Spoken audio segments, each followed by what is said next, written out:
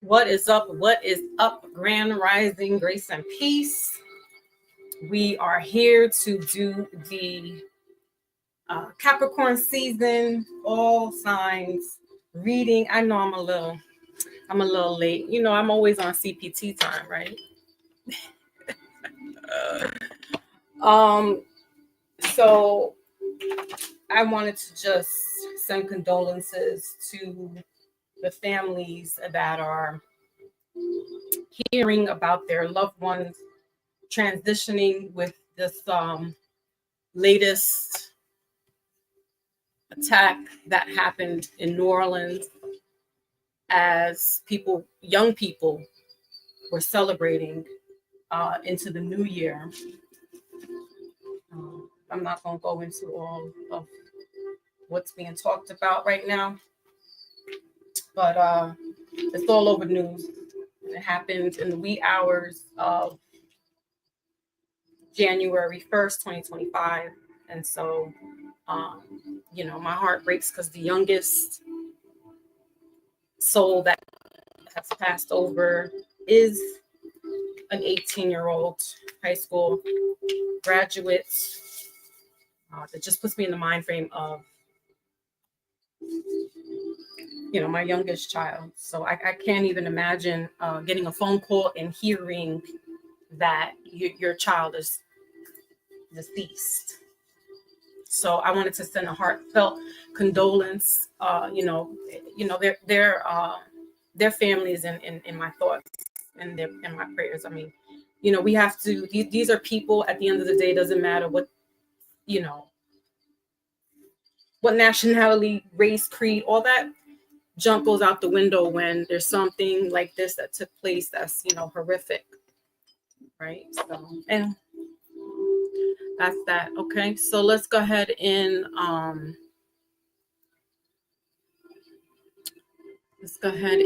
start reading salutations. All right, let's see. Let me get my glasses too. Hold on, y'all. So,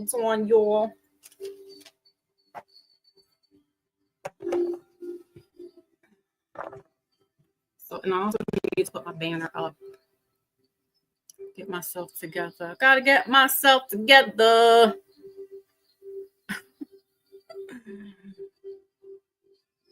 I'm tired. All right. So introduction. Spectacles. Respectable.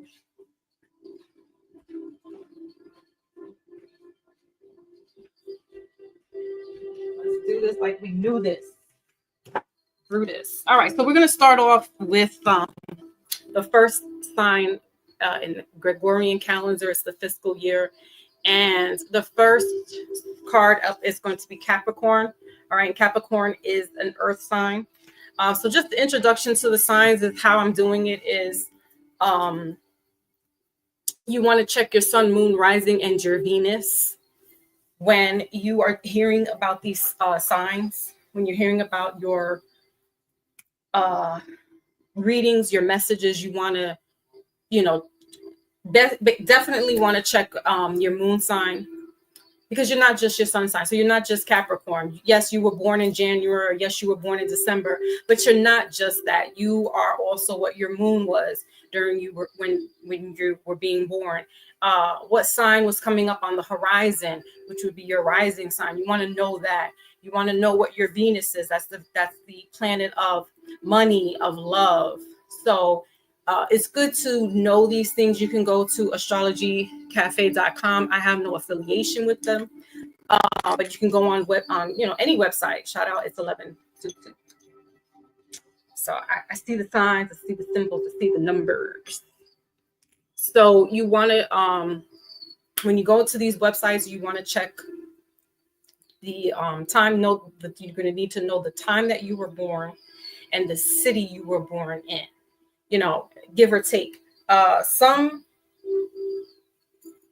birth certificates, the newer birth certificates, may not have a time, so you would probably need to go to your vital records, health department, if you're really invested in wanting to know what time you were born. So you can put this information into the system, and then you will know, okay, I'm my moon sign, because the moon changes every 2.5 days, right? So everyone is going to be whatever sign it is in the moon, right? We just had a new moon in Gemini. So people were feeling the Gemini effect. Gemini has to do with communication, has to do with it's an air sign. So, communication and technology, things of that nature. So you want to know what the moon is, right? You want to know what your moon sign is. Your rising is the personality that people see on the outside. Your moon is your emotions. People won't, not everybody is privy to know who you really are on the inside, right? And how you are with your family, your close knit people. That's your moon. It has to do with the emotions. It has to do with privacy, secrecy. Okay. Your rising has to do with the person, the kind of the persona on the outside, similar to the sun sign. Your sun sign is your ego. It's all encompassed, but your rising would be deemed the mask that you put on for everybody. And again, like I said, Venus, the planet Venus, has to do with money, money of others, and it also has to do with love for yourself, relationships. Now, if you're a man, you want to look up what your Mars is. If you're a woman, you want to look up what your Venus is. But it doesn't matter. It can be interchangeable because Mars has to do with the planet of passion. It can also have to do with aggression, war, if you will. All right. So very key things to know about when you're learning about your natal chart.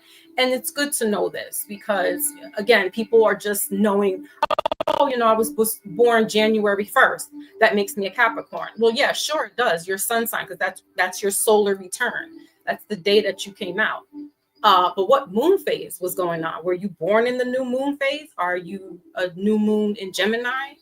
Or are you a full moon in Taurus? Right? So I was a third quarter moon Taurus. So I'll give you just a snippet of what my chart looks like. So for my sun sign, I'm a Cancer, July 19th. I'm kind of more, not on the cusp, but I'm kind of closer to the cusp of Leo, which is a fire sign. Shout out to my big cat, Leo in the building. And I have a lot of Leo placements, and I love it there. I love Leo. There's a few signs that I love the most, like 5 of them. So my moon sign is in Taurus. And Taurus has to do with money. So Tauruses are the luckiest sign in the zodiac that has no problems with money, getting it and getting a job, lottery, what you name it, you want it, it's there. Taurus knows how to get it. They're the go-getters. Shout out to my son. My rising is Aquarius. So I love Aquarius. I pretty much love, except for Cancer. I don't really feel too much about Cancer, but I love Leo. I love the Taurus energy, and I love Aquarius energy. Also Pisces and Libra. Those are my signs that I love. Not my specific signs, but just the energy that those signs give. I'm actually wearing a little headpiece that I got last February when I went to Nicholas bookstore, and it's like a goddess kind of thing from this elder that she made it. This is handmade, this crown.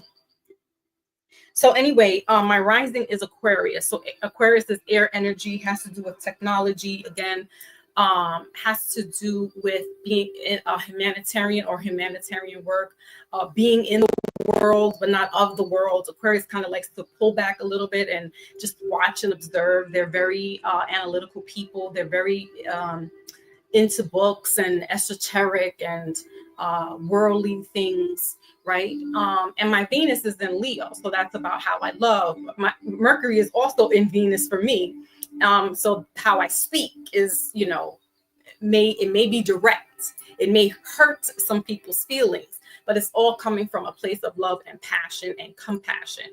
So that's just a snippet of what the chart, there's other planets, there's other stuff, but when people are doing charts, when you're getting your chart read, extensively. They'll look into all the planet alignments.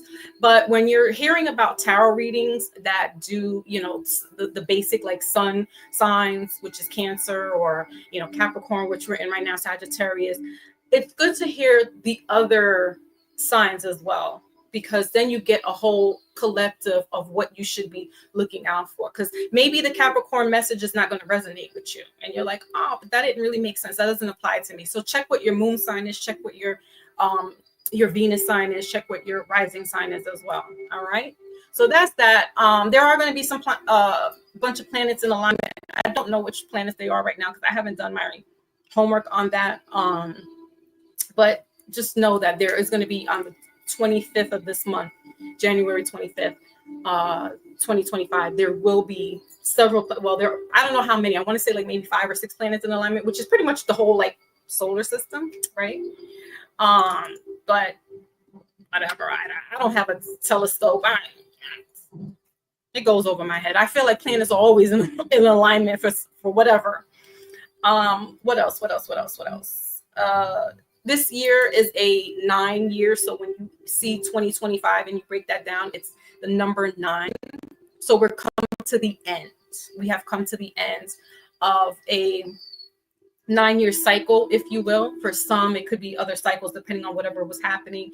But just know that 9 not only is about endings, but it's also going to be ushering new beginnings. It's kind of like the year of reaping and sowing. All right, so 2024 was the year 8, and that had to do with karma. It had to do with abundance. It had to do with manifestations, right? So kind of like wheeling it in and having this thought process of, if I meditate hard enough on it, or if I pray enough on it, and I put the willpower to it, it's going to come to me, right? So that's that 8, that infinity. It's kind of like this revolving cycle of energy that's going back and forth, if you will. But 9 is letting you know, listen, what's done is done. And you'll see this play out even in the political. P. Moses in the building. Hurricane, Capricorn season. Salute. I'm glad you showed up. I haven't done the signs yet. But you will see a lot of stuff play out moving in. You probably saw some things play out last December, right? This past December, of showing you what's being ushered in. And as I mentioned just a few minutes ago about what just took place in New Orleans, again, my heart is I saw a picture of one of the youngest souls that was taken away, and she was 18 years old. She just graduated high school. She was on her way to college. I got goosebumps. I mean, I have an almost 18-year-old that's going to be going to college. And I couldn't even imagine calling her this was her first time going out there, this young lady. And I couldn't imagine having keep calling her phone for the police to pick up and let me know. You can't even fathom that as a parent. So again, my heart is with the families right now. Of those people that were viciously taken away unexpectedly too soon. So you'll see that there's certain things that are being let known to the new administration coming in. So again, that 9 has to do with that energy. 9 is a very forceful energy, because just like the 1, the 1 is that beginning, and the 9 is the end. So things are reaping and sowing. And, it's like, I haven't dived too much deep in what the 9 year is going to be looking like. I haven't gotten intuitive peaks, but just know that we're in a new, salutes everybody coming through. Thank you. P. Moses, your birthday was last week. I didn't know you were Capricorn. I see. Well, happy solar return to you. Capricorns and Cancers so we're going to get into aspects as too, and I'll explain what aspects are. That is the mutable, the cardinal, and the what's the other one? Mutable, cardinal, and fixed. So Capricorns are fixed signs. Excuse me, they are cardinal signs, which has to do with leadership. So they don't, like Cancer, like Libra, they don't really have time to sit back and listen to a lot of shit. They gotta get things done. They are the leaders of everything. So they're setting the precedence of the other signs to follow suit. My little crown is going all off. But anyway, they set the precedence of the other signs. And they don't have time to really sit there and hold anybody's hand. So Capricorns and Cancers can be, Capricorn is the father of the zodiac and Cancers are the mother of the zodiac. No wonder why we get along, Hurricane and P. Moses. I'm a Cancer. And that's water and earth. So those are the kind of like the best. Earth is good with water, especially like Cancer. Cancer is good with Taurus and Capricorn. Not so much Libra. Libra is an air sign, so that water kind of doesn't go well. But earth and water are like hand in glove.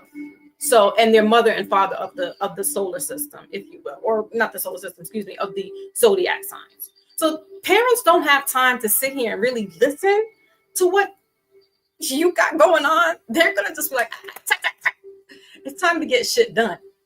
And I feel the only thing that I've been getting a hit on, especially with this new administration coming in, or the old new administration coming in, is they're not going to have time to sit there and coddle you anymore. You've been coddled for the past 4 years. It's no more. And I think that's why a lot of this rebellion is happening, which is probably what was going on with this situation out in New Orleans. All right. I don't want to get too deep into what's going on there. You guys could look up in the news, or you probably have heard about it already. Because apparently the dude had a Facebook channel and all that stuff too. And I'm just like, you don't know who's what anymore, because he totally looked like he was sane and, somebody you could probably talk to, right? So, and he was a military vet. He was an army vet. So, I don't know. But I know that what I'm getting is that this administration is not here to play games. So all the boo-hooing and the unfairness that you've been feeling, you better suck it up, Buttercup. You better get your shit in order. Don't worry about everybody else. Don't worry about Fat Joe and them. Don't worry about whether you indigenous or you. Get your house in order. Okay? Don't fall into the okie doke with all this other stuff, because this administration will give you an opportunity. I said it on my live a couple of days ago. They're going to give you the proverbial rope, metaphorically speaking, to do what thy will. All right, you read between the lines. They'll give you all the inches to take the miles. But if you are not doing what you should be doing right by it, you're gonna be, not literally, but so it's that Capricorn kind of, because not for nothing, but this new administration is all about money. People forget that the corporation, the U.S. Corp, is the corporation. It's not America. America is the land. It's the people. United States of America is the corporation that's tied in with, right? Because I don't want to make that live today. I had that live a couple of days ago. And now I'm like, should I even be making these kind of lives? Because, honey, please. But anyway, it's almost like, can I speak? Because like I said on my last live, freedom of speech is not freedom of speech. You may think they give you this little platform that you can come up here and you're like, oh, start spewing shit. That's how they be following you. Who do you think has YouTube? Who do you think has Twitter? Who do you think has what's the other one? Instagram and TikTok. And why this new administration that's coming in wanted to get rid of TikTok. But people are like, and you see what's going on with TikTok. They're letting anything, everything come up there. It's a floodgate of just letting shit in. Some misinformation, some good information. I mean, it's a weird spot. I mean, it's good, but then there's this, you got to weed through some stuff. kind of scary if you don't know what you're looking for. You can fall down rabbit holes that you're like, how did I get here? And that's not what you're about. That's not what you want to know, right? So that's what I'm kind of getting so far of what this administration, of this year 9, that's, it's a lot of endings to something, some old paradigms that need to just fall apart already, because it's been holding on. January 17th is your birthday. Hurricane says facts. So anyway, I did enough. I know people were coming in here like, wait a minute, she was doing readings. What is she talking about now? I just lost some people. I know. I don't do that. That's what happens. People don't want to hear the truth. So when you start talking about the truth, they like, they go and disappear. The past couple of days, I've been called a tether. All because I'm talking out of truth. And nobody wants to hear that shit. They want to keep hearing the kumbaya. We go stick together. We go. I'm like, nah, bro. I don't want to be with you people. Yeah. I'm talking about people that are not intelligent, that are just in an echo chamber hearing the same shit. And I'm like, damn well when you're in the real world, you're not talking that high shit. You're really talking to some other ethnic groups out here because you got to work with these people.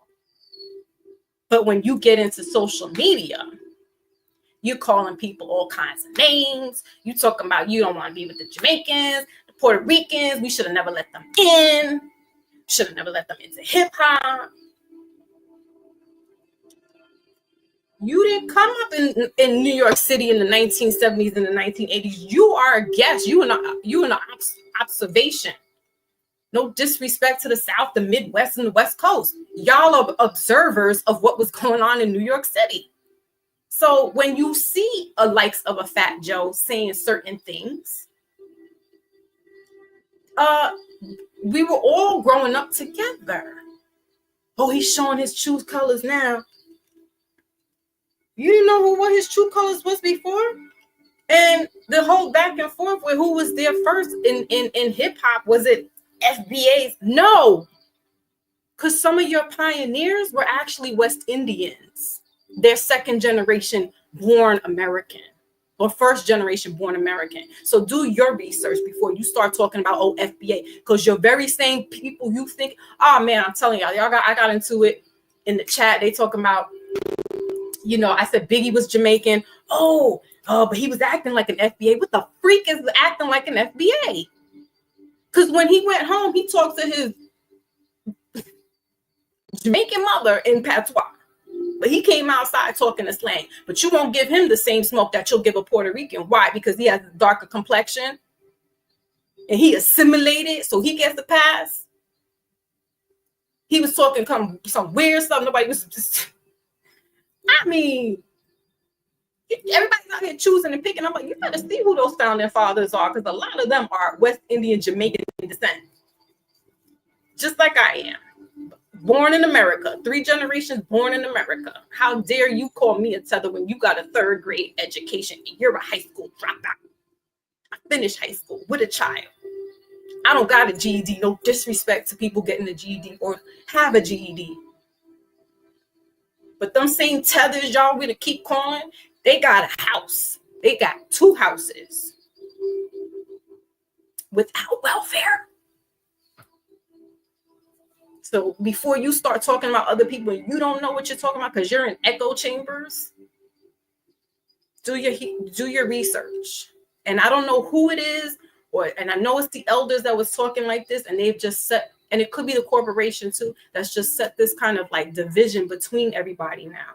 And it's like nobody was questioning in the 80s about Cubans and Puerto Ricans being there in the inception of what we're calling foundational Black Americans. Because before that, they was just Blacks. Like, enough.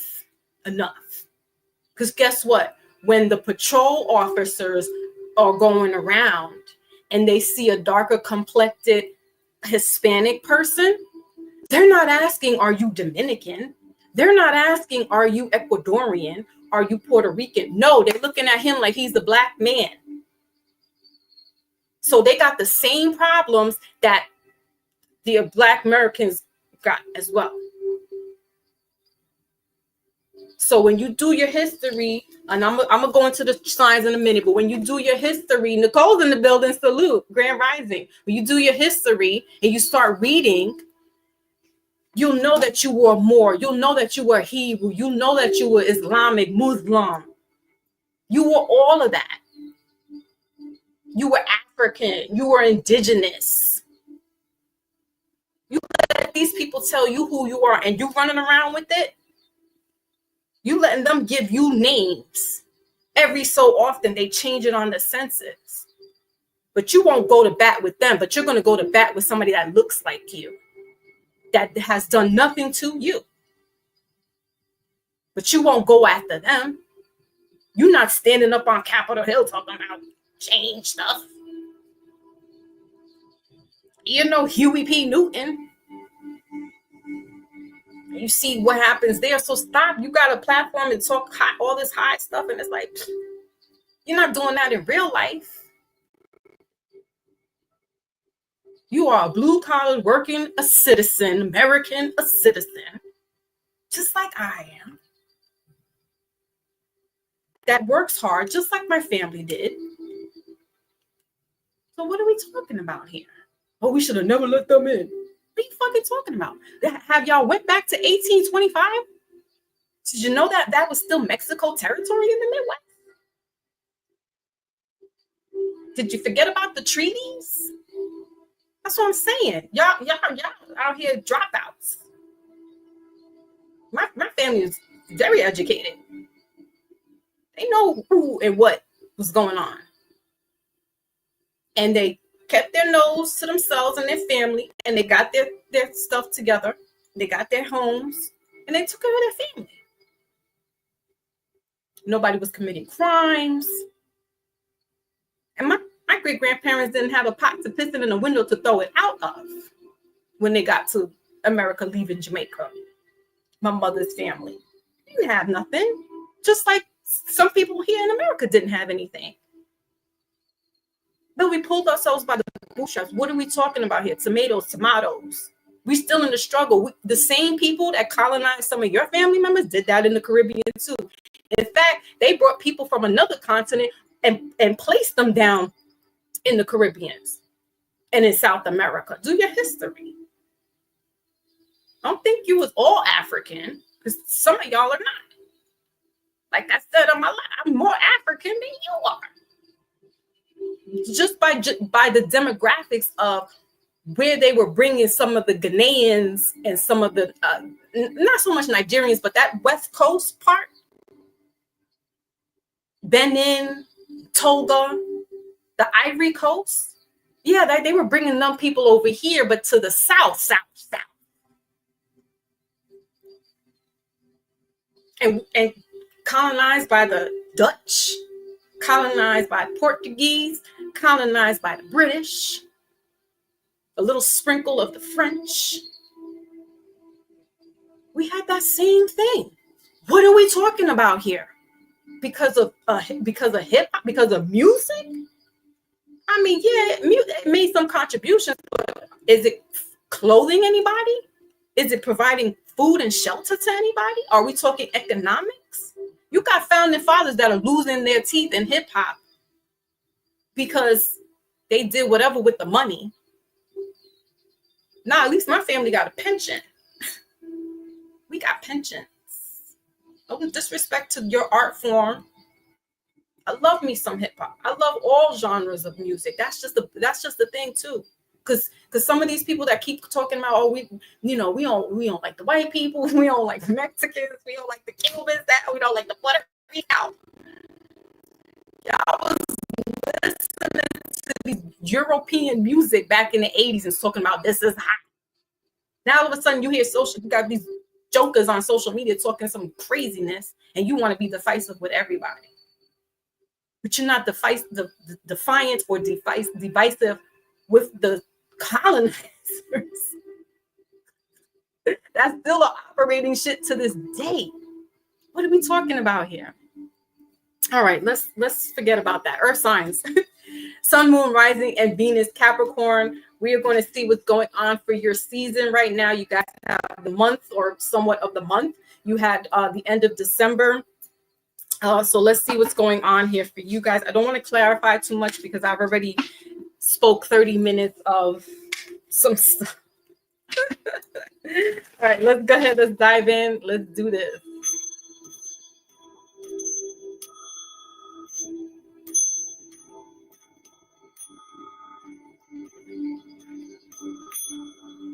All right, let's clear that energy. Good energy. Good energy. All right, so Capricorn, let's see what's going on with you guys. And it's you know, a general reading, but it could involve your health. It could be involving money. It could be involving love. So, you know, whatever we get here is what we're gonna go with. All right, we're gonna go with the okie doke. Y'all missed it. Where was y'all at on Wednesday? When I was talking Tuesday? When did I go on live? Tuesday. Man, I was talking that good stuff on Tuesday. Try to not mingle in both, but I can't help it sometimes. I gotta talk the talk. All right, Capricorn, what is going on for you guys? All right, so we got here. We'll get 2 cards because it's your birthday season. It's your birthday. Go, shorty. It's your birthday. And what is this? Okay, so we got the Death card here. Don't get freaky. Don't get spooky. And we have the Page of Pentacles. All right, so this is that beautiful example of the ending cycles, right? Well, just as I was talking about that, we're in the year 9. 2025. So for some, this could be getting work. We have the middle of the deck here. This is a kind of fairly new deck, but it's a reversible, so I have to read it. So have patience with me. All right, we got the 3 of Swords, middle of the deck in reverse here, and then bottom of the deck is the Knight of Swords. So, you know, Capricorn, you might have been some hurdles last season for you guys.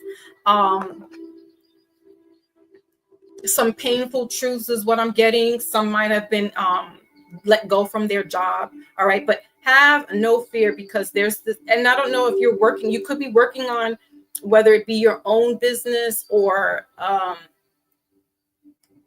you know, you have to start from scratch again because possibly let go from previous employment, but that's all good because things are working in your favor. So endings have to happen. There could be a partnership coming up for you. That's scorpionic energy, so this could be dealing with a Scorpio. That's water energy for some Capricorns. Okay, and I'm also getting like you making amends or making peace with your past, whatever happened, whether it be, you know, family members, friends, relationship, co-workers, money that, you know, lost, whatever it is for you, Capricorn. I'm getting that you're making peace and you're making amends with you know, with what happened, and that's great. That's signs of growth. That is signs for growth. All right, so just, you know, be on the lookout and know that you guys, you know, this is a new beginning. It's almost like cleaning the slate clean for you guys, starting from scratch, and realizing, you know, hey, sometimes there's hurdles. Sometimes there are things that don't go for our way. Look at it as divine intervention. All right, let's go into your romance. All right, your romance reading. Yes. Yeah, Nicole, I did a year-end review. Catch the replay gang. I did. I was talking some stuff. But you know, because people don't like the truth. And that's what cardinal signs do. They, you know, cardinals are the leaders. We don't have time to sit here and make you feel good about stuff. We're going to tell you like it is. We're going to give you the real deal, Holyfield. And some people don't like the truth. They don't like to hear it. So the truth will set you free. And that's just what it is. People don't want to be free. They like to stay in a mental victimhood. I don't. That's why I be doing this reading Side note, be doing some reading, Black Indians. I'm not playing with these people. I'm learning as I go along. But I'm not out here playing. I will not give misinformation. If I don't know it, I'm not going to talk about it. Plain and simple. Shout. All right, Capricorn, let's see what's going on for the love department. There could be someone coming in for you as well. If the relationship that had ended and has been, kind of gone and died out for some time now, there could be somebody coming through for you. And sure enough, because you got soulmates and engagement. And free yourself right underneath that. So, again, like I just said, the truth, Capricorn. You said, you know what? I'm not, I need substance. This holiday in reverse. Divine timing. I need substance. And a lot of stuff that's going to be happening to you, Capricorn, is because of divine timing. It's because of the spiritual alignment, if you will, that's happening. So a lot of stuff, like I was explaining to my son, we have these roadblocks that happen to us in our life, and we get so, for better lack of words, why is God doing this to me? This, that, and the third. And it's like, some things are very unfair, but there's a divine force that does things to right the wrong. And it may not look good for some people. It may look like this is the end of my world. But in actuality, it's like you're being purified. There's this movement that's happening in your life that needs to happen. So it looks kind of like, damn. But in actuality, this is the good thing for you. So, for some Capricorns, this is a soulmate. This is somebody who gets it, who understands. They know the grind. They've been there. This could be you in a relationship now or a relationship to come. But know that the person either that you're with or that you're going to meet is definitely like you, Capricorn. I wouldn't be surprised if they are like an earth sign with you. They're very down to earth. They understand the intricate details of what's been going on. They kind of have a similar path like you as well. They probably had a hard time, with money or with friends, family, relationships, or what have you. Or this was just you having these kind of issues, and you're like, damn, I wish I could have somebody that gets me, that understands me. And so this is going to be happening. A timeline, I'm not sure. I'm getting more like spring. All right, so that's like March, April.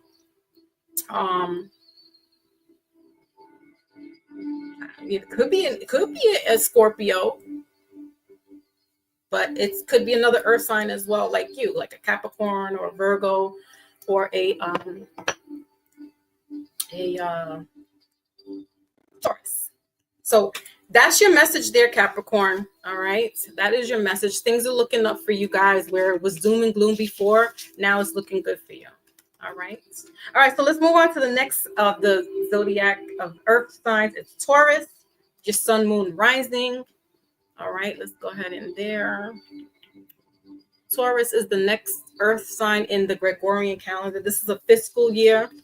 So technically, well, biologically, it's not a new year, biologically.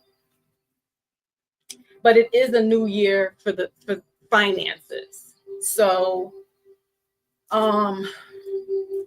when you're doing, when you're looking at these calendars and things, I mean, because we're westernized and we've been whatever. This is how it's played out. But so for this new year, it's the financial year. So Capricorns and Tauruses, they know how to get that money. Again, like I said, Tauruses they are the luckiest as regards to getting money or just luck with money. It almost seems like it falls from the manna, like it falls into their lap. And so they usually are they can save their money like a Capricorn. But Tauruses are a little more frugal. I won't call them cheap. Tauruses are a little more frugal with the money. They rather just like hold on to it and let everybody else use their money up first, and then it's like, okay, well, I have my money. They kind of like sometimes overspend, and then it's like, damn, and then they don't have it. Capricorns, like, they're the bosses, like, we're gonna get this money, and they can set they're good with saving money as well, Capricorns. But I don't know. They kind of, Capricorn and Taurus are almost like that same kind of energy. And Cancer. And you know, they're just like a little more grounded. Like they get it. They don't want to spend their money. Ruled by Venus. Taurus is a fixed sign. So they will not fast to certain things, people, places, opportunities. They kind of just like think things through a little bit too much. And so sometimes that could be like their own demise in that sense. So let's see what's going on for you guys. Taurus, Sun, Moon, Rising, and Venus.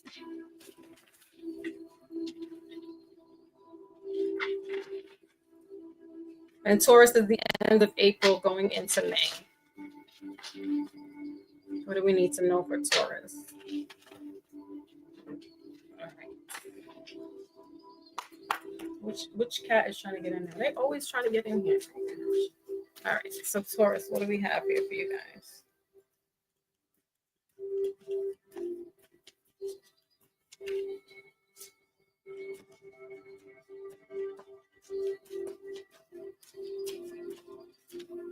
All right, so Pentacles, I like it. See, just as I was thinking about Pentacles, I love it, Taurus. You got the 10 of Pentacles here.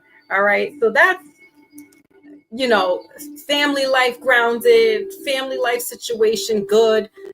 You know, you got money coming in, or you got money stored up, and so that's a good thing. The 10 here is about a new beginning, because, you know, when we see 10, that breaks down to 1, so that's about a new beginning. So this is could be a new financial season for you as well. You got 4 of Cups in the middle of the deck. Bottom of the deck is the 8 of Wands. So, you know, you could have been feeling a little left out in certain areas of your life, but that's fine. You know, everybody has a season. You can't always be popping in everything. You got to just take your time. So, you know, for Taurus, this is something for you that you needed to do. Is just chill, you know, be with family, be with loved ones, relationship during this time, because that's what you need. That's your anchor. Pentacles are about grounding, but also about money, also about luck. And as I said, Tauruses are, you know, for some reason, it's just like they can get a job or go on an interview, and it's like stuff just be banging out for them financially.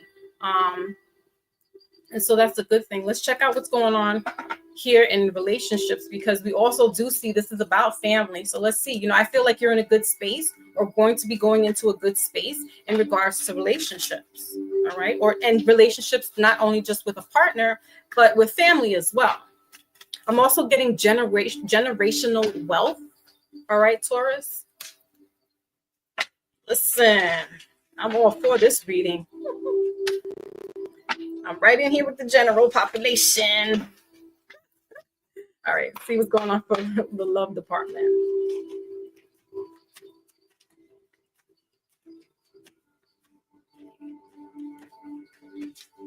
So this is gonna make me cry, because I see this a person here. There's an elder here, and then when you turn them around, there's this elder here. So, you know, for those that don't know, my father passed away back in 2023. And it's just been a long, kind of sad road without him, because I'm always with him. So I'm getting this message. All right, so you guys got Release the X here. Release the X, and bottom of the deck is Forever Young. Forever Young. So, you know, I felt that maybe you had to have released to be in a comfort zone. Or you're going through like a waiting out, like, do I, you know, should we work this out? Should we stick things through? You know, maybe finances weren't so great now, but coming into the new year, you know, we could probably get a fresh new start. And, you know, that happens. We know this with finances. It can break some people apart. It can break families apart. You know, if it's one person constantly grinding and they're doing it for their family, and it's like, damn, it's daunting. It could take a lot on a person. And so, you know, it weighs on people. So Taurus, you know, you could have been having to go through this and making these decisions, but, you know, in the overall, before making a haste decision, which you usually don't do because you like to really think things through, it's just sticking it out. It's sticking it out. Everybody, like I said, has a season, and Taurus, this is your season. So I feel like relationships are going to get better, specifically within family, because you are family oriented, like a Capricorn, like a Cancer, like a Pisces. You guys are about that, a good time and feel good, and like Leo as well. And and be family is everything. Family and friends. You could have friends that are like family members to you, right? So things are going to be working well during this season, in this Capricorn season for you, Taurus. Okay. All right. Let's move on to the last of the fire signs. Excuse me, of the earth signs, and that is Virgo. So Virgo is a mutable sign. Virgo is a mutable sign, and that means that mutable can go with the flow of things. Even though it's an earth sign and it's grounded, sometimes, they will shift. They won't be like a fixed sign like a Taurus, and they're not really like the take charge in that regard. Like they can in certain things, but it's like, and they have leadership. I don't want to discredit Virgos. Shout out to my mom. Don't want to take away that, because but they're like leader in a specific thing. So like, let's look at Michael Jackson, was a Virgo, right? Or Beyonce. So there's like they're specifically crafted, or they specifically take leadership on those specific things. But and overall, like somebody else may be doing something else that's like taking charge, if you get what I mean. I don't want to discredit Virgo, like they don't have nothing, but they know how to move a little bit more fluidly, if you will, than a Capricorn or a Taurus. Because leaders are stubborn as well, like fixed signs, but they have to keep going. Fixed signs will stay like, I don't know, I'm gonna think about this. Immutables like, well, I could go either way. All right, so let's see what's going on for Virgo in Capricorn season. All right.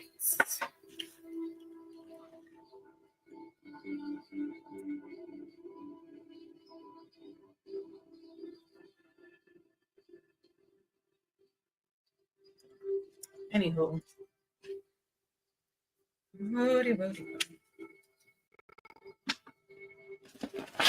So Virgo, Sun, Moon, Rising, and Venus. Here we go.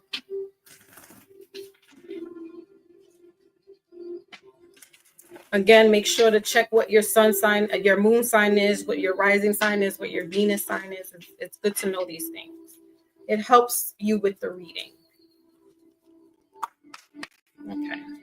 So, and Virgo is, the end of August going into September.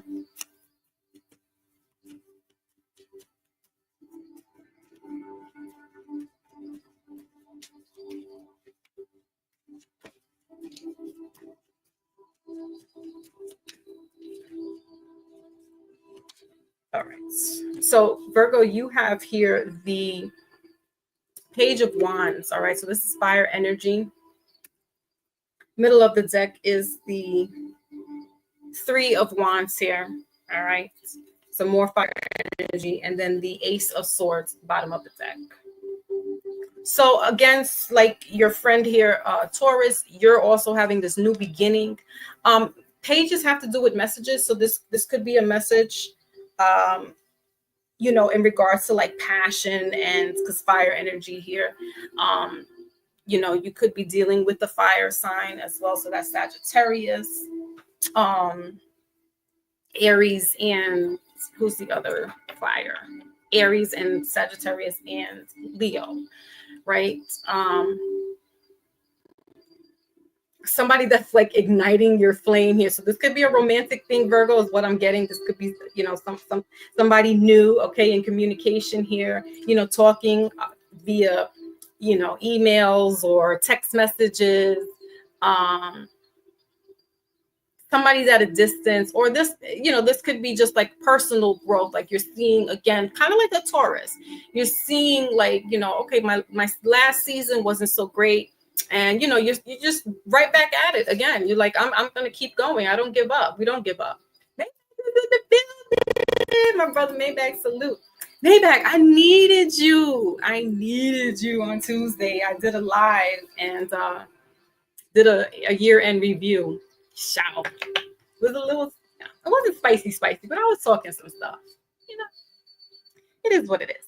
All right, so let's see what's going on here for you guys, Aries. I mean, Virgo with Aries, dealing with an Aries. Okay, so the female Virgo, she could be dealing with a fire male. All right, or masculine, feminine energy is, some of us, not some of us, all of us have masculine and feminine energy, but sometimes one outweighs the other, and it doesn't matter if you're a man or a woman. Some people may, so for a woman, I'll give myself as an example. In doing my natal chart, I have more fire energy, which would be considered or deemed masculine. Am I a man? No, but sometimes I'm a little more man than, as my brother says, you're more man than I'll ever be. I mean, it is what it is. So Virgo, if you're a Virgo woman, you just, getting more into your masculine energy. So you're going to be more assertive. You're going to be speaking up. You may be putting plans into place of traveling and seeing new sights and things of that nature. And if this is a man, this is, you feeling that real masculine energy. You're feeling more confident about yourself. Like I said, you could be talking to somebody online or somebody that's at distance, so you have to talk online, or text messages or your phone calls, what have you. But they're not in your physical proximity. They're at a distance. So even if they're like 2 blocks away or 2 towns away or down south or up north or across the country or out of the country, this is somebody that's at a distance. But I feel like, flames are starting to ignite here. All right, Virgo. Who are you talking spicy? I was talking about Fat Joe and them and this whole,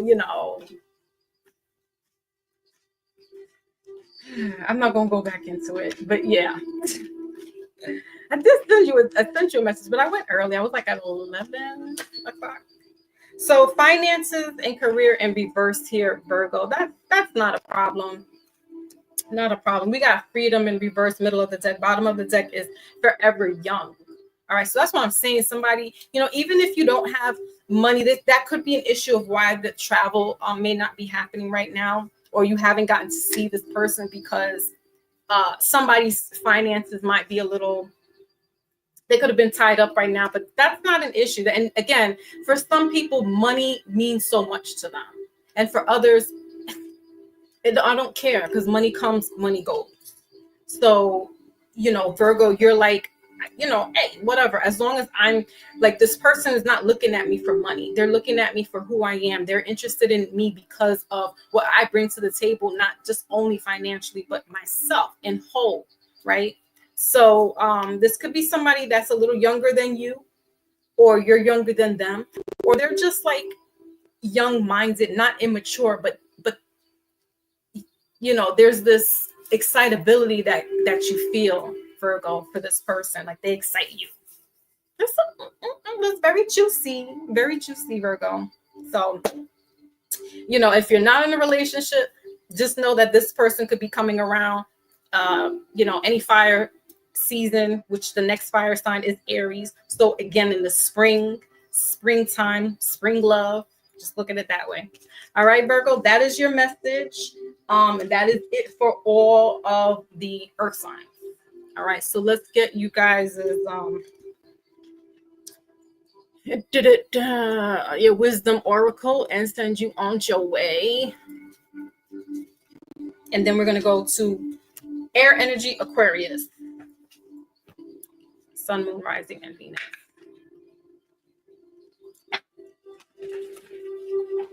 Me and Wally were on the panel together. Wally was just like, I'm just let her talk, because Wally was saying some good stuff, some good points. But I gotta the truth bearer, the truth bringer. Aquarius is the truth bringer. And you're talking all this stuff on, because they coming after the Caribbean people now. That's why I had to speak up. Because I'm like, I'm not gonna be sitting here cherry picking which Caribbean you want to deal with and not, but y'all fly all over Dominican Republic, y'all fly all over Puerto Rico, y'all go all into Brazil. Like, please stop, miss me with the you not messing with Caribbeans like that now. Like, stop it. That's all I have to say. All right, so let's get a wisdom oracle for the earth signs and send them on their way. And then we're going to go into air. All right, so we got to the sea, number 7. All right, so what do we have? Middle of the deck, a change in the wind, number 12, breaking down to 3. And bottom of the deck is 31, breaking down to 4. So earth signs, again, for some, this is especially with Taurus and Capricorn, because you guys are going through, like, things are happening, divinely intervention, as you can see up here with the spirit. And they're happening in divine timing, whether it be with relationships, with a partner, or just with family and friends. This is your season. And some of you had to go into, like, what they call the dark night of the soul. Some of you had to sit back in the time, sit back to think and reflect and really just take time for self, pour back into self. For some, you could be traveling. That's what I'm saying. Somebody's overseas. Virgo, your person may not be even on this continent. You might be talking to somebody out in Brazil. Or going to Puerto Rico. So this is your time. We got, and 7 has to do with 7 is a highly spiritual number. All right, so in due time, I forgot which one it was, but one of you earth signs have a soulmate there. You've always had this person, or this person is going to be brought into you. So everything is divine timing. Rushing is only going to cause more friction and confusion for some, right? So you want to go with the flow and of nature, and of listen to yourself. Have these conversations with yourself, because in yourself is God incarnate. Yes, if you subscribe to scripture. But having these little conversations with yourself and thinking things through, and then pinging with, powwowing with somebody else to get a better clarification is always good. But first and foremost, earth signs, you had to sit with yourself. And this season is going to be good for you. This is going to be pressed. This is going to take the theme. This Capricorn season is going to propel you into this new year. And things are going to be a little more smoother for you guys. All right. So that is Earth. All right, let's move on to air. Aquarius, sun, moon, rising, and Venus. Where is Aquarius?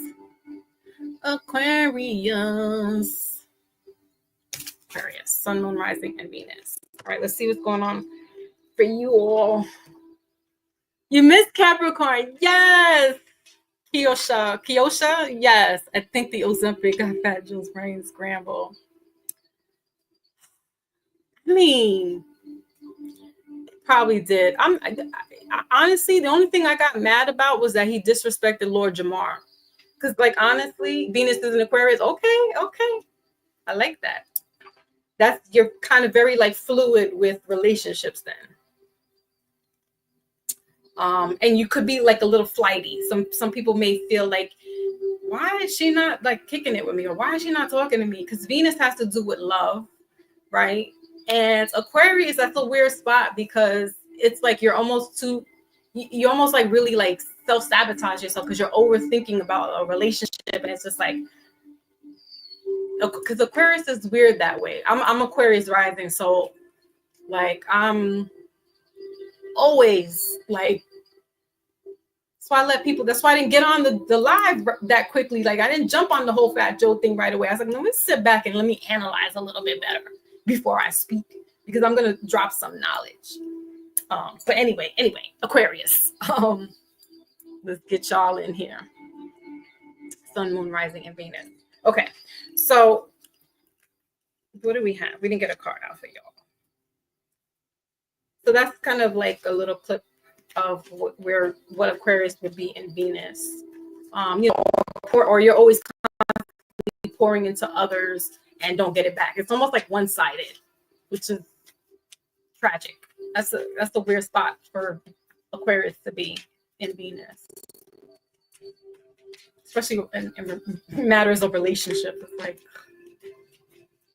and you know, Aquarius gets the bad rap of being aloof, but it's not that they're aloof. It's just like their interest is so like up here that it takes a special group of people that need to be up here to match their fly.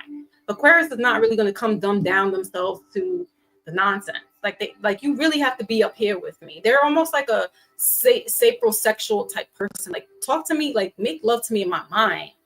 Like I don't even have to touch you for you to like orgasm, right? So it being in Venus is a very weird spot. It's like you gotta really kind of like fight. This being is reciprocated. So that's what I'm getting there. All right, so Venus, Sun, Moon, Rising. Okay, so you have here the Queen of Cups, so water energy. Middle of the deck is the Moon in reverse, and bottom of the deck is the Six of Cups. All right, so more water energy here. Queen of Cups is more of a Cancer energy, so mother of the zodiac sign. And again, just as I was just saying, it's like this giving, it's this constant, it's like this, I give all my love to you, keep sweating, right? And it doesn't get like reciprocated back, but I feel during this time, Aquarius, it is. And this could be, you may be needing a motherly love, a mother that nurturing, not so much motherly, but maternal. Maternal and nurturer. You need that coming back. And so for some of you, it is coming back. And this could be in a relationship as well. This could be somebody you had a prior relationship with, somebody from your past, maybe past childhood, maybe teenage years, maybe college years, right? So they're coming back to offer or reciprocate this kind of love back to you. And I kind of feel like Aquarius, this is more going to be friend first before it goes like automatically into like being a lover. And also I am getting some stuff about health, so disclaimer, I'm not a medical professional, but you know, just a lot of the lower part you're going to have to take a look at, like your feet, maybe reproduction. If you're a woman, like pay attention to your reproduction system. For some, they may be having some menstrual issues, or I'm getting an endometriosis. All right. So, you know, just something to look at. You know, obviously, if you're having pain, you want to like talk to a doctor, right? Medical doctor, licensed medical doctor. Or a holistic person if you're going through the holistic route. There's definitely some teas and stuff because we have the cup here. So definitely some, you know, common teas that may help if you're having any kind of reproductive like cramping and things of that nature. All right. So yeah, I like it. I like it for you guys. You know, and for some, you may just need to talk to your mother, you know, or a mother figure. Some of you feel a little depleted and, you know, or you had a childhood that wasn't, it was kind of like not, it was like one-sided again. So, you know, like just talking to mom and or grandma or auntie or whoever is deemed that maternal figure in your life, you know, and having these kind of womanly heart-to-heart conversations. Or if it's a man, you know, talking to his mother or even his wife, because wives are, you know, some wives are nurturers, right? Some wives are just instinctively motherly. So just having these conversations, Aquarius, not being up here in the head, but really getting into your feelings, all right? Because water is a purifying element, and you gotta, you know, sometimes you gotta bathe in the lake of Minnetonka. So, okay, she said nailed it. Thank you. You gotta bathe in the lake of Minnetonka. All right. And Prince was a Gemini. So Aquarius, you know, jump in that lake. All right, so let's see what's going on in the love department.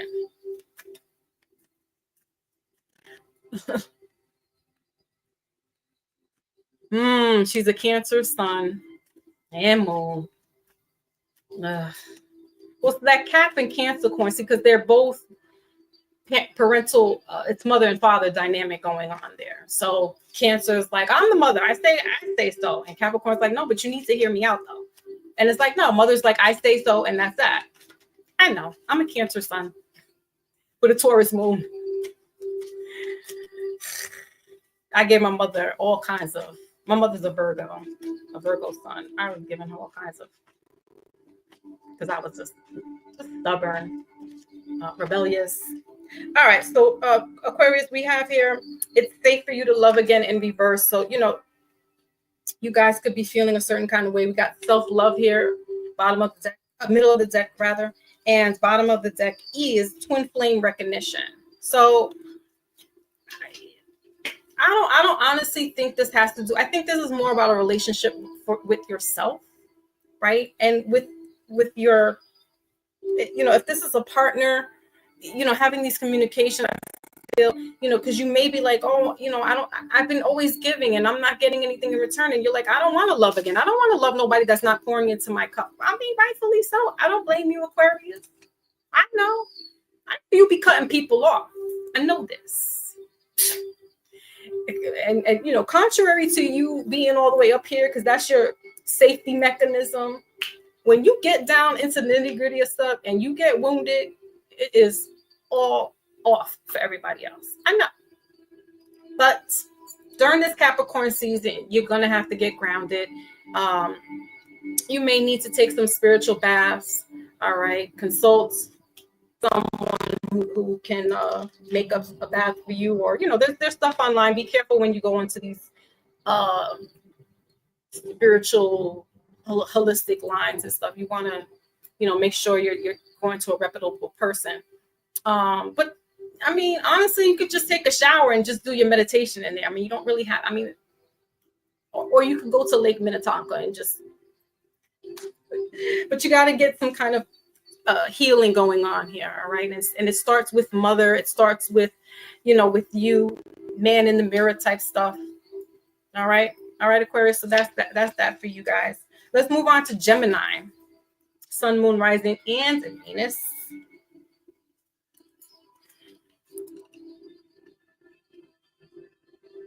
No, sorry, my bad. Say you're in here reading me. I'm reading myself too. I know about this. I love Aquarius energy. I love it. You don't understand. I love it.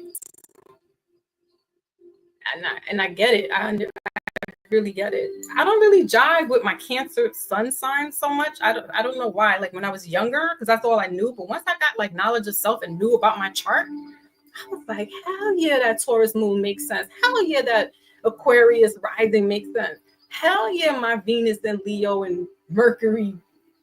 Yeah, that makes sense. It makes more sense to me.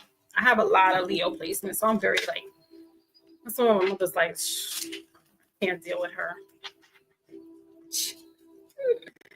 Can't deal with her. Gemini, Sun, Moon, Rising, and Venus. What's going on? I be telling on myself in these lives. I don't need to go to the therapist. I'll just go on YouTube and just tell my story. Maybe I can help somebody out. All right. So what's going on for you, Gemini? Gemini is the mutable of the fixed signs. So, they kind of go with the flow of things. They get, they're the twin, if you will, of the zodiac. So there's two sides to the Gemini, like how you see with Donald Trump, Kanye West, Tupac, Lisa Left Eye Lopez, right? Just to name a few. That Geminis is like you just never know what you're going to get with a Gemini.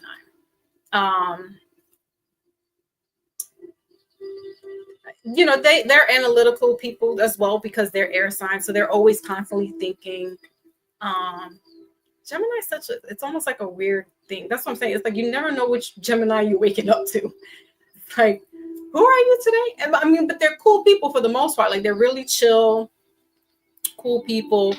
Um, but it's like,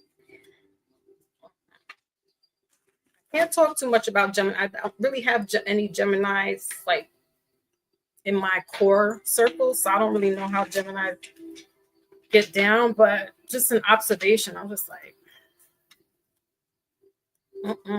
heaven help anybody with the Gemini. That's all I gotta say. Ooh, your Capricorn stellium is in your second house with Scorpio rising, Leo moon, Scorpio rising. So, and the second house has to do with relationships too. So you're kind of like tough with relationships. I'm seeing. We're not gonna read you out in here first. And then she's sweet. Exactly. Oh, good luck to you on that. Sheesh. Yeah, and that's Scorpio's. That's a Scorpio too. First it's sweet, then it's sour. I had to have because this was my experience. They're unpredictable. See, Nicole says they're unpredictable. I mean, kudos to y'all because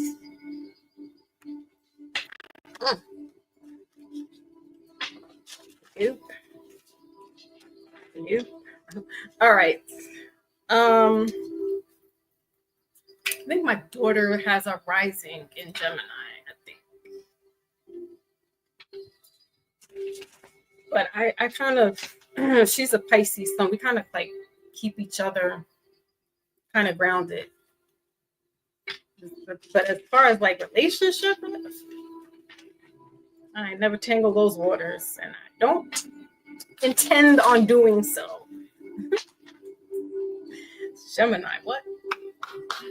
What the freak? All right, Gemini, let's see what's going on for you guys. We don't want to bash you any more than we need to. Y'all cool people with me. We cool. What does Gemini need to know for Capricorn season?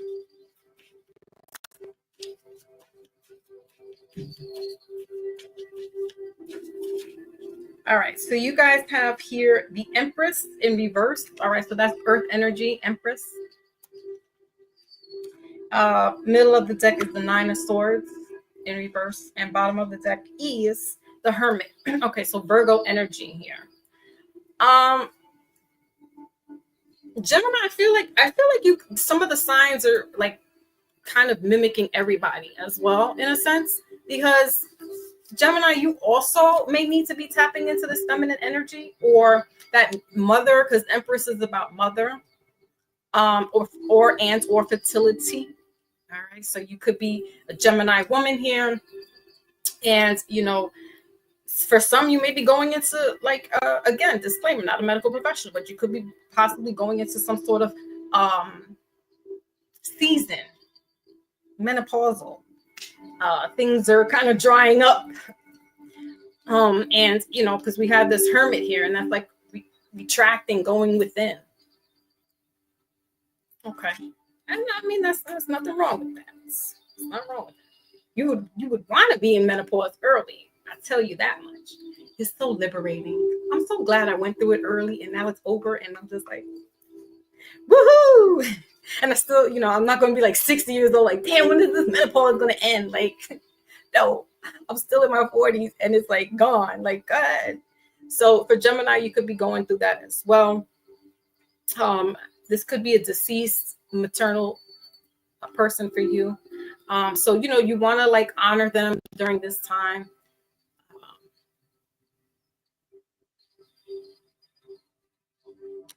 They may have been born in during the Capricorn season. So giving your ashes, venerating your deceased loved ones, because they're your ancestors now, and you don't want to ever forget about them because that's what made you. So you want to, honor them, but during specifically if it is around their birthday, could be coming up in a couple of days. So the 3rd, or this was a Taurus parent, mother, or it could be wife, for some if you were married. All right.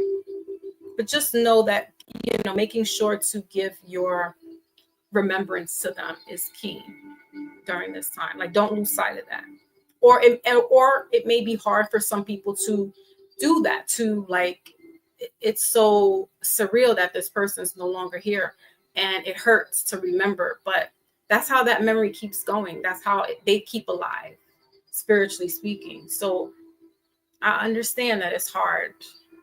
And you don't have to do a whole big altar and do, fancy schmancy stuff for them, but just keeping them in your prayers and in your heart. If it happens to be their birthday season. All right. Let's go ahead and see what's going on in the love department. Aw. I love Tauruses. That's a good, they're still loving Tauruses. It's a good spot. Is she still with us or she's transitioned? Is it Keisha? Keisha? Please, I'm going to be messing up your name. I'm going to call you Key. Because I don't want to mess your name up. Or is it Keisha? Like Keisha. So let's see what's going on in the love department.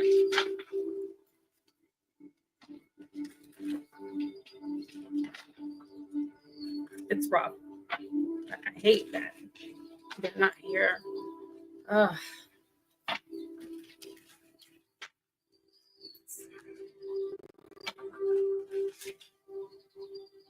Kiosha. Okay. Kiosha. Sha. Yeah, she's still. Yeah. Oh, beautiful. Good. Beautiful. She's home with you. All right. Yeah, I was taking care of mine.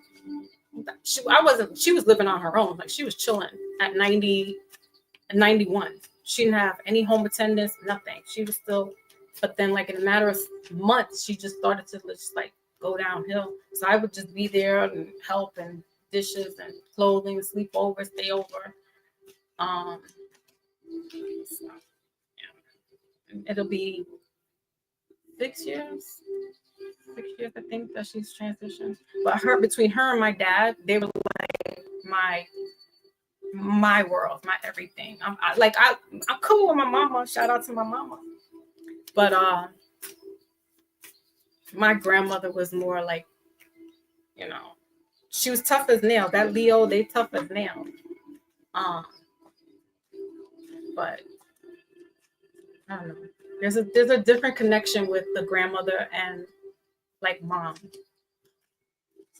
Grandmas always do that. They are the big mamas. They take care of the family, and then it's like when they're gone, literally the family is the ghost town. It's the ghost town.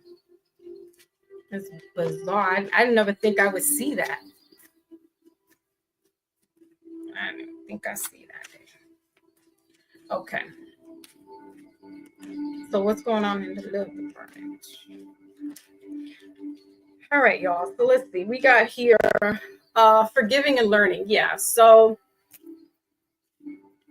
middle of the deck is guided step to love in reverse, and bottom of the deck is tease. So, I don't really get too much about a relationship for you, Gemini, more so just having this relationship with yourself. It's kind of like what's been going on the past couple of signs. It's like some of us really need to get to know ourselves better.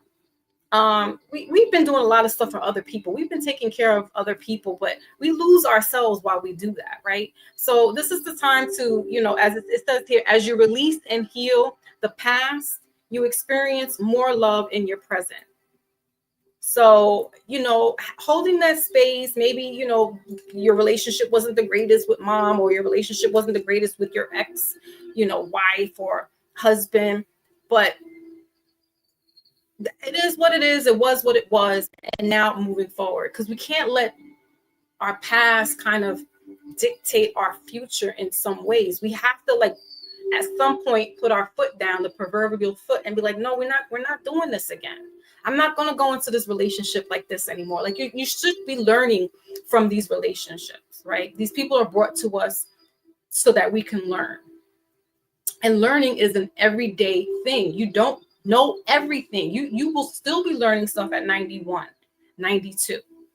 You might have learned a lot in that time frame, but there's something new to learn every day. And when it is regarding a relationship, your partner or your spouse, they're evolving, or you would hope that they're evolving, and you are as well. So during this season here, in Capricorn season, it's forgiving and learning as you go along. All right. So let's move forward to Libra, my other favorite sign. My brother Maybach. Thank you. 1000%. Right? She's your rock. Yeah. Thank you, Maybach. All right. So Libra, Sun, Moon, Rising, and Venus. Libras are the cardinals of the air sign. So that's that leadership. That's the, again, we don't have time to hold hands and figure it out. Leaders have to pave the way so everybody else can come through. And it may seem a little harsh, but it is what it is. And, word on the street is Libras. Oh, Libras, what you done to my heart? What is it? We're learning and we're forgiving, right? We judge, but what? No, we judge. No, we don't judge. We don't judge, but we listen, right? But Libras hurt my heart. They still hurt my heart to this day. Like, stop it. Why? You gotta love me or leave me alone. Shout out to Lord Jamar. You gotta love me or leave me alone. That's it. Just love me in a special way. Right, Libra? That's all. That's all we were asking. People got caught up in their feelings and their emotions. But I love that you.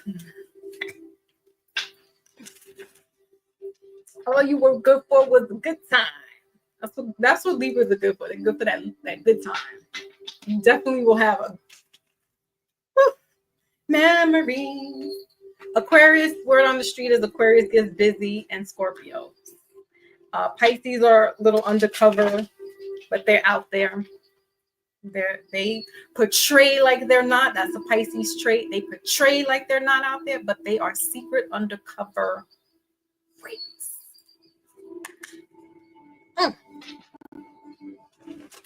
I love Pisces too.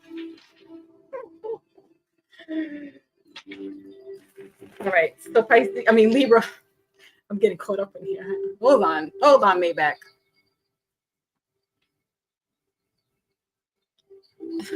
Nicole, like that's what a Libra has done.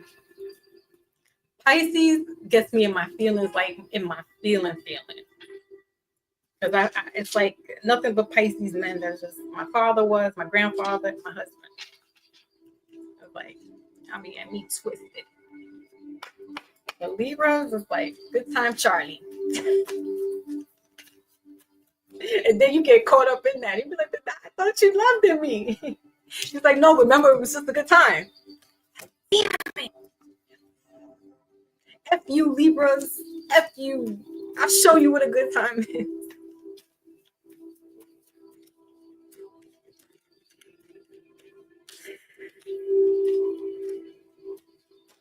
Wusaba.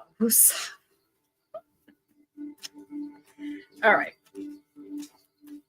I put all this to look good, just to get you to love me. Meanwhile, you're just a teenager. Like, what the fuck? Try to impress some little boy that don't even know what the hell. Now you want to be like, oh, what's up? No. We forgive, but we don't forget.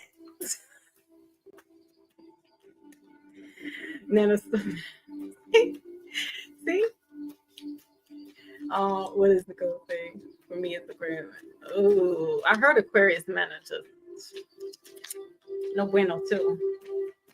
Because they're kind of like Scorpio and Libra. They're like that detached. It's like, and they're good for the good time. Like, I mean, own it, Libra. Like, stand tall on it. If it, y'all, that's what it is. Y'all have fun. You like to go out and chill and get busy between the feet. But I mean, the commitment thing, I don't know. I think when y'all get older, it's more like that because y'all are getting older. Oh, I see now why you want to settle down. Because you're getting older. Why you want to say to your shit? You're not cute anymore, Libra. I get you now, Libra. I still got love for you though. You know I love y'all. I have a best friend.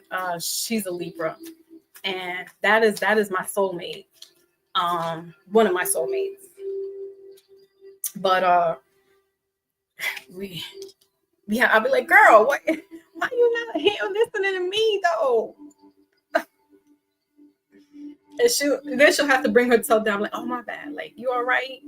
I was like, I'm here for you. So a Libra, you have Libra showing up in your chart. I love that in your reading right now. You got the Justice card, which is the Libra card. It's about balance. It's about scale. Middle of the deck here is the Knight of Pentacles in reverse, and then bottom of the deck is the Seven of Cups in reverse here. So Libra, let's pontificate what's really going on here for you guys, because there could be some is everybody going to be facing themselves this time? Like, I wonder what's going on here, because I feel like you're also going to have to face yourself.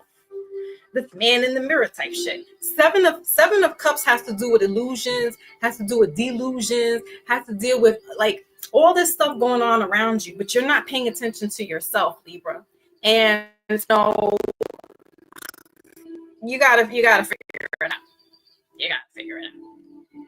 But during this time, this is what's going to happen. The scales are being balanced because we're in Capricorn season, and Capricorn, as I stated earlier, is the father figure of the zodiac signs. So this is the time to get locked in, know what you want, enough of the, la la land and the delusions and, looking on the outside for stuff.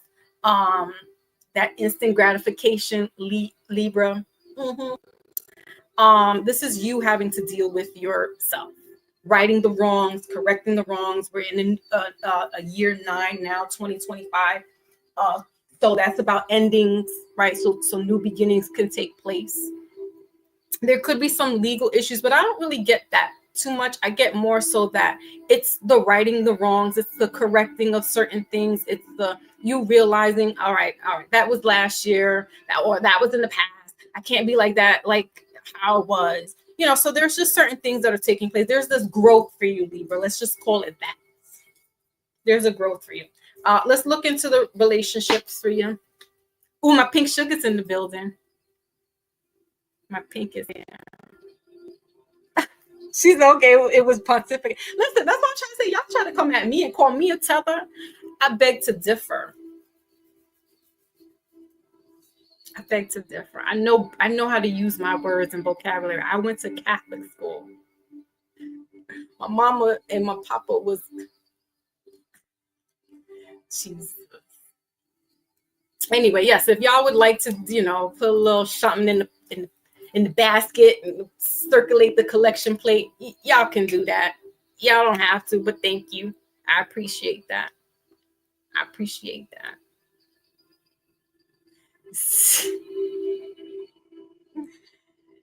Oh, okay. I love you. Your first degree is English. Listen, in Catholic school, you had to know vocabulary. You had a spelling test every week. We had spelling bees. You needed to know where adjectives, pronouns, conjunctions, verbs, adjectives. I mean, adverbs. This shit is in my head. Catholic school will do. They'll brainwash you, but you'll get a good education. You're not coming out of the New York City public school system. Babbling. So Libra, let's see what's going on in the love department. Because should we really? I don't know. We don't know. I don't think there's anything going on here, Libra, for you guys. I feel like you, like some other people, the last couple of readings really need to just like face yourself. Justice has to do with truth, depending on how truth looks, right? So hard truths, realizing, hey, this person is not for me, or I was kind of thinking about this situation and maybe thought that this would work out and stuff, and it's kind of like just being in la la land and being delusional. But this is coming to grips with that reality, Libra. Sometimes we need that little blunt,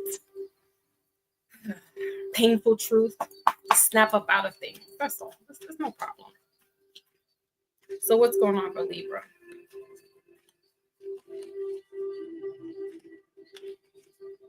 I'm coming from the school of hard knocks, so I don't really have time to, my stuff is gonna come like the way I say it is gonna be a little harsh, so it may hurt somebody's feelings. It may be like, oh, what are you talking about? And I'm like, trust me, everything I tell you is out of love. I don't mean to hurt your heart. You're gonna love me, and that's why I have a friendship that's almost 30. Let me see. We met in 6th grade, so yeah, almost 40 years. 30, close to 40 years, really, friendship. Because, we talk this was time. And we keeps it real. We keeps it real deal, holy feel. All right, so you have here true love. Ooh, Libra. That's probably what you were thinking. You were thinking that this is true love. I don't know. So you got guided to step to great love in reverse, and bottom of the deck is reconciliation. So you might have had to regroup with somebody, all right, and again,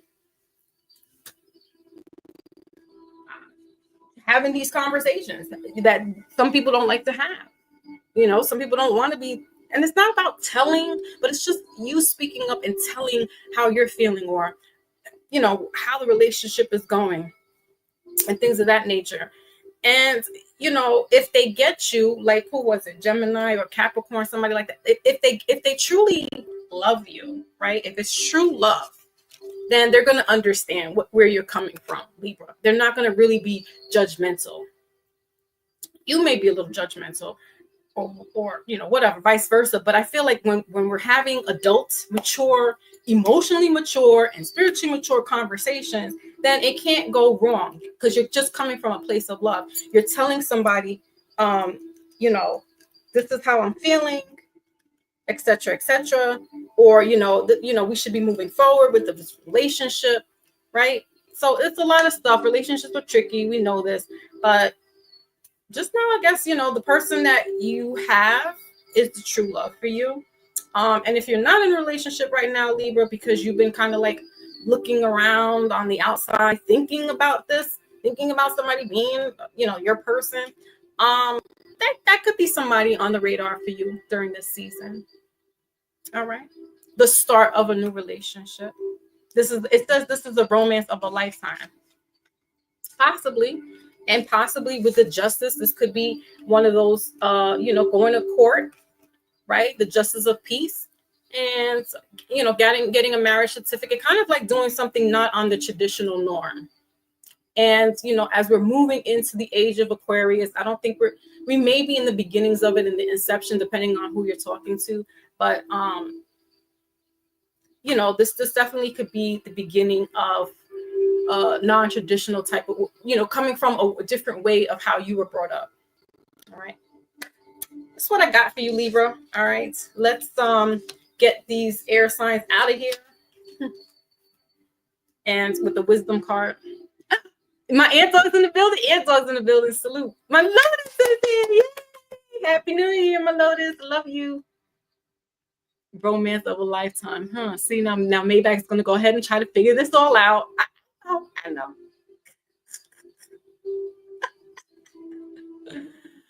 I missed y'all. Ant Dog was on was there for my recap on Tuesday. Maybach, axe, and dog. I wasn't talking too crazy, though. Thank you, my Lotus. Happy New Year to everyone that is here, and those that are catching the replay. So let's go ahead and move on to getting the Wisdom Oracle for the air signs.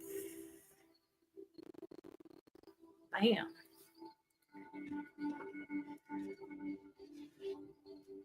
I don't know. That may not apply for you though, Maybach. So don't go all crazy now. Like, relationship for a lifetime. It's a lifetime. Like, it better be a good one. If you're doing life.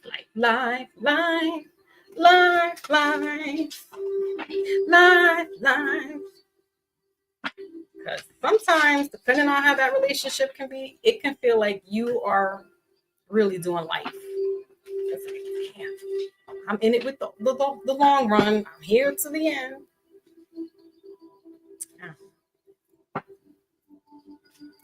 Somebody tell me. I would love to play these musics, but I can't because YouTube and their little funky copyright. So what is the earth wisdom?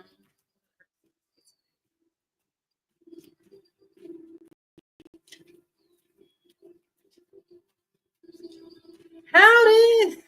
Now I'm gonna be playing that song. That's the story of my life. All right, so we got air signs. We got orphans here for your card in reverse. Me and my big mouth. You got serendipity, middle of the deck, bottom of the deck is time to go in reverse. All right. So, this is what it looks like upright. It's the number 5. That has to do with change, conflicts, confusion. For some air signs, this is again like Libra's kind of like looking on the outside, like, oh, is this for me? Or Gemini, like all your air signs. Aquarius, you got to get centered, you got to get focused. You may be feeling abandoned. You might have been abandoned, and having that kind of maternal, like, it wasn't nurtured. You didn't grow up with your mother, so having to feel in that nurturing space was never given to you. So just know that change happens. Things don't last for a long time. And this is the season for you guys, air sign. That's in the past, right? So we can't really hold on to it too much or too tight. Really, you can't hold on to the past too tight. Not to say you can't hold on to it, but if you hold on to it too much, you stay there, and you stay in that victimhood, you stay in that hurt, you stay in the wounded place, you stay in the you're there, and it's not a happy feeling, and you want to be happy. You want to, you're looking out on the outside, like, when is my turn? When am I going to have that love? Or when are me and my family going to get together? When things are going to be right again? Or just like that. And if you're not putting in those kind of, you're not implementing those type of actions, it's not going to be reciprocated. So Aquarius, while you feel like, oh, I'm always doing, or I've been the one, I've been out there, just know that, it's reciprocated. It will be reciprocated. It does come back, but you got to come back down to the surface to get that love, that good love. That's all. All right, air signs. So that is your message. Let's get you up out of here. Let's get to the water signs. Woohoo! Pisces, you're up next. Sun, Moon, Rising, and Venus. Pisces, you crazy little fish, you little fish folks, you silly sentimental fools, you silly sentimental fools. That's why I love a Pisces, because they're sentimental fools. If you want like a true, like, not true, well, true, but if you want like a romantic, like love, it's a Pisces. They're a little annoying. They could be a little stalkish.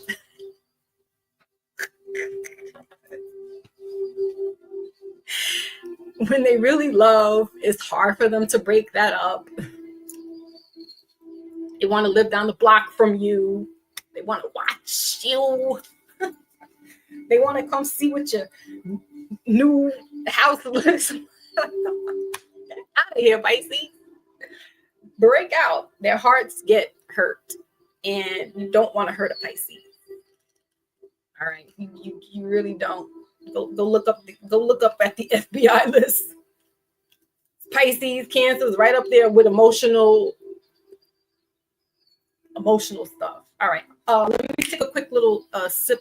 Wally's in the building. Salute, Wally. All right, Pink says she'll be back. Oh, and Pink, I did do Taurus as well. So good things. Nothing crazy out the way. Oh, see here, the sun is shining. What is Wally saying?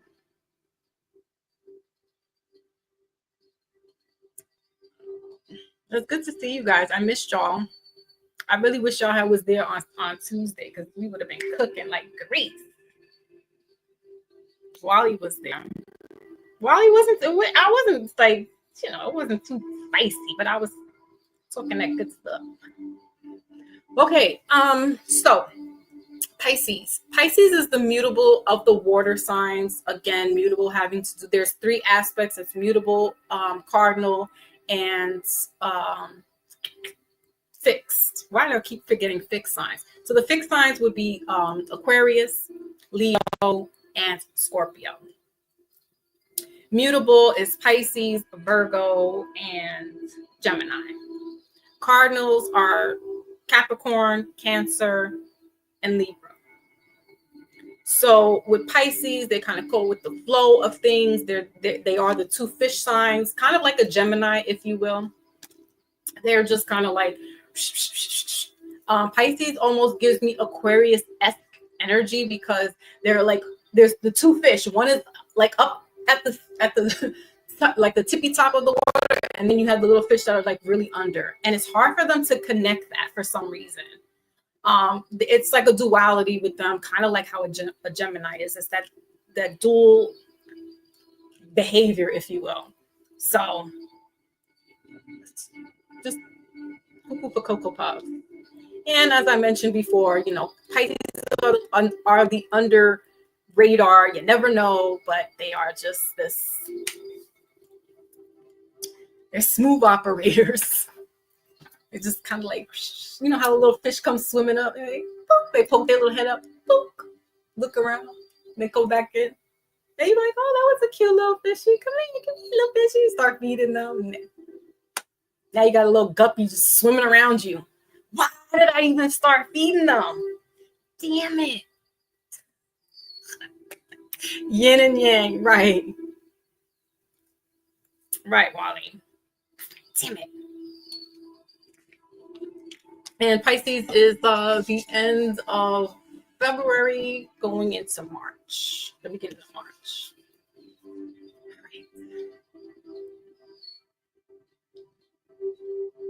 All right, so let's get this sign back up.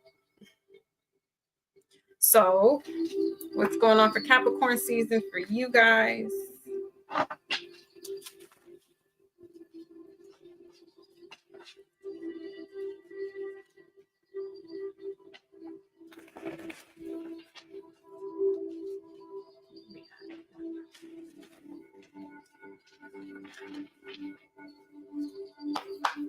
All right, so Pisces, what's cooking for you guys? Sun, Moon, Rising, and Venus.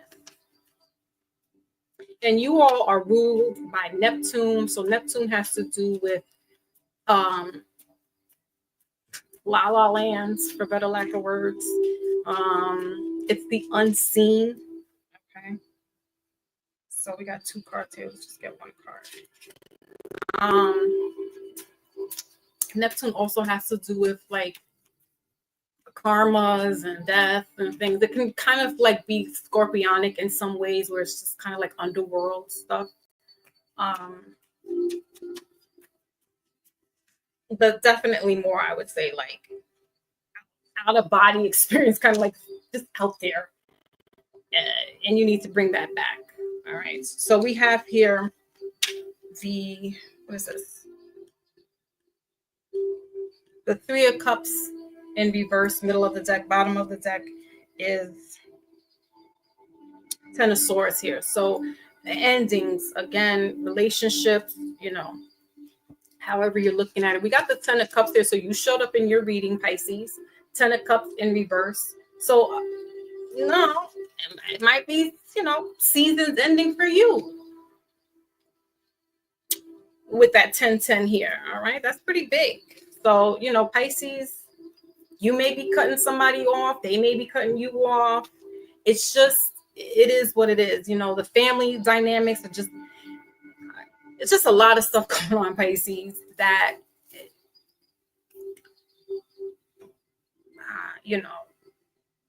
10 of Cups has to do with families. All right. Has to do with that family dynamic. And, unfortunately, just things just don't go the way they're planned to be. There isn't this life happening. It may have been in a lifetime. It may have been 20 years. It could have been 10 years. All right, for you. But I mean, some stuff just doesn't last. And when it's time to fold them, it's time to fold them. Like this 10 of Swords here, that's like, you went through some things. You went through some heartaches, some breakups, some backstabs, and it could have been coming from your own camp, within your family, within your close proximities, friends, right? So it's basically it's time for you to pack it up, Pisces. And Capricorn, as we are in Capricorn season, Capricorn has to do with karma. It's ruled by Saturn. So that's father. That's the proverbial father. And fathers are the tough guys. They're not, they're not here to wipe your little tears. Unfortunately, we grew up like that. It's the boot camp clique. And it's the, get up and dust yourself off. Although my mom was like that and my father wasn't. My father's the Pisces. He was more like, he disciplined, but my mom was the drill sergeant. So, roles could be reversed.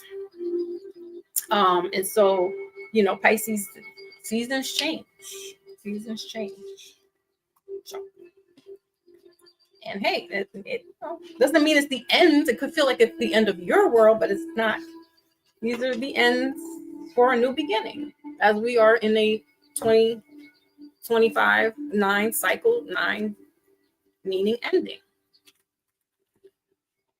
Where's Big Cat? My Big Cat is here. I love you more.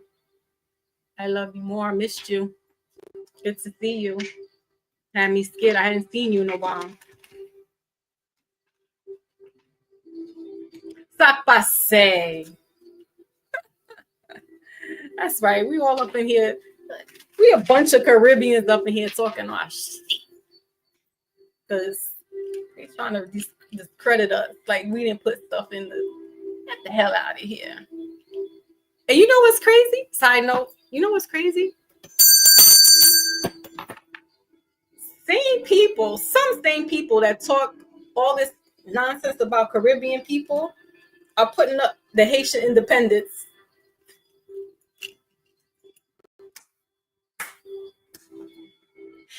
Well, which one is it? Are y'all not fucking with us or you are? You want to claim Pan-Africanism, but you also want to say you're black and I'm Black American. What are we doing here? What are we talking about here? Like, no, we all in this mamma jamma together. We had the same colonizers as the people in the Americas did. Oh, and newsflash, we're all of the Americas. South, Central, Caribbean, and North. We are all in the same gang. We just got invisible borders to make you think you're separated. Shake your family tree and tell me who drops out of there. Maybe, they had the nerve to call me a tether yesterday. I was like, I'll be damn. I said, y'all know what a tether is? Let me get my law dictionary out, because that's what I did. I was like, let me read the law dictionary. Let me let you know what a tether is. And how you think. Oh, yesterday, who was it? I was listening to somebody, and they were like, I have to get out of those places because it's toxic. Oh, but the Jamaicans, the Haitians, they got their flag. We are a nationality. But we're also, our nationality is American because if memory serves me correct, my mother was born here, my grandmother was born here, but her mother was born in Jamaica. So how am I a tether? I pay taxes. My family pay taxes. How are we tethers again? It's the stupidest conversation. I said that yesterday, and this guy was like, "Oh, you must be a tether." I was like, "But yeah, baby, 3 generations in." All right, Pisces, let's get back to you and your love. Yeah, it's the Pan-Africanism. It's getting out of control. It's the FBA thing that it's like, you know, I get the concept, but when you're dealing with the government, they don't acknowledge that. You're not going to get things that is right for you. And who gets those things? It's not you're African, because you don't really have to go through the paperwork. The paperwork tells you that your family that was here was reclassified. And not all your ancestors are from Africa. So what are we talking about here?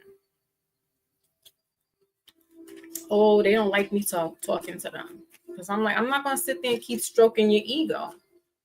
The government knows what they're doing, and they know exactly who they're going to give stuff to. Oh, but they gave reparations to the Jewish people. Da, da, da, da. I'm telling y'all, as long as you keep claiming certain things, these people are not going to give you that stuff. But I'll tell you this much: as a citizen, you could get things. You're comfortable. You want to reap the benefits, but then you want to spew vileness on social media and stuff. But you still, riding in that car that you got. You still got that house. That's why I was like, I want y'all to go to another country and speak that. Oh, my government. Because I'll tell you, I was talking to this Asian man. He was Chinese in the cab last week. And he was like, there's no freedom of speech in China. He was like, you know how people are talking all this stuff here? You get jailed for talking like that. This country isn't a communistic country. This country is a capitalist country, but it's also a republic country because it was for the people, by the people, first and foremost. But when you start putting organizations and corporations in this country, it muddies the waters, if you will. So things go sideways. All right, so Pisces, we have here magnetism. There is a great gravitational pull to each other, but of course it's in reverse. And as I said, relationships, we got friend zoned right here. So, burning desire. Do not pass. What is it? Do not pass go. Collect $200 or go straight to jail. I mean, the relationship is just not where it used to be. Like I said, it could have been 10 years in, 20 years in. If it's 20 years in and you've been still kind of dealing with the same, and things just haven't really changed, and why? It's like madness, right? What do they say? You keep doing the same thing, looking for different results. It's called insanity. I don't know, Pisces, but best of luck to you guys. I love you. You know I have your heart and your back. But don't be knuckleheads either. Okay? Think things through. Capricorn season is going to put you in your place because it's a grounding. It's the earth energy. You may need to get a little grounded and start coming to realizations that, hey, it happens, right? All right. Moving on. Cancers. Sun, Moon, Rising, and Venus. Cancers are the mothers of the zodiac, as I was saying before. Okay, Pink says she's back. Awesome. And right on time. Look at that. My soul sister. The Negrooms is not paying. Maybe I swear I needed you on that panel the other day because these people leave that 200 right there. Just leave that 200, matter of fact, and go ahead on with yourself. Half African. I've never been, hoping this year is over again. Yeah, you and me both, Key. I'm going, listen, I finally got my passport. I'm 48 years old. You know, got my passport. And I sure am going to make it my business to go to my motherland. Like, but then and it's crazy because people like go to the islands and they always, you know, and then they'll be quick to, you know, want to go out there and do passport bros and exploit the Caribbean women. Because I know a few. Well, they're not that, they would be Caribbean too. No, but I don't know personally, but I know, and I hear the rumors, the locker room talk about the guys going down to DR and soiling their royal oats. But they coming back on social media talking about be one first. Oh, really? Like, stop it. And the founding fathers, if you do the research, Marcus Garvey, Malcolm X, Arturo Schomburg, J.A. Rogers, the list goes on. These were men from the West Indies. And they were the first of the Black nationalists back in the 1800s, 1900s. What are we talking about here? Bob Marley. And it's like they cherry pick who they want to have as like heroes and stuff. And, oh, you know, da-da-da-da. And I'm like, listen, you got to go back in history when you want to, if you're going to talk this talk. Because otherwise, what are we talking about here? You know, it's ridiculous at this point. I'm just like, thank you. Yeah, man. Like, and I can trace my genealogy. That's the other thing. So, like, I'm global, baby. I may be born in one place, but I am global. You heard me? I got all over the damn place. And then I'm a soul child. Like, we got DNA that ties us to the solar system. Like, what are we talking about here? On the grand scheme of things, we are little specks of dust. But you think all these little trinkets, bones, and biscuits makes you something like, no, if this shit gets taken away tomorrow, then what? You saw what happened in the pandemic. We were all leveled out. We were all in the same boat when they locked us down globally.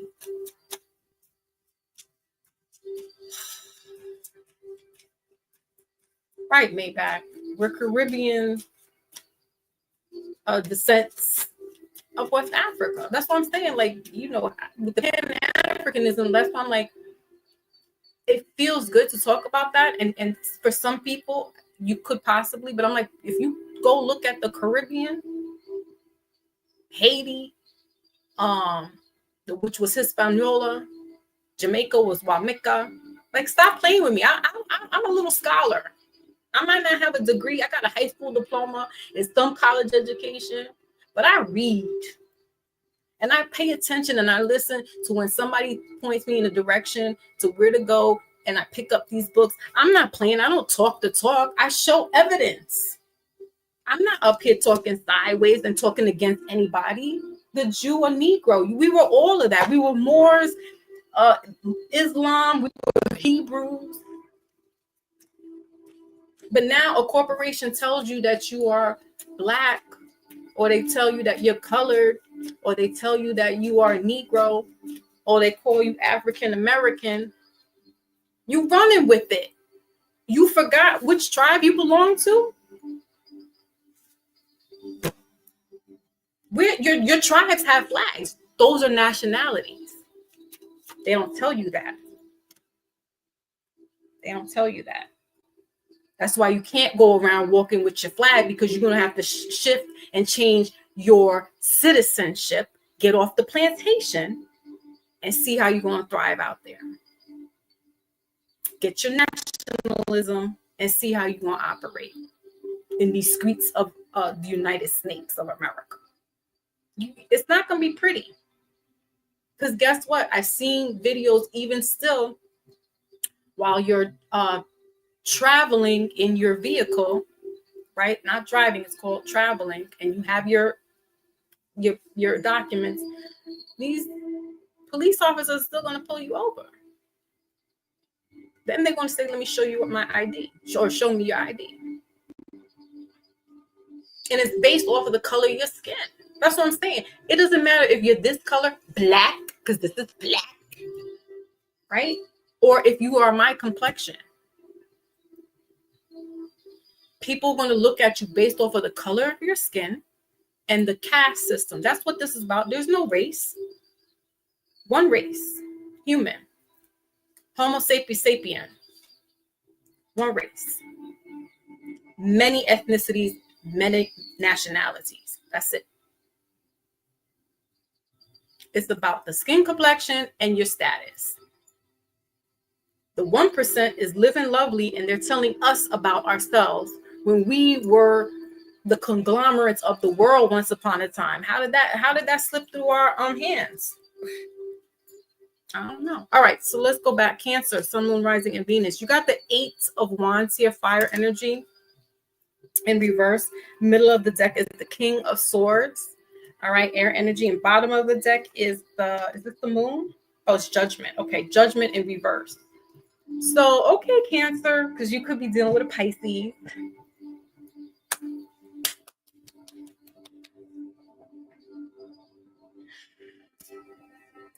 You know, this has to do with messages. Anytime you see the 8 of Wands, it has to do with messages, but it's divine message, divine timing, divine intervention. And there's things that are happening in the ethers that are, you know, the spirits, if you will, are making some alignments, some placements for you. Ancestors, angels, God, source, Allah.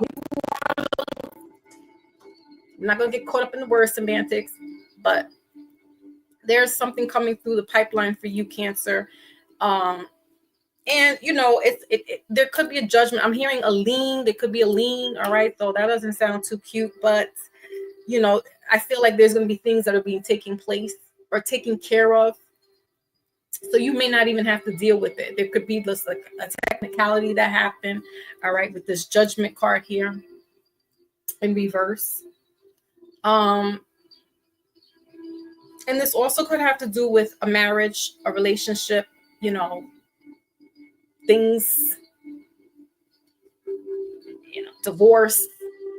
All right. So, you know, you may be putting in petitioning for that, putting your papers in. You know, right now things are kind of like just at the standstill. They're moving behind the scenes, the proverbial spiritual behind the scenes. All right. So, Cancer, are you dealing with a Pisces? Yes. Yeah, and then you got the 2 of Swords here too. So there's this judgment. Some things need to just play itself out. Of course you're dealing with a Pisces. Of course you're dealing with another water sign. You got King of Cups right behind this. I'm falling apart over here. Of course. Pisces always shows up in Cancer sometimes. But anywho, damn it. Enough about my personal life. Stop blowing me out of the water. Freaking stop. I'm not in the general population right now. Leave me out of it. But yeah, I mean, you know, this could be a relationship, or there is some kind of judgment that's going on behind the scenes that you're probably not aware of, or you probably, you know, or maybe you probably put some paperwork in, petition. I just, like I said, I keep hearing a lien. So there could be a lien on a vehicle, or, you know, or whatever liens, you know, I'm not savvy with liens other than a house and a car. So let's see what's going on in the relationship status. Yeah, I'm still on Cancer because I'm talking my crap right now. Thank you, Key. He's still on point. I mean, you know, I try to, you know, receipts over conversations. Yeah, because you can't come into these spaces and start talking that stuff out of emotion. You really need to show some stuff. You got to show some receipts.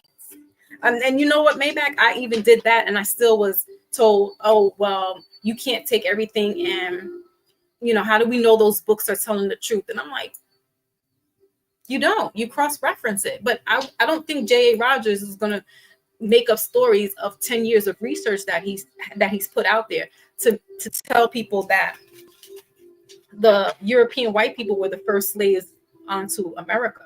I don't think he would lie about that. Somebody was like, oh, I said, and they hide the truths in the books. You just don't want to, you ninjas don't want to pick up a book and read. Y'all scared. Or you just may be illiterate. And that's all right. Book by phonics work for me. But the name calling, and we adults here, it's like, come on. And it's mostly men, because I'm in the arenas of men, and I come with this stuff, and they're like, so all you could do is name call me.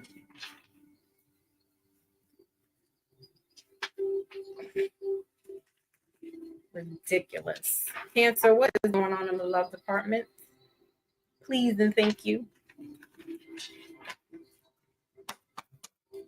Because they got me started, Pink. Get me started. The Cancer.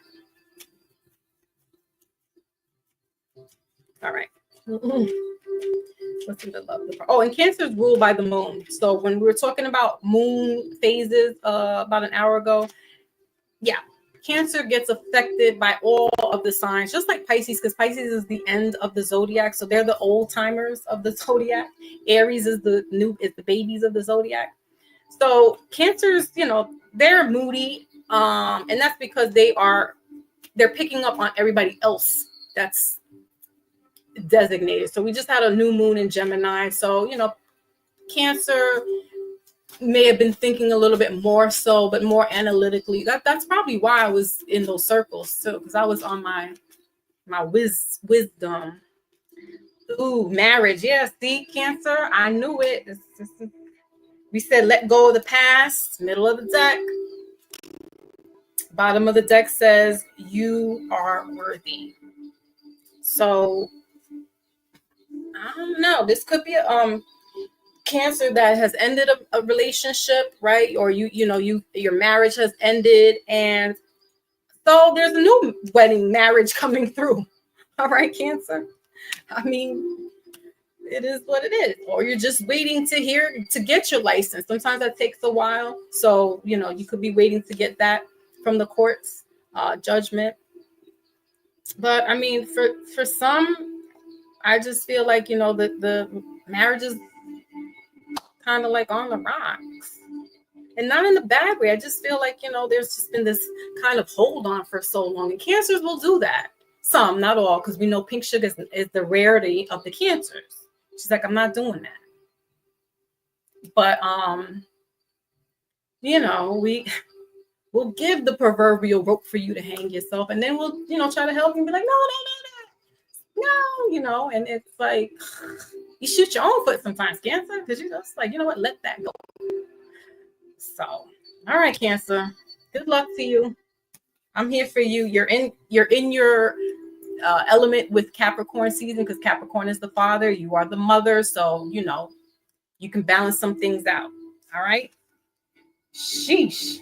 Cancer just got me fired up. All right, let's move on to Scorpio, last of the water signs. This is a fixed energy. Scorpio is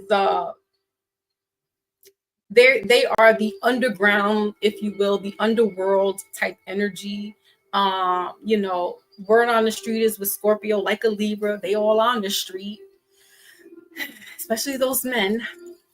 And the Scorpio men are weird, no disrespect, but there's this, it's almost giving Aquarius energy where they're like,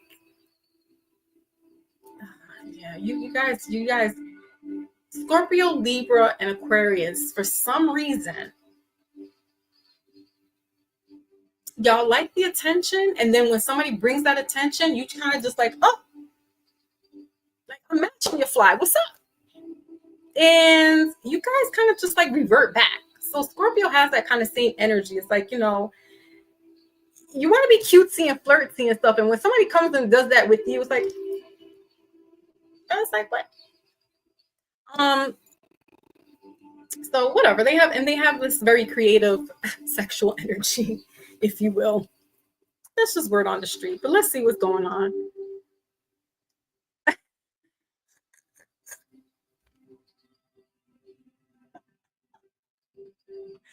Ah, give them the rope, you say.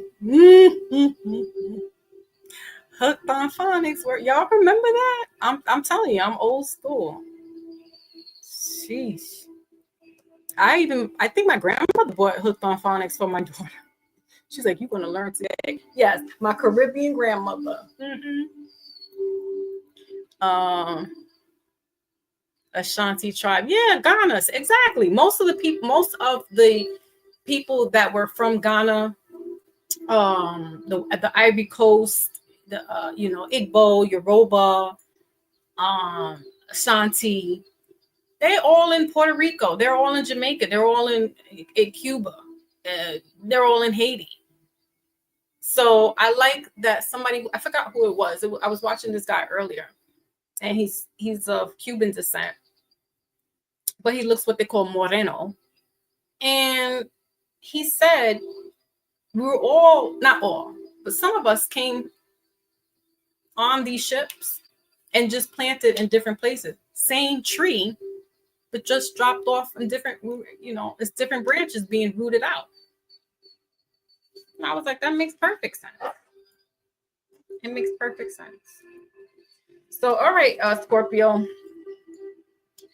messing up my stuff. Where's Maybach? Maybach, you gotta help me with the people, the signs, because I'm getting lost in the sauce, and I gotta stay on. It's not just us here. We got the replay gang. Like, what is she talking about now?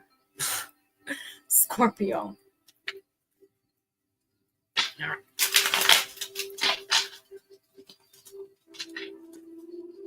What spiciness is being said? And Scorpios are feisty and spicy too. They have this little spiciness to them. But good people, they mean well, they're water signs, so they're gonna give you that love, But Scorpio is not like Pisces, even though they're water signs, they're very different. I think Cancer may have the most tolerance out of Scorpio and Pisces. I think, Scorpio they just get real like quick with it, and it's like, and Cancer will kind of just like weed it out a little bit, and then we'll like, all right, we're done. And Pisces is just floating in the air somewhere. Like, Pisces, get your ass back in the water. You can't.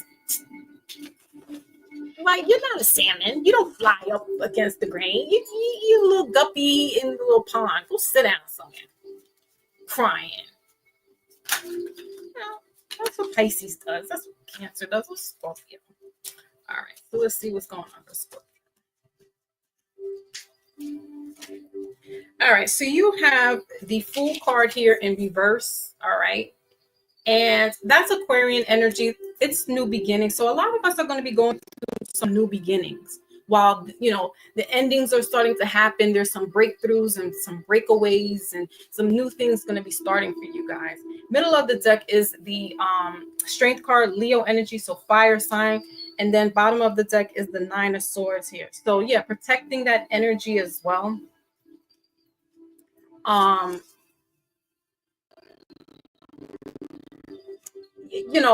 just like being in observation right now, or maybe you have been taking a lot of risks, Scorpio, and now you're just like, what, let me just kind of pull it all back in a little bit. Let me do a little reflection before I jump off the proverbial cliff, and see what may wait ahead.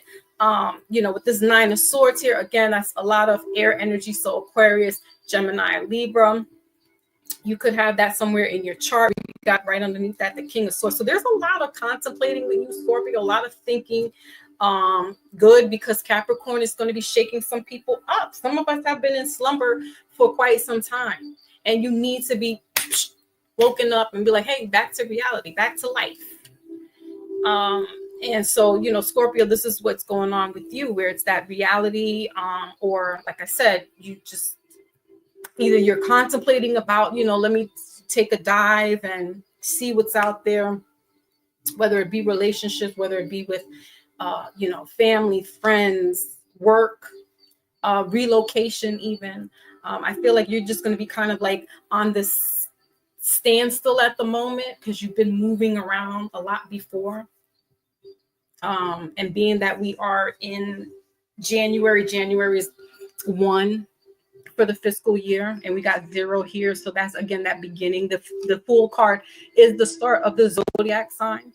And this Fool card goes through different channels throughout the whole tarot deck when if you do your research. And so it's just taking some time to I think you need to really think things through, and that's good. And you'll have the opportunity to.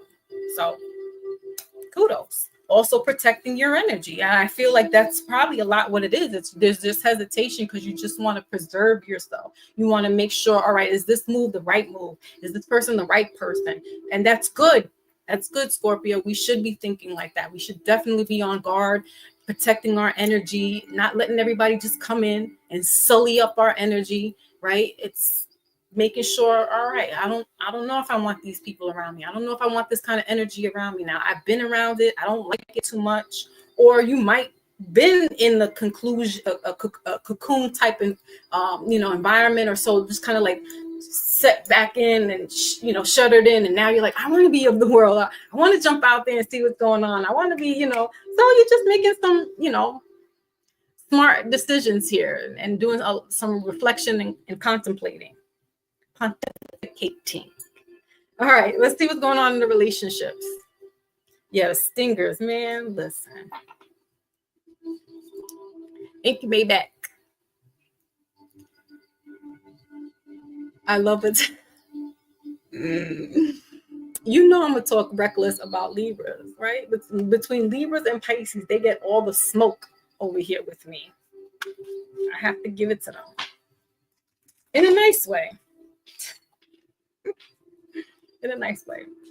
Your rising is in Scorpio and in Pluto. Ooh, I think Pluto is ruled Scorpio. Pluto rules Scorpio, if I'm not mistaken. And Scorpio is an esoteric type of energy as well, like Aquarius. They are very into metaphysics and spirituality and, psychic. And, Cancers are the psychics as well as the zodiac. They're very intuitive. That's because they're ruled by the moon. And the moon is intuition. It's the unseen. It's that emotion. So Scorpio is like that as well. They're very psychically connected to like the underworld, and so I wouldn't be surprised if you have some clairvoyancy or some kind of intuition key where you can pick up on certain things and elements and stuff, because Pluto also has to do with death, the underworld. So it's very scorpionic. You have that scorpionic energy there. And so this is great for you to start using your intuition during this time. That's what it is. It's that I gotta really go in to see sight beyond sight type thing, So very good, very good. All right, let's see what else on here. Wally, what you talking about? I was wondering who you were speaking of. Because I'm chatting, as the kids say. Mom, you're chatting. I like to chat sometimes. And when I don't chat, then you're like, what's wrong with her? So it's like, now, stop it. Damn it, make up your mind. Standing on business, right? No longer giving the pearls to swine. December, okay. Oh, y'all's helping. All right. Key, you on point. She said, oh, yeah. That's my mama. That's not she's not my head, but I know I was told that I got some Oya-esque in me. So I'm like, okay. All right, I'll take that. Because Oya is not playing. She's not like how the other Orishas, like especially like the ones that everybody knows that are the sweet. It's like, oh yeah, you listen, you better stop playing with her. Her husband was Shango, and they are the warriors. But we don't have time to play these games. I'm sure Shango was a Libra. If he was a Scorpio. Because they said Shango was laying the pipe down, they said. I was like, oh, word. And he had about 2 or 3 wives at one time. Like, but he also has shown himself to me. So that's that warrior. They coming in like, so yeah. Anywho, let's keep it pushing. Let's see what's going on in the love department for Scorpio.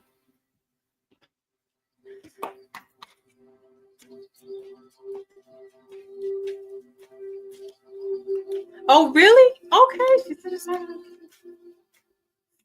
put your YouTube information in the chat, Key, so we can come check you out.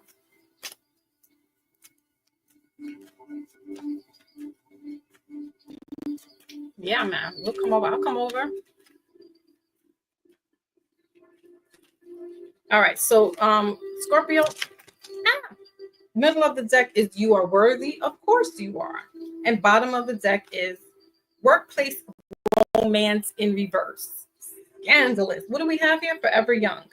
A song of youthful fullness. Okay, so Scorpio, what's going on here? Some whirlwind romance. Somebody's, doing stuff at work. Express your love. Maybe not necessarily at work. But this could be, what they call work husbands or work wives. Watch out for those guys. Don't be playing around too much with them. Unless you don't have, if you don't have anybody and they don't have anybody, then it works. But don't play around like that.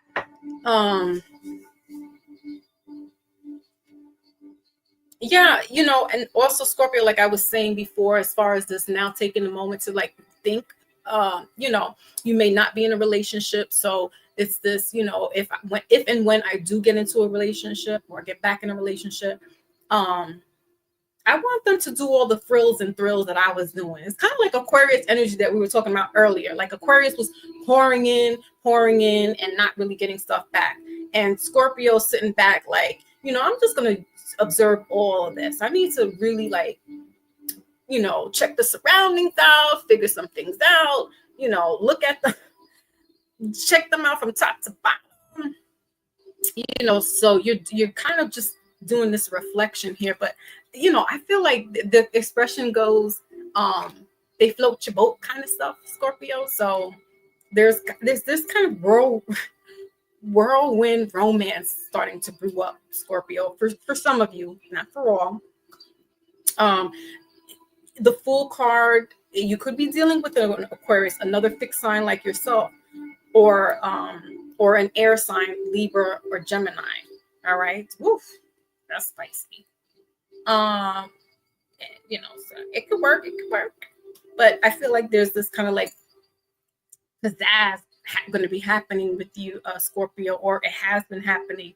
But just do your due diligence with these people. Keep your protection up. Or use protection literally, because with this kind of energy, you don't want to get caught up with some kind of stuff, right? Right. All right, let's end out the water signs. The water signs, y'all got me in my feelings as you usually do. Let's get the wisdom oracle for water signs.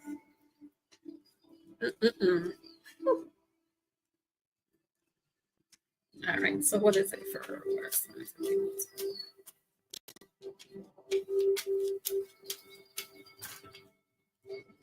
He was Libra, right? So yeah. I could spot I'm telling you, I could spot them Libras. And I love them. Them Libra men. Chef's kiss. Libra men, chef's kiss. Then Pisces. Pisces is second. Chef's kiss.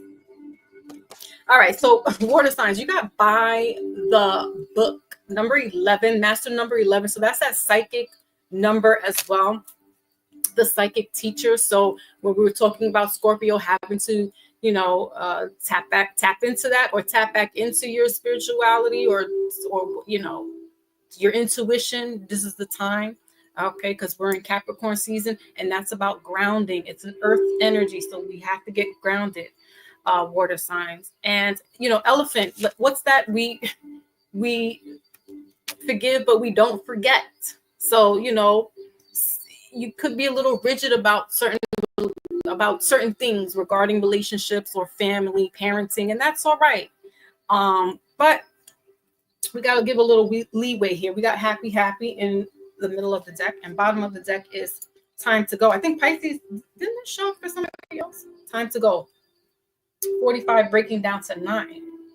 So some cycles, Pisces and Cancer is going to be going through some breakup. Shit is what it is.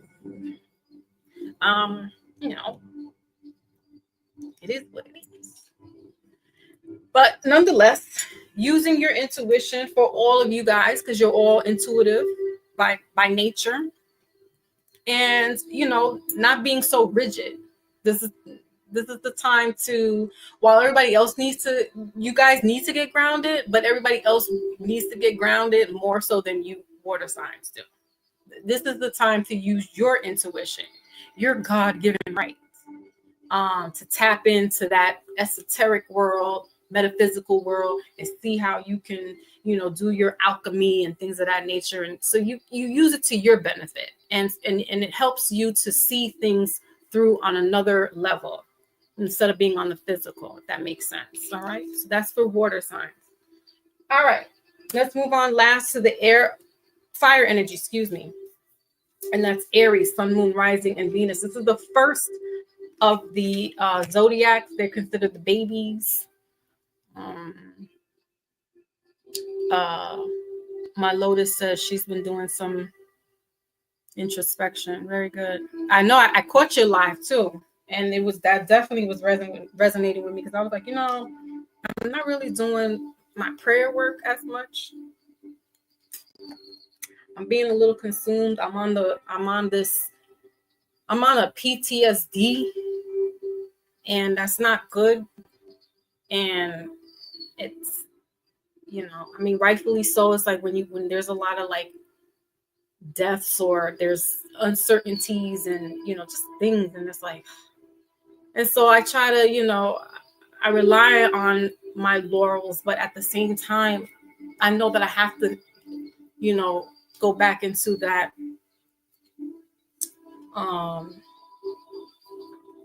giving it up to God, like, not that I don't take anything for granted, but that's just it. I'm so like scared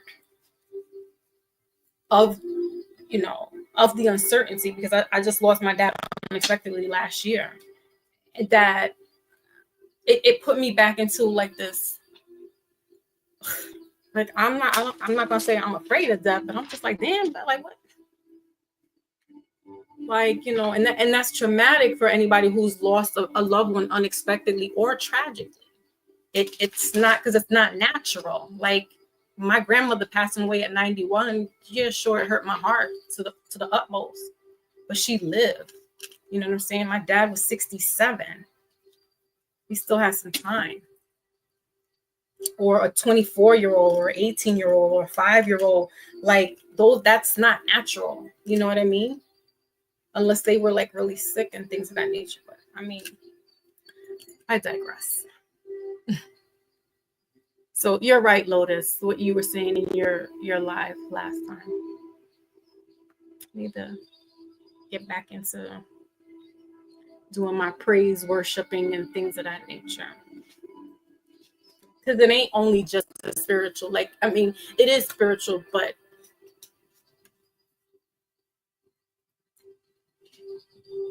like, this just ain't it. This just doesn't cut it. Like, you need to give up the glory to your creator. Like, yeah, the angels, the ancestors, like all of that comes into it. But without source, there was no ancestors, and that's what I've been missing. And sorry, I'll get back into that. Brother Ra is in the building. Salute, my good bro. Salute. You just missed your reading, Mr. Scorpio. Lotus didn't get a notification. She did. I think it was like a blackout. What was it? Last week, right, Lotus? Getting lost in the sauce, man. And so, like, I'm scared, like everybody. I don't want nothing to happen to my family. New York City is running crazy. We just saw what happened in New Orleans. Like, you kind of like it starts to trigger certain things, and you just are living in the moment, which you should. You should. I mean, for some, I don't really live in the for the future. I'm always kind of present, but I'm too present. Last couple of years, I was like up there in the years, and now I need to, now it's too present. I'm like, please, can I get to a happy medium here? Because his Nick is off the hook, man. Like, what the hell, man?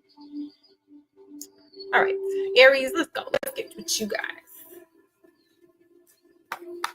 Sun, moon, and rising.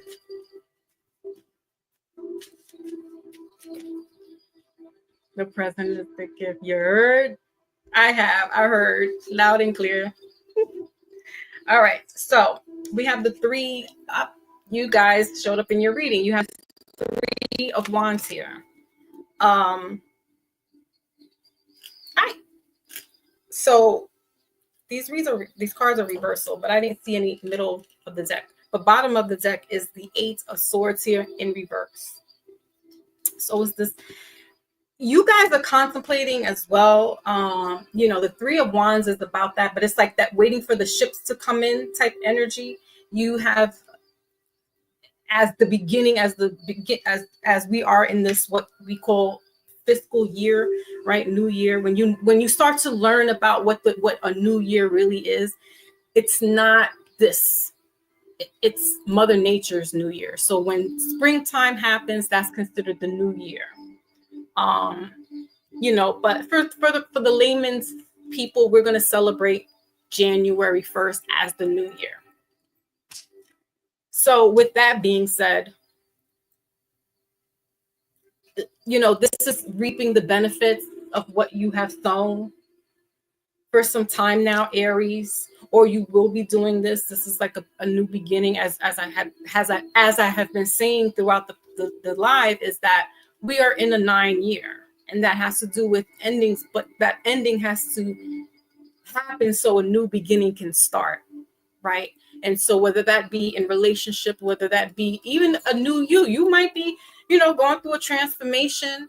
There could be some body stuff going on. I don't want to say body dysmorphia, but I feel like you're feeling good about yourself, or you will start to feel better and feel good about yourself, being in a happy place. Aries, you got like one of the better readings, I want to say. Like, I feel like, because water signs and air signs just took me down in that sunken place, like really making me think about myself here. And that's good. I gotta, I'm in the general population too. So, this is a good thing for Aries that, you have set some things in place, set some things in motion, and now it's reaping the benefits from that. And if you haven't, you will be, and there's still this benefits that's going to be coming in.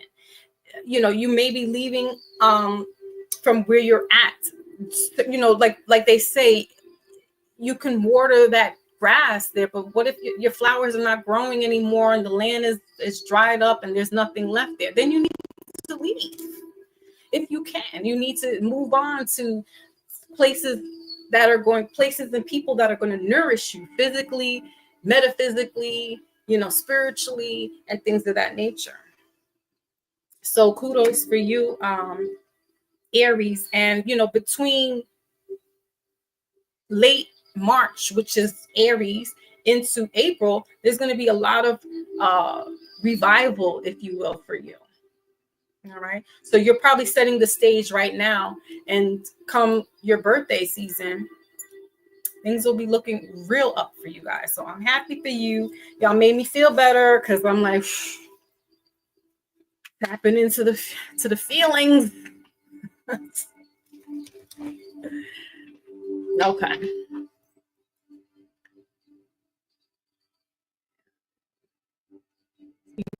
is nasty. YouTube is nasty work, especially some of the people that are in there. It's like, man. Great is at the building. Salute, salute. Welcome to Goats, Billy Goat Ruff. They've been shadow. What, Lotus? They've been shadow banning you? You're not saying anything wrong. Thank you, Ra. He says he'll catch the replay. He enjoys watching the lives. Yeah, I try to keep it a little entertaining, but I fall off kilter when I start talking this. All right, Aries, let's see what's going on in the love department.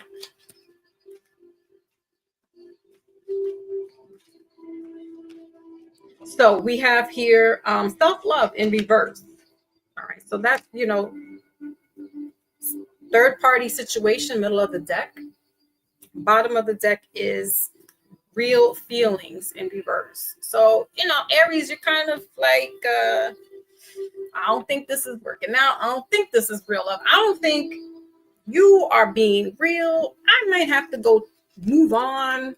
The ships is coming in New York City. Well, I think in different cities, but I know specifically like in May, there's called the Fleet Week, where the Navy guys come in and like all the women go and swoon down there to go check out.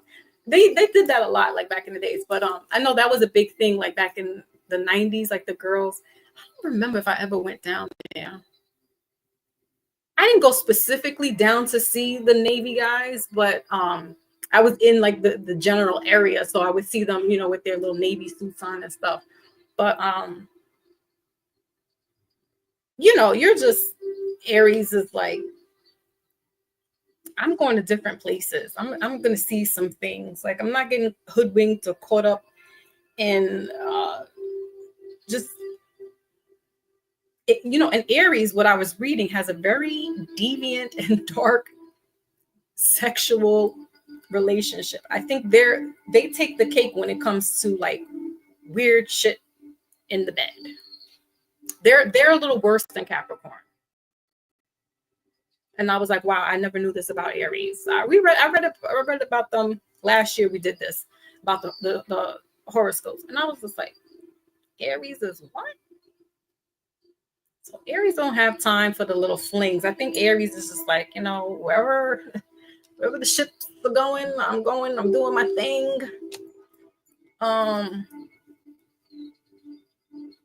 That you're taking care of you, you're taking care of your business here with the self-love. So, all right, Aries, let's not go sideways. Let's not talk about pleasuring thyself.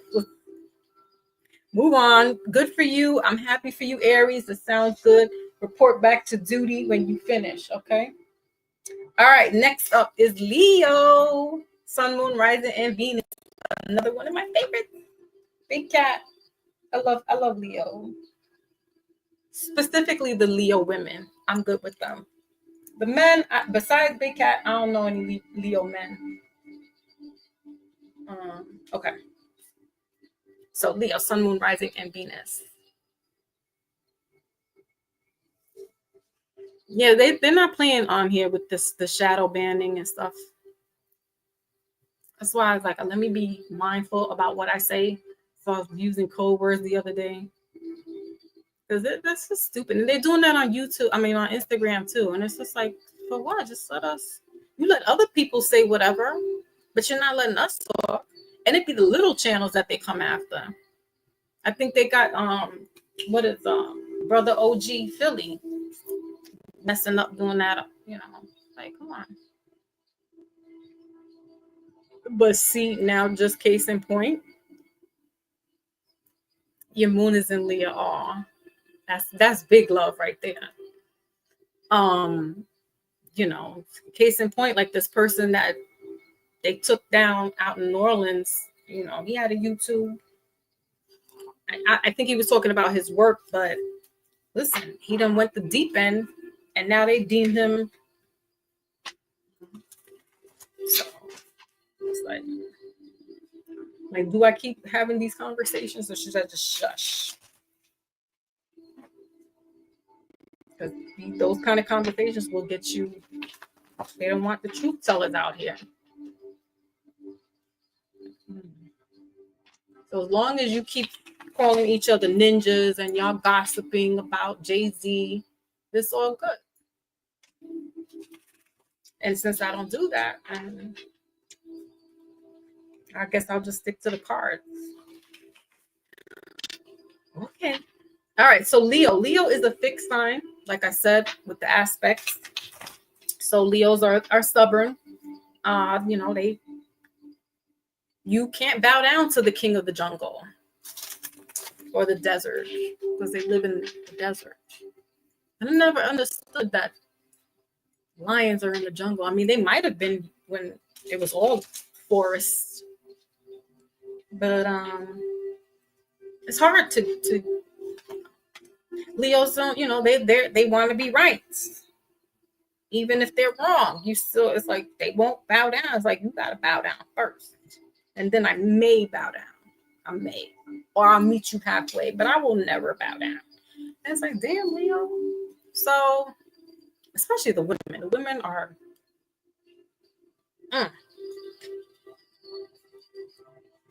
So yeah. And I got a lot of Leo placements. So yeah, it's very hard for me to I'm bound down to who? I don't care if you're my children or my grandmama.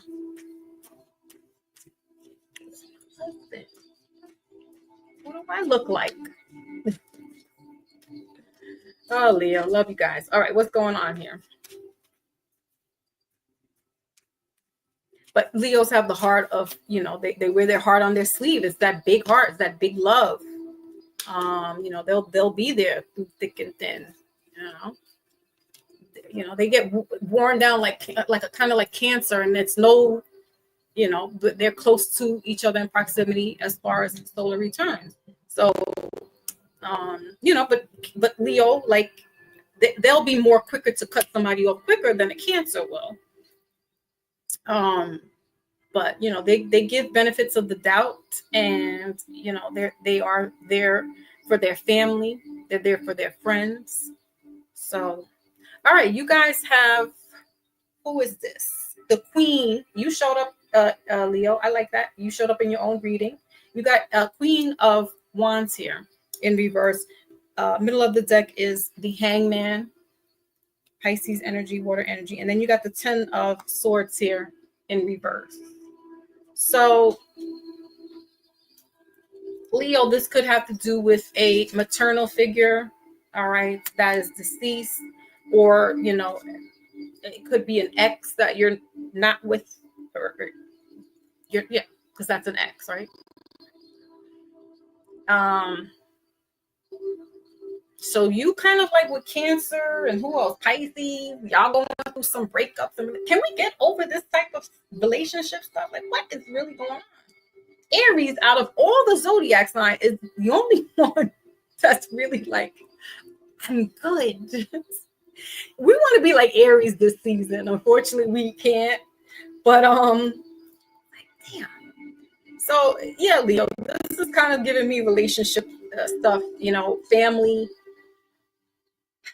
specifically, whether it be with the mother, this could be sister, anyone you deem as maternal.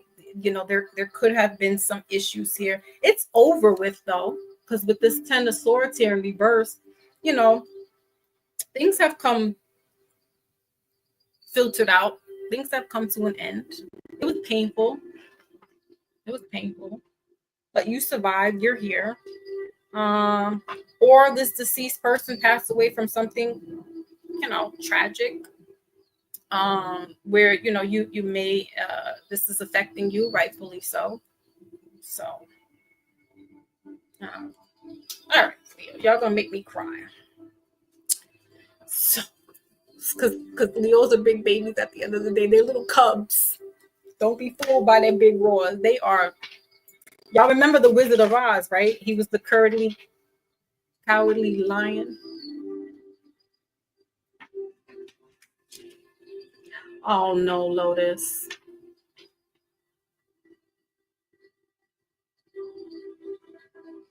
He won't go away. I didn't know Leo to be like that, Leo, man. Okay.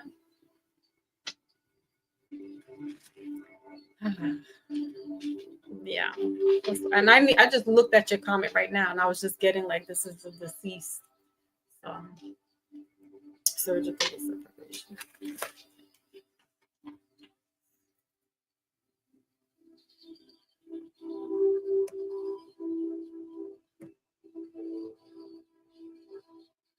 Here we go with the big bold letters. Like, just look at Maybach. This is exactly what I'm talking about. He says, I'm looking out the window like Malcolm with my friend in my hand. As you should, Brother Maybach. As you should. Oh, I am too, but I mean, I'm not going to be banging out the proverbial banging out stuff. I've been doing it so much for my family. I'm like, I'm not doing it for everybody. Like, I'm not doing that shit. I love y'all. I'm supposed to be doing that, but I'm tired. I'm tired. I get tired sometimes. All right, so we're at Leo. Oh, I gotta do laundry, y'all. Side note. My Pisces daughter's cracking the whip on me. She's like, Mom, I need you to wash these clothes for me. I'm just like, girl, what you gonna do when you go into the dorm? I'm gonna call you and bring my clothes down to you. I'm like, what? All right, so I really feel like she was like we have we're mother and daughter, but it's like daughter and mother sometimes in reverse.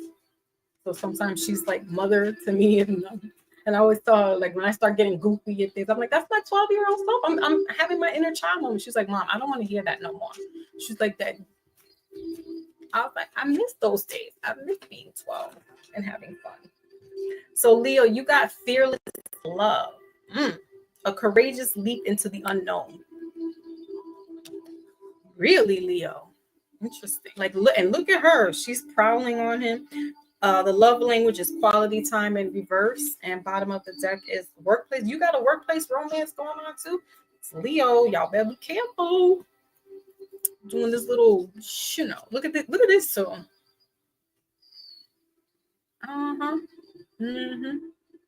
Okay, Leo. Y'all making me blush.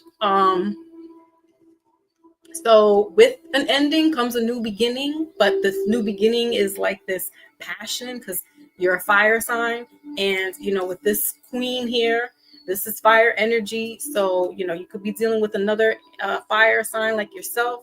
So Leo or an Aries or a Sagittarius.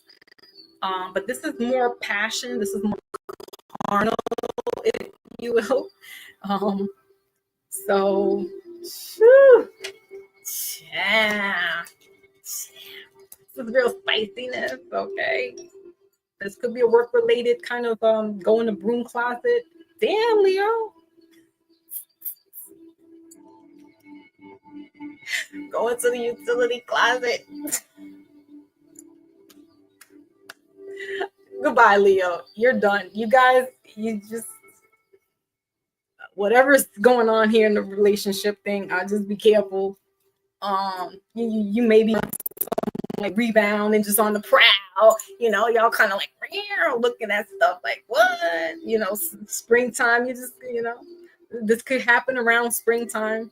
So be careful. That's all. Be careful.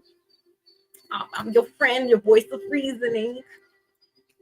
And I mean, that's pretty much it. This is kind of like not too devastating, but if this is a deceased person, whether it's a parent, mother figure, or father figure, just making sure to keep them in your heart and your mind as usual, like I said about the other sign who had that kind of similar thing. All right, let's get on. We got the last of the fire sign, and that is Sagittarius. Wally, they just had a birthday. My oldest, that's her sign. Sun, moon, rising, and Venus, and this is mutable. All right, so Sagittarius, they go with the flow of things as well.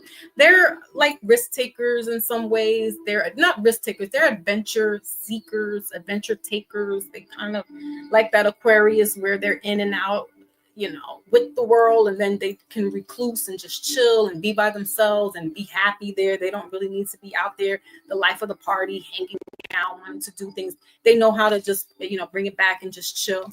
So that is Leo in that secret. I'm telling you, Lotus, like what?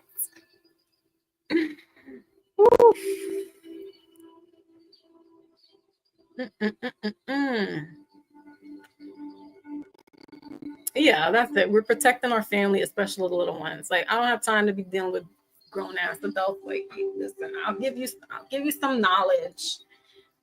Figure it out.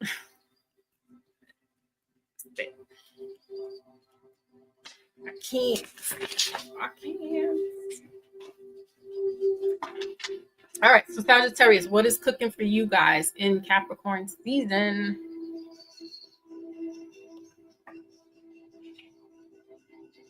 Making all that noise.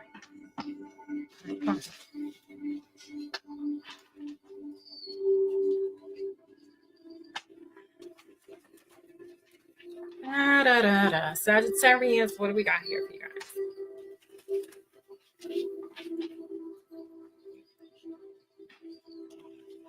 And Sagittarius are my little weird creatures, I call them, because they are. I mean, and then just look at, who's half man, half person, half horse?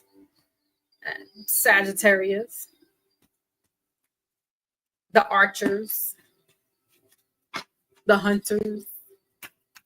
So let's see.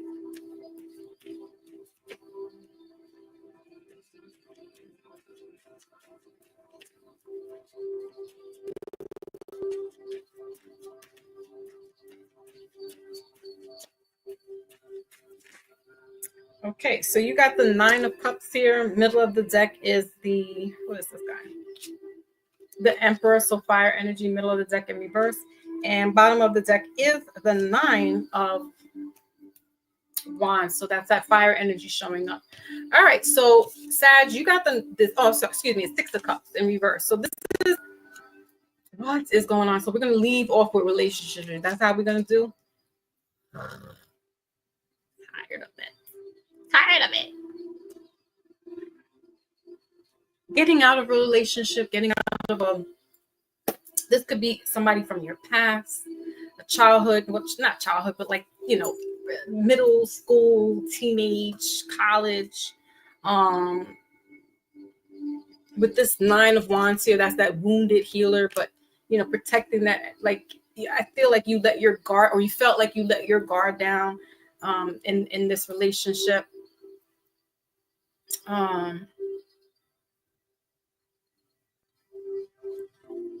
What else is behind here? Yeah. Sag, I don't know. You're giving me these tears too. So now everybody's gonna be coming in the new year in a relationship. Like, relax. It's okay. It's okay. The Six of Cups is water energy. All right. So that's Pisces, Cancer, Scorpio. You probably knew in your heart of hearts that this isn't working out, and things have to end. Here's 9 anyway. So, and we're in that year 9 right now. So that's this ending. And it is what it is. I mean, I don't know what else to tell y'all. I don't like sugarcoating, honestly. It's not in my nature. Unless you're like 5. I'm giving you the soft truth. But it's okay. So, I don't really see anything else, Sagittarius, other than, this could affect the mental, definitely, relationships, whether it be with family and friends. And this also could have to do with siblings as well, not necessarily designed for a relationship with another person, like partner, but this could be, somebody leaving out of home, or their childhood home, and moving on. Okay. And yeah, it hurt to leave or leave the past behind. It does hurt. It hurts. But I mean, we got to move forward. We have to move forward. Okay, so let's see what's going on in the love department. We meet again. Ah, yes, dueling. You guys are old. Wally, this is always your cycle here. And isn't it always like relationship? Oh, Wally, I don't even know what to tell you. Wally says another one bites the dust. Basically, let him go. Let him go. Mars is in Sagittarius. You got a unique chart from what I'm hearing. Your chart is very unique. I mean, all of ours are, but it's like the placements are like very interesting. Oh no, Nicole. Like literally, you just missed Leo. Leo is about to get busy in the Burger King bathroom. Leo's gonna have some kind of whirlwind work buddy romance in the utility closet. I don't know. But Leo is like, I'm out on the prowl. Okay. We see Leo. Yeah.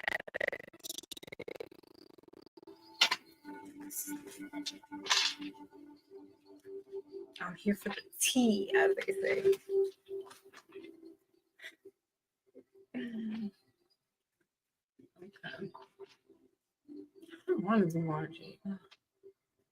Because I gotta go down that. Like, I don't have a laundry.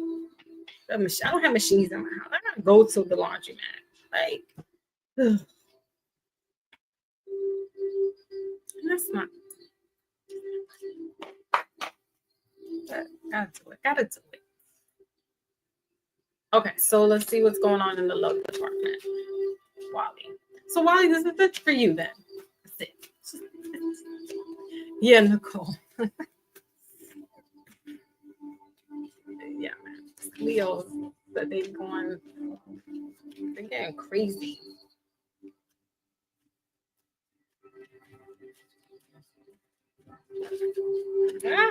Okay. So we'll take this card because this one showed up. So we got life. Wally, I think this card showed up once before too. You got past life relationship in reverse.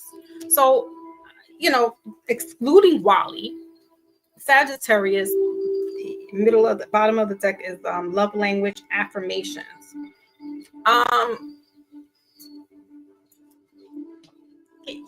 This is those old relationships. This is an old relationship you had, like, middle school or junior high school, whatever you want to call it, teenage years.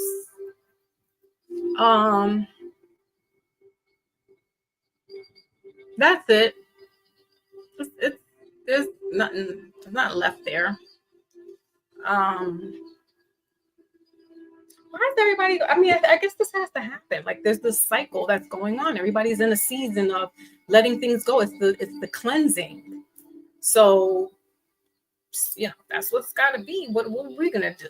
I mean, we could fight against it, but like I said, anytime we fight against the grain, things go sideways. Instead of us kind of just let the chips fall where they may. So, for Sages, it's kind of just like letting go of that past, letting go of what that relationship or what people, family, and friends look like. Because, like I said, the Six of Cups also has to do with not just like a childhood relationship, but this could be your childhood, your own very childhood growing up, and the issues or whatever situations going on in your childhood happening. Is just like letting that go, forgiving and learning, and we listen and we don't judge type energy, right? It's Capricorn is that father figure, like I said, is the father of the zodiac. So this time around, Sag, it's just maybe being a little more disciplined with choosing partners. You know, this sometimes it looks good on paper, like you want to rekindle something with an ex, or you know, there's somebody in the past that you always kind of think, oh, that could have been the one. But I mean, it could have, and that's where it is. It's left in that limbo of could have, because if you try, well, there's a reason why, you know, for whatever the reason. It's like it's a reason, and that's why it didn't happen. So sad, just kind of just like, you know what, you're gonna have to move on from this energy. All right. And this year is going to help you because it is an ending. It's a year of ending. So that new beginnings, for whatever new beginning looks like for you to happen, this stuff has to happen. All right. Okay. That's it. Fire signs. We are done. Let's get you up out of here. Don't remember that card, to be honest. Okay. I kind of remembered that. That's why I said that. So,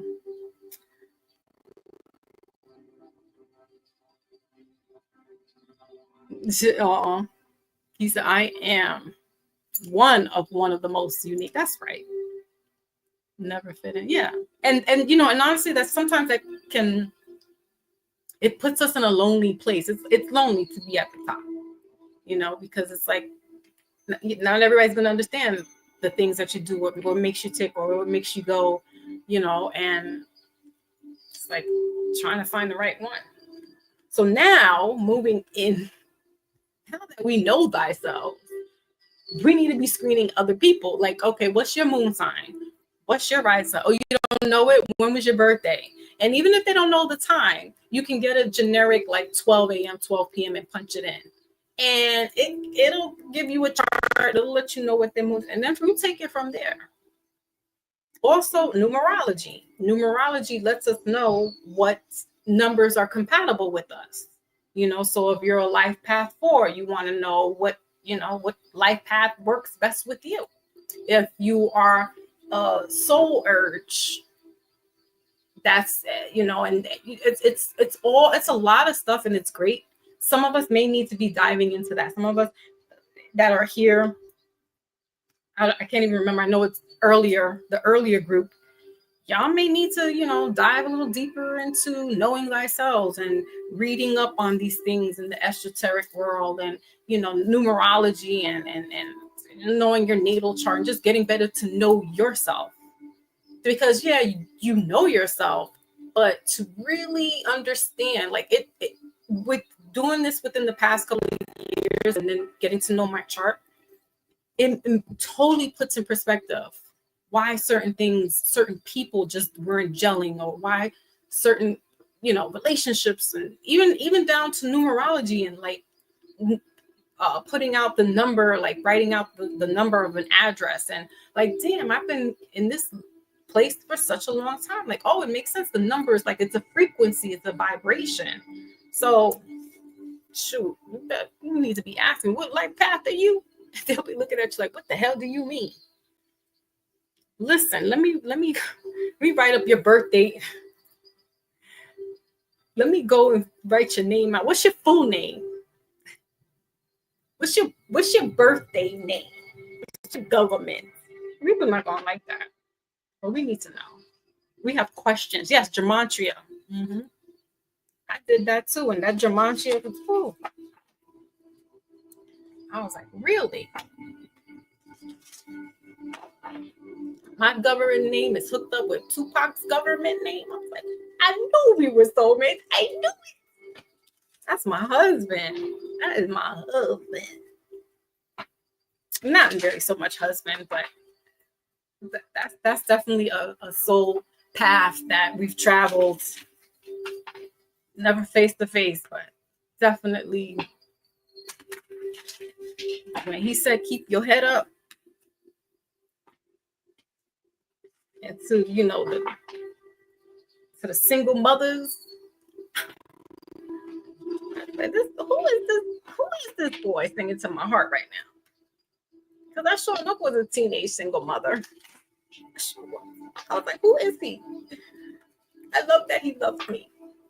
So yeah, gematria is dope. It gets to tell you a lot of things that your name is associated with. Yeah, my name is It's in a few streets, in the political world, in the biblical world. So any alias, all alias names I punched up and did, from Foxy to my government to my married. I mean, I was like, yeah, very interesting stuff. It's good. It's good to know. Good to know yourself. All right. So, fire signs we have here, loyal hearts. All right. So that's that Leo energy that I was talking about with that true love, that heart on the sleeve. They're the lion hearts, right? Sagittarius now, with that whole, we thought that was a soulmate. We thought this was somebody for us, but it's not, and that's fine. That's fine. Fine. We have many lifetimes, many life paths that take us to different people, different destinations, and it's what it is. All right, so we got time to let go. Middle of the deck, number 43, breaking down to 7. That's a spiritual number. And bottom of the deck is the here and now, 32, breaking down to 5. That's about change, conflicts, confusion. So fire signs, you may have gone through a separation or divorce, and that's okay. This is a new time for you, a new season for you. For others, this is about bringing that in, bringing this togetherness.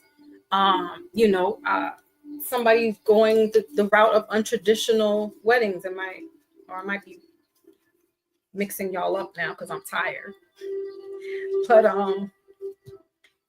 it's okay if you don't have this mate.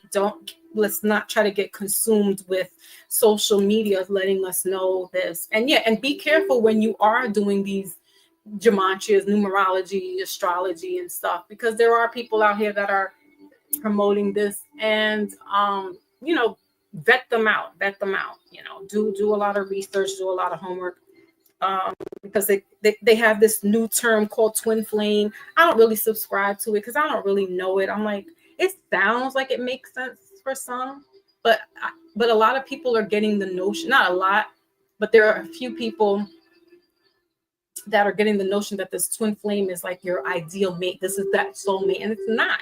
The twin flame energy, for what I read, is someone who is your soul twin, but they're here to help elevate you to get to your spiritual level, to your spiritual dean. And that doesn't necessarily equate to a physical and romantic relationship. And so when we're hearing these terms being thrown out in the spiritual, in these type of realms of internet streets, and we're on TikTok and we hear, readers talking about this twin flame. And I'm not knocking anybody that talks about it. I never heard this growing up, and I've been in astrology I have never been an astrologer, disclaimer, but I've been an astrology student for a very long time. Since I was like 10, 11, because my mom has all this stuff. This is my mother is the master teacher. And this stuff is coming from her lineage, her father's side of the family. So we never heard of those terms before.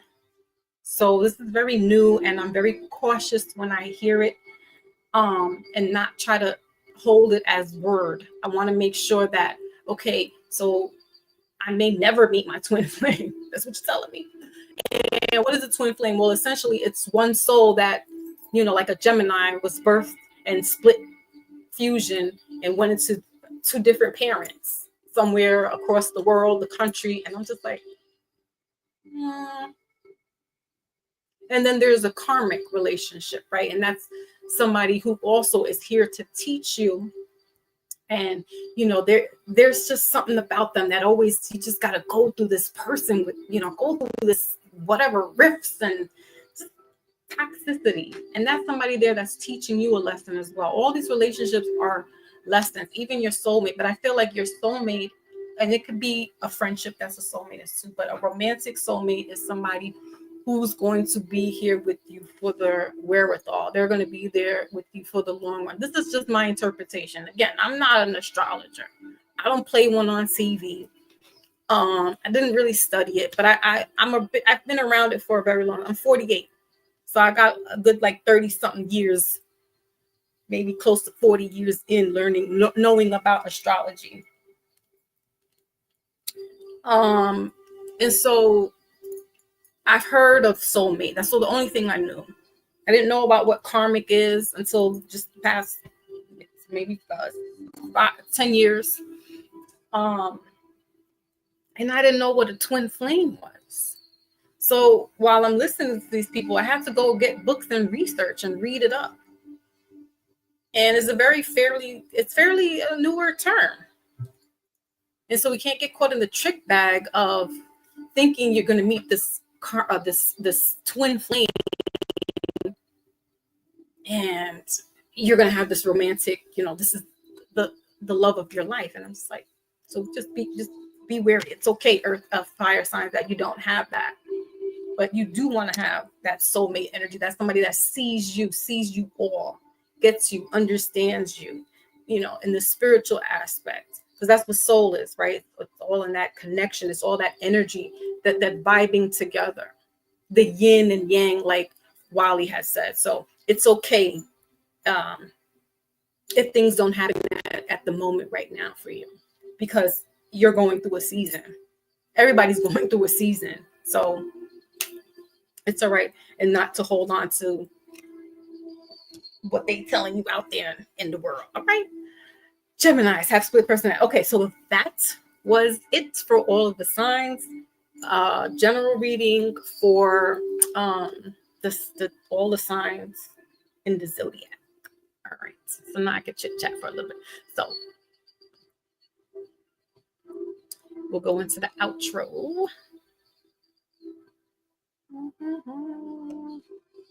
So people know we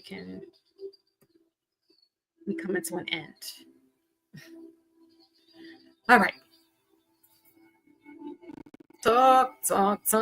Geminis have split personalities. I don't know if it's, maybe possible.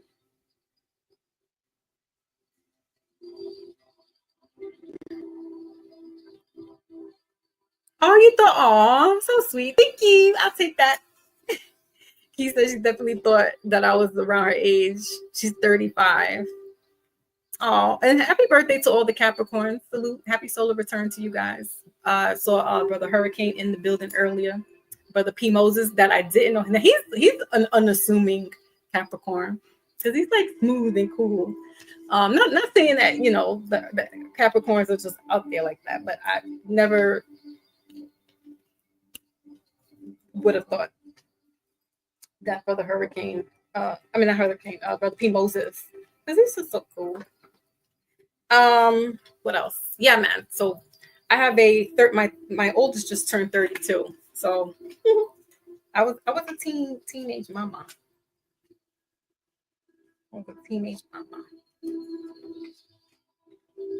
But I drink lots of water, guys. Lots of water. That is one of my secrets.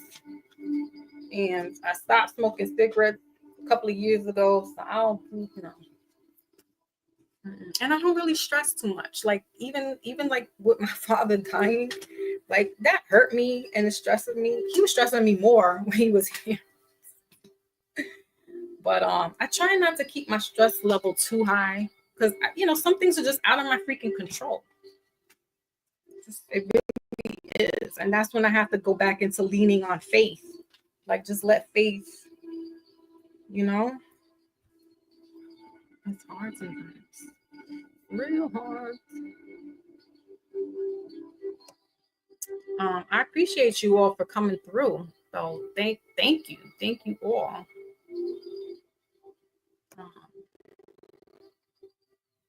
I know Wally was waiting for the reading. Lotus says the twin flame journey teaches you what you need to heal, right, to evolve. So you got to learn the lessons and not get stuck in the cycle of the label, right? Wally, the twin soul is just a mirror of yourself, and that's really what I got out of it too. Wally was like, this is really about you. So the projections and, you don't like this, what this person is. Well, you need to check yourself, because it might be you. And I know I could be the bad guy sometimes. I don't really like to wear that as a badge, but I understand the villain. And if I got to be the villain, I'm, stepping up to the plate. Some people don't like to take accountability, and that's the problem. And it's like, no, when are you going to take accountability? Like, I'm stepping up to my, stepping up to the plate. What are you doing? You sitting up here in victimhood. We're not doing that. Not when we're old. Like, no. Put your shit together. All right. So what else? What else do we have here? All right. So I am going to definitely will be doing the all signs the end of the month for, who do we have? Aquarius. Yay. And as I have put on the channel there, not doing personal readings right now. I want to say I may do like mini readings again. I may do that before I'll do personal readings, because personal readings kind of like clump me in and lock me in, and right now I'm not in the lock-in stage just yet. I'm still kind of like figuring out the logistics of where I am in the mental space. So, I told everybody a couple of days ago, when somebody's going through some things and they're in this spiritual healing world, and they're like advisors or, mentors, or they're just giving the message and stuff, you want to have somebody that really doesn't have stuff going on with them, because that can kind of go into your reading, right? And I don't want to have my emotional baggage come through, and am I thinking that, am I being tapped in with somebody that's trying to, of my people, or is this person's, so I want to be like completely back in another headspace where I was before when I was doing these readings. And yeah, I'm just dealing with my own stuff. So I may do like mini readings on live. So you guys, I'll post it. Make sure you check out the community section, because that's where I put all of changes or just any messages I'm putting on the community section. So you definitely want to check that out. If you're on my IG, I'm not as active over there on the Foxy Moon. I mean, I'm every 2 days or so, but I'll definitely let you know what changes. If I'm going live and I'm doing anybody wants a mini reading, they can do that. So you can send you your little donation and stuff like that. Energy is being exchanged here, something for something. I don't mind if it's something for nothing, but what I'm saying is I'll let y'all know if I'm going to do that or not, because I know some people have been for the past year like, okay, well, I didn't know you're not doing that. They've been hitting me up, and I'm just my passion is just not in it. And I know, it's a job, and I can, this is one job that I can choose. I don't have to sign in on. You know what I'm saying? I don't have to clock in. If I'm doing this as a job, I wasn't doing it as a job. It wasn't my job. It was my job just to give the message, but it wasn't this is my bread and butter. So that's the difference. If I was doing this where I have to do it for a job, for money, but right now I'm chilling. I am chilling. And that's just it. I don't want ever to what I'm doing for me become a job. I'm doing this because this is a gift that was bestowed upon me, and to just give. But there is an exchange. You pay for that. You pay people just like you go to your doctor. You pay your premium. You pay your co-payment. Well, it's the same thing when you go to a reader or a healer, right? Something for something. And I just don't want to get locked in like that. That wasn't like my intention. And when you lose the sight of what you do out of love, and then it becomes a job, it's not. All right, y'all. So what else is going on? Just reading your chat. Thank you, everybody that came through. My pink sugar, I missed you, but you were highlighted. You were shouted out Tuesday because I was giving my homage to the people that have been there. My Lotus, Brother Maybach, my Big Cat. I missed Big Cat. My Beauty Queen. The people that have been here since the early days. I just had to give them a quick little shout out. And to my new people, I appreciate you guys. I got up to past 500 before the end of the year, and I thank y'all. My Miss Sharon, she was beautiful. She had blessed me for the holidays, and I thought that was so sweet of her. So yeah, man, you guys have been awesome. You guys have been understanding, and just people, like I said, like when you are being in your authenticity and you're being organic, it's going to get reciprocated back. And I don't ever want to be something that I'm not, and then I'm coming out, just like what you see pretty much is what you get. But I ain't gonna give you everything. I ain't gonna show it all. You know what I mean? Like, you got to keep some stuff to yourself. So I don't say stuff. I don't, I really try to be mindful and thought-provoking when I do come out and talk, because it has to make sense for me. Otherwise, like, I'm leaving it up to the Tasha Kays and the Wendy Williams that do the gossip. I don't really, I'll listen. I'll be a spectator, but that's not my platform. My platform is we're going to learn some things. We're going to learn it together. And we're going to educate each other, and we're going to educate each other the right way with receipts, books, and pass the information along. That's it. Make sure that is legit. Maybach says the real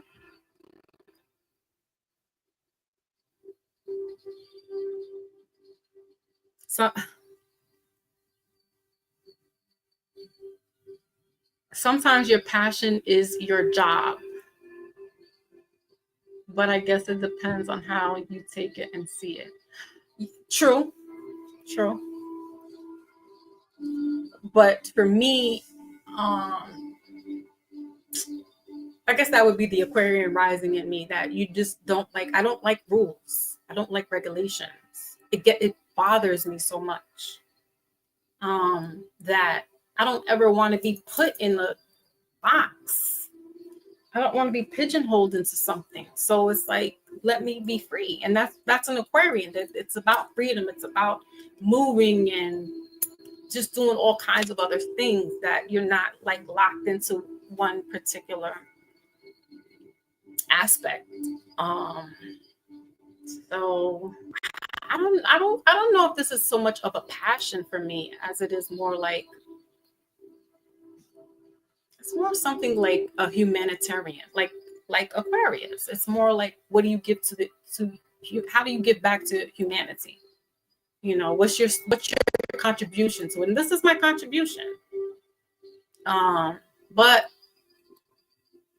I don't want it to be daunting or taxing where now I don't want to be bothered with humanity, because you're not going to just grift off of me either. You know what I mean? Like, and that's the fine line that you got to walk with, because your passion is not going to pay you the way you would with something that you have to do to make ends meet. You get what I mean?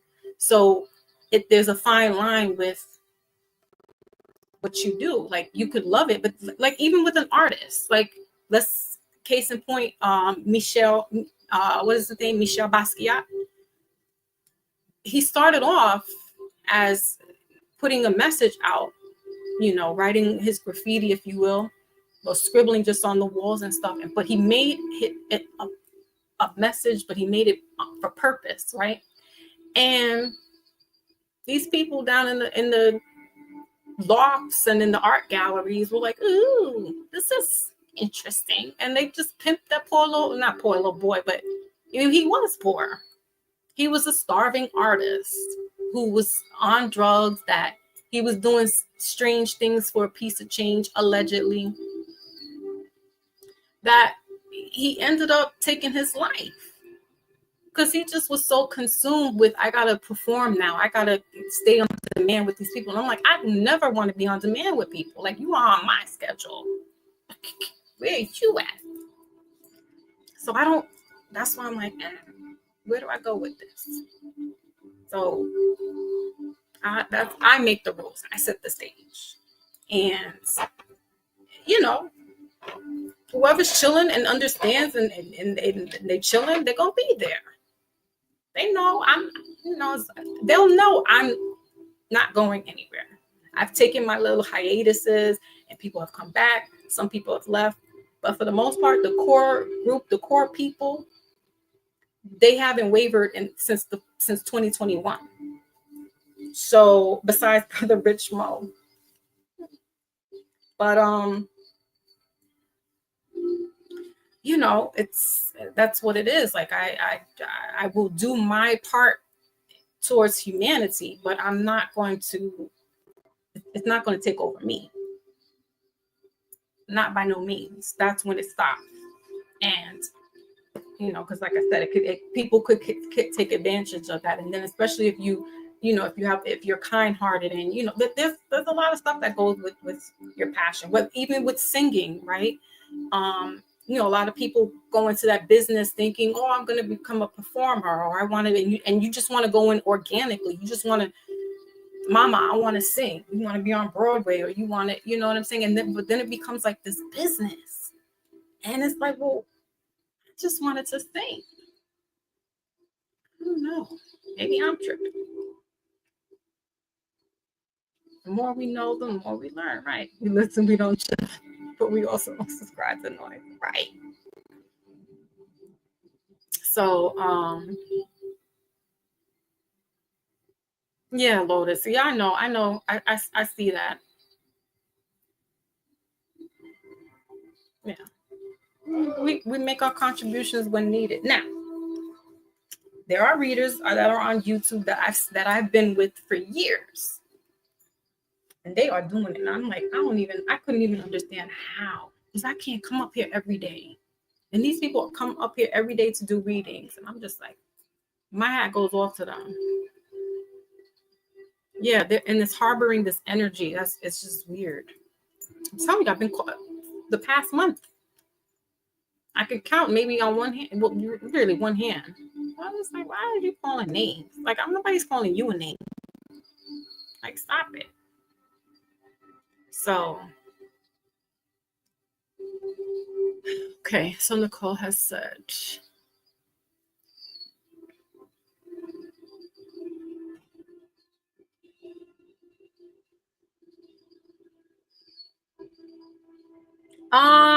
so Nicole, that's an interesting question. She wants to know about, like, when a person does a reading, or when I do a reading, is their energy being transferred to me? Only in the reading. I make sure that, when I'm finished the reading and I close out, that I'm, cleansing myself, protecting myself, as well as when I'm doing it before I start the reading. So it's not necessarily their energy, but it's really just like the energy that's going on around me on a day-to-day, or, what I allow, what I subscribe to, like what I'm viewing, what I'm watching, what I'm listening to. That's more of the energy that I get, not so much of the person, only just when I'm doing their reading. But I do, and most readers will do that. They will, when they finish out the reading, they cleanse and they close out the reading so that there's no. However, you are more spiritually susceptible when you are doing this type of work. So that's another thing. It can, and I have gotten, I don't even want to give it any life, but, and I want to say it's a person, it's energy, that some people are so malice and caught up with if they can't have you, no one can have you. And that can transpire in the spiritual world. So, or, they don't want you to be with this person. And it could be female too. Friend, they don't want you to be with this friend, family member. So that is more like the closeness of people. Not so much. I haven't felt from anybody on the outside, like their energy, other than when I'm doing the reading. That's the only time I feel that energy. But anybody else, like the outside, like my close, is really where it's coming from. So I have to, go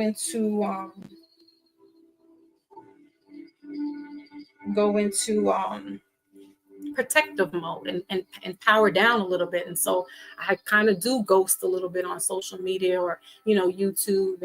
But I've always been like once a week type person, because I really don't have nothing. If I don't have anything to say, what am I going on social media for? Just to show my face and to talk? Like, I mean, it's kind of therapeutic and it feels good, but it takes a lot of energy too. And that was the other thing. I was doing like long readings on YouTube, like I just did now. And that takes me like 2 days to just get my energy back up, because I've gotten my energy to bring it here to the general.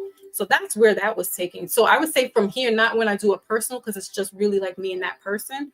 But I would say when I'm doing like a reading like I did today, where I'm doing for the general population, that is a little more consuming, because I'm taking on a lot more energy than just one person.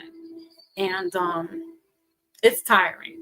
Like literally, I gotta go and do what I gotta do now in my house, and then I'm gonna be out for like a day and a half or so, and be tired, like super tired, like I was in the gym. Like that's what being online does for me. Because you're taking on other people's energy, and that's not always the greatest, because you got these people out here that are just real negative on top of that.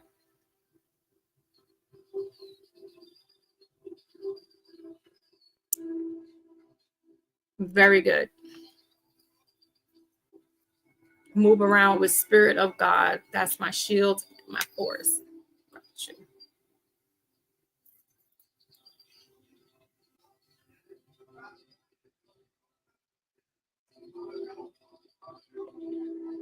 Okay, let's see. Lotus says energy vampires. Yes. Then it's the Lotus has written, we have to allow our energy and our space and our personal reasons. Mm-hmm. Right. So Lotus is, she does readings as well. Not personal, but she does general. I think general readings is more where our energy gets a little depleted, because we are absorbing other people coming through that field. And let's remember that these electronics are windows in some ways. There's this connection happening. And again, it's all about intention. So if somebody is sitting intently and they are either anxious about hearing a reading, or they are feeling negative towards the reading, that can project through these screens, believe it or not. So that reader then picks up that energy, right? So I could be channeling one person that was in the readings here, and if it's a general reading, it may not affect. So yeah, it's people or in a collective group that will kind of wear us down a little bit more than when we're doing one-on-ones. One-on-ones, I'm cool. I'm cool with that. And uh, the energy is not as intense. And but I'm here. I've done like 10 hours. The first time, like one of the first times that I came up here, I did 10 hours of reading for everybody that came through. And I was just hitting them out, bang, bang, bang, bang, bang. And I was doing that for a while. And then I was like doing, okay, let me do general readings. And then I did mini readings. So yeah, so I was like, okay, we're going to pull this back. And we're going to collect ourselves. So yeah, everything's with attention. All right, y'all. So my battery just showed me that it's at 2%. Portals key. Yep. hmm And that's another thing. These people want to open portals and all this other, and so your energy is being siphoned even when you're outside out of social media in the real world, so-called real world. Your energy is being harvested because people want to open portals, and or intentionally, because other portals are being opened. You got eclipses that are portals. There's so much other stuff that goes on, and when you are a person like Lotus and myself, where we do these kind of this kind of work, we're more susceptible to a lot more stuff happening, because it's like they can see us in the spirit world. They know who's who and who's what's what. So sometimes these are called spiritual attacks, and you won't know why things are happening, but that's because there's been a spiritual attack on you, whether you warranted this or not. So it's being careful of who you're talking to, who you allow in your home, who you're letting in your auric fields, and cleansing yourself. So I have crystals. While I'm talking to you, I always keep my crystals up. I have my crystals around me, so that's a form of protection for me, so that I don't get bogged down with whatever negative energies. I also have tourmaline, black tourmaline, which is to keep the EMF raised down, while I'm on using a computer or if I have my phone. It also helps with the psychic energy. So I have that. I have selenite with the Metatron cube. So yeah, I have plain quartz, selenite. I keep all these things. I sleep with them.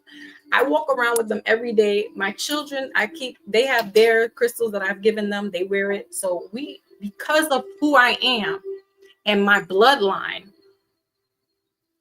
they will, and when I say they, I'm meaning the entities, will go through bloodlines, because they know that somewhere in the line, this could have been a generational thing. There could have been some stuff that was done generational, that you don't know what your ancestors did to get you in this predicament. Sometimes, even in the Bible, if you want to get biblical, they always, the firstborn is always the one that catches the hell, because the firstborn is being ciphered off, it's being bought off as a sacrifice, right? So I am the firstborn, the eldest in my family, for my mother. She is the firstborn, and etc., etc. So yeah, man, it gets a little, and then don't let them be Caribbean, which they were. So hold on, let me you need Maybach, shut up.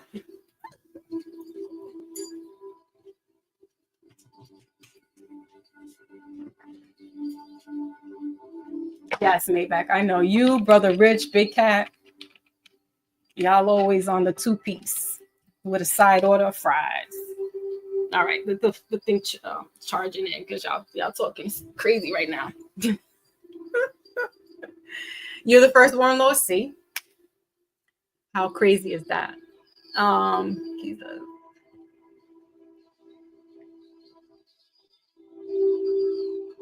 You do, yeah. You have to. You have to. You got to get those crystals. You got to do whatever it is. Your sage. You got to do so much more to like make sure that yourself is protected. That it's almost like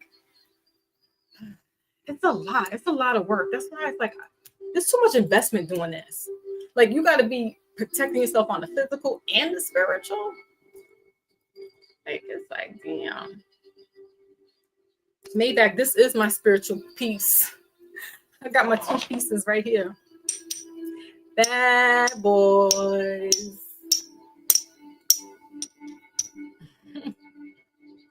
So,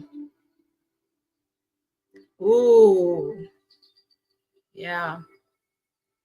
So, and somewhere along the line, because it's mothers, it could be fathers as well, but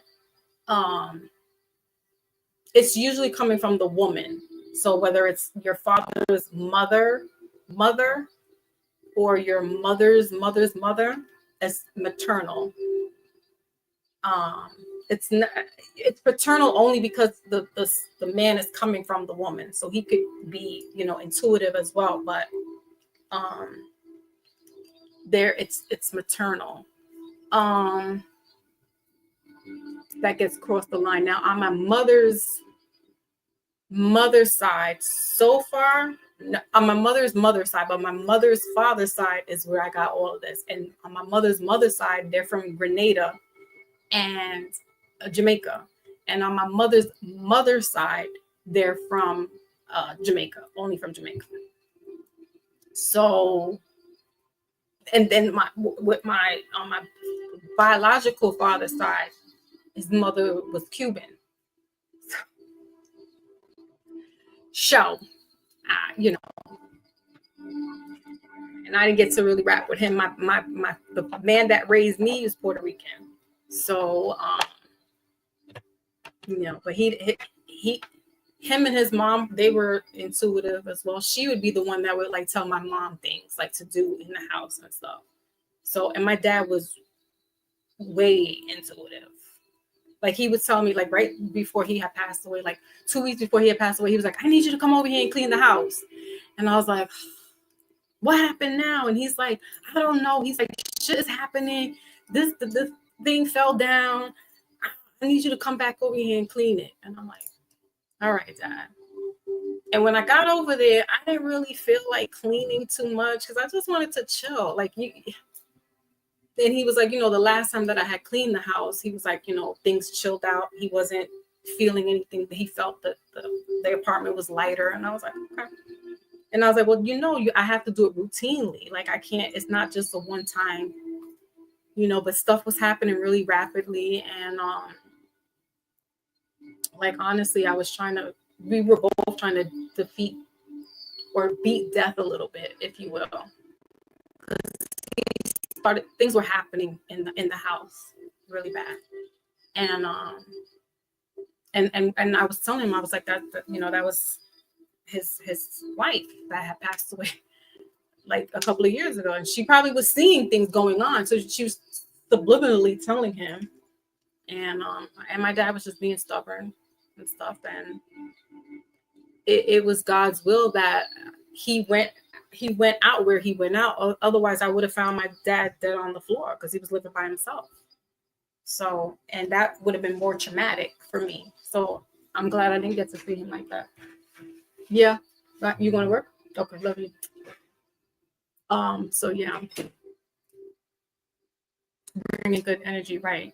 Then you got to be careful. There's so much to this. Like when you start to think about what it is that you got to do, because you don't even know the person that you were talking to, what could have transpired, that it makes your head spin. And you have to then, okay, when I come into the house, I got to do this, I got to do that. Like when we come in, we take our shoes off at the door. We don't even bring our shoes in, dragging them through the house, because you're dragging in not only the dirt, but you're dragging in that energy that you have from outside. So we all just take our shoes as soon as we get off, as soon as we're at the door. It's another way of keeping your energy clean in the house. And when you're mopping, you start from the back of the house to the front of the house.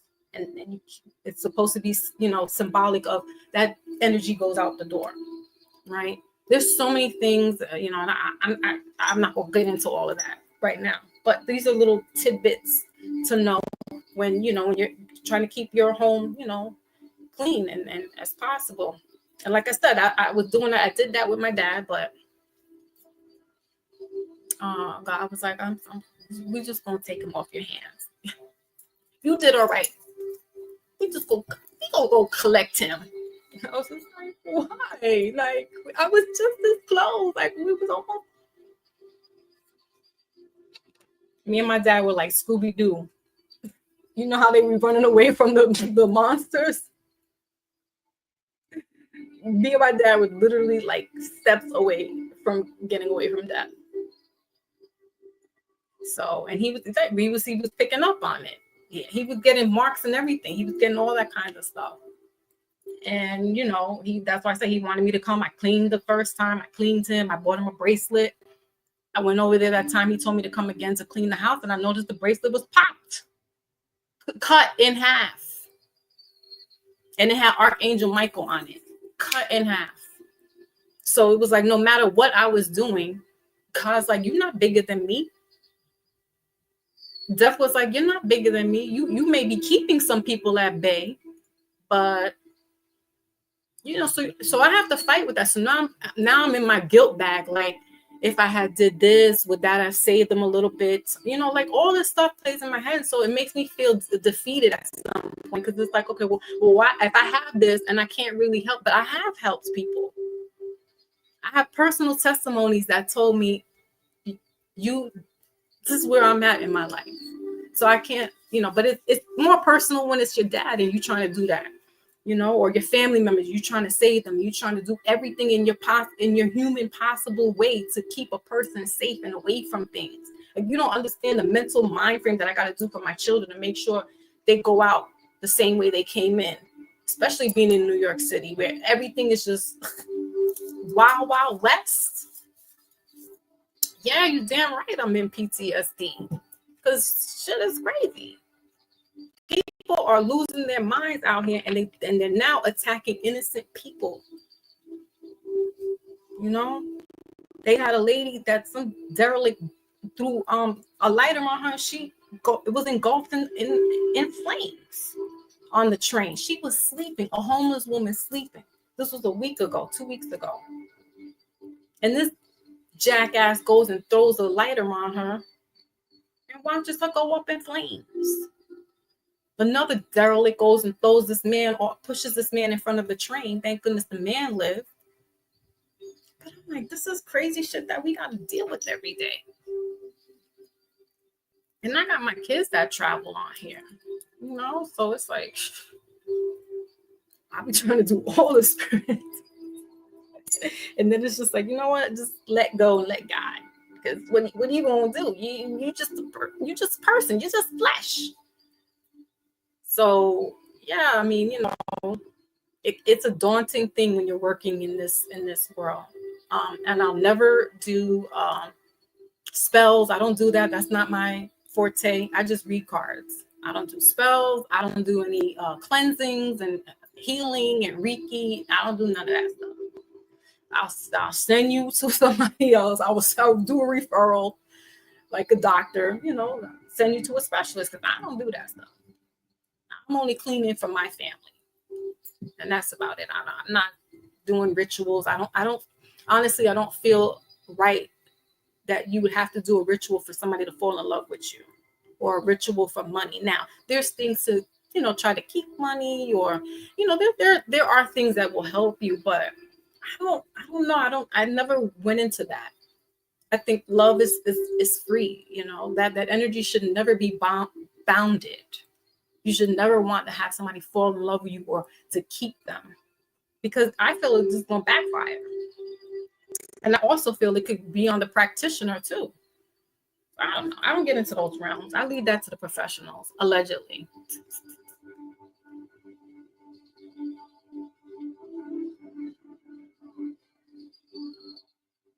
Thank you, Key. Yeah. I tried. I know I broke down one day. My youngest was like, "Mom, you can't. She was like, I seen you. You were doing it." Yeah. Right. Not wearing your shoes at home. Dump the water outside. Correct. When you're mopping, you take all that water, dump it outside if you can. I can't. I don't have that luxury. I live in a building, so I gotta throw it out in the toilet bowl. But you send it with the intentions of you getting rid of all this stuff.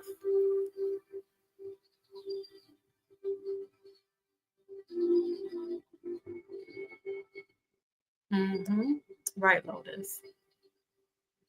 Yep, and Florida water is key. You could put the Florida water inside your when you're washing your clothes, or when you are washing your floors. The Florida, I don't have Florida water on me. I have another type of water. I forgot what it is. Hold on a second. I go to the botanca.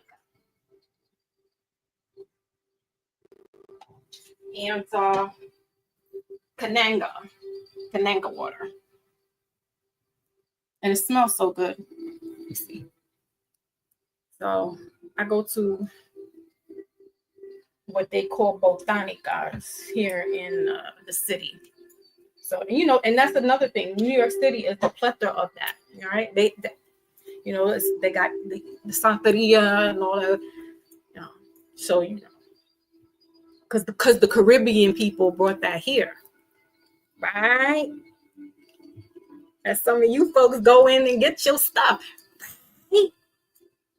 But you don't want to chill with us Caribbean people. Man, please. Stop it. We peoples at the end of the day. We're peoples.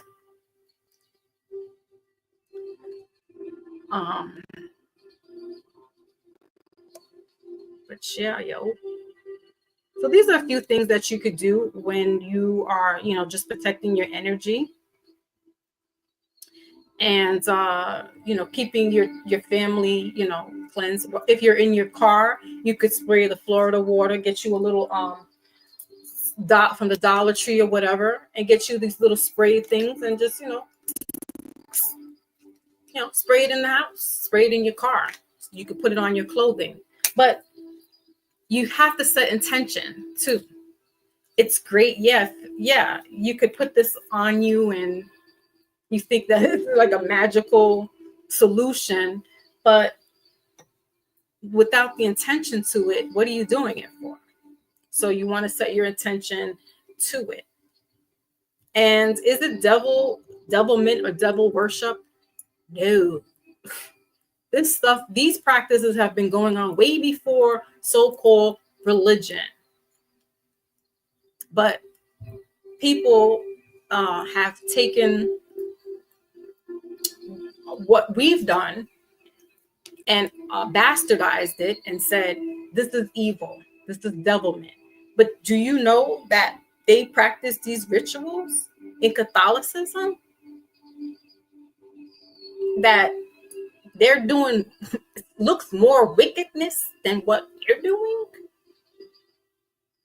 I mean, in their very own Bible, they told you about sacrifices and cutting off heads and animal sacrifices and things of that nature. So why, when we're doing the practices, you saying it's evil, it's witchcraft, it's voodoo? There's levels to it though. You can, if you want to put some stuff on people. That's why I will refer you over there. I'm not getting my hands dabbled in none of that stuff, because I know about how things come back. And if my house ain't clean, spiritually speaking, something will come back. So I'm not playing around with all that stuff. I'm not playing around with all that stuff. You go find somebody that's gonna do all that stuff for you. A lot of people, young people now, are getting into these practices, and it's more to try to keep them protected from, their nemesis out there. And it's just like, these things do catch up, right? Because you are being wicked. So yeah, you may do a practice to try to keep them at bay. But if your heart is not pure, your intentions are not pure, the stuff is going to come back to you. It's going to come back tenfold. So, I mean, nah, nope, not for play.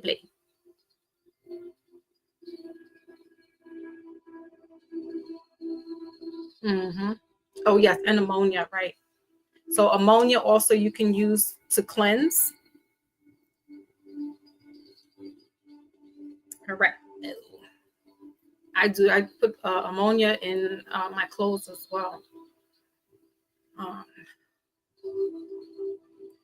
but yeah, these are just to be informed and let it's like we got to be on point in the spiritual world, because we are in a spiritual warfare. We're in for the mind, body, and soul. That's why a lot of stuff is happening at a rapid pace now. And it might have been always there, but now we've become conscious to it, and we're like, okay, we gotta, there's some stuff going on here. And the fact is that You're doing this to these to enemies that you feel are your ops, but there's one common denominator here that is the op. And it's like, but don't, you're not doing that to them. So you're hurting and harming each other because somebody's on your turf. I could see you getting at somebody because they did something to your family member, right? Or they did something to you yourself. But if it's just on some,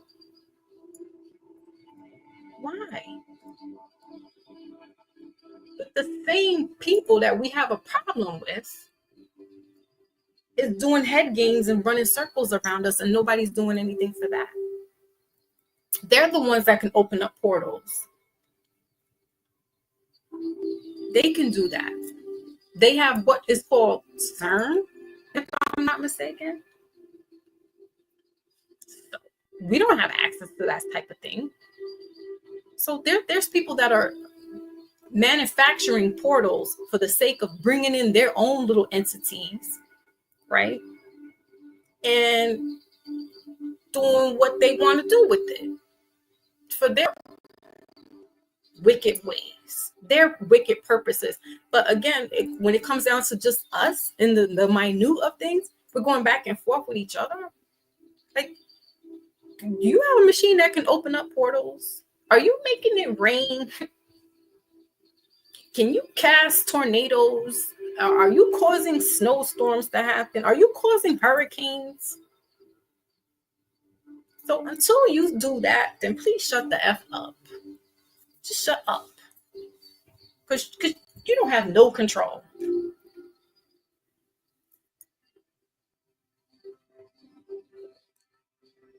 Mm-hmm. Exactly. Yeah, right, Lotus. You said to put the ammonia on the windows. When you're wiping your windows down, rub it with ammonia to clean it. So water and ammonia. Right. The world is in chaos because these people are bringing, and they've been doing this for centuries, though. That's the kicker. They've been doing a head game on us folks for centuries. And we're still like, oh, having these small talk conversations and making it sound like it sounds good when it's really not, when it's stupid and it's third grade. I said that yesterday to somebody. I was like, this is third grade childish. I got called the tether. I was like, you know what? You're damn right. I got perks.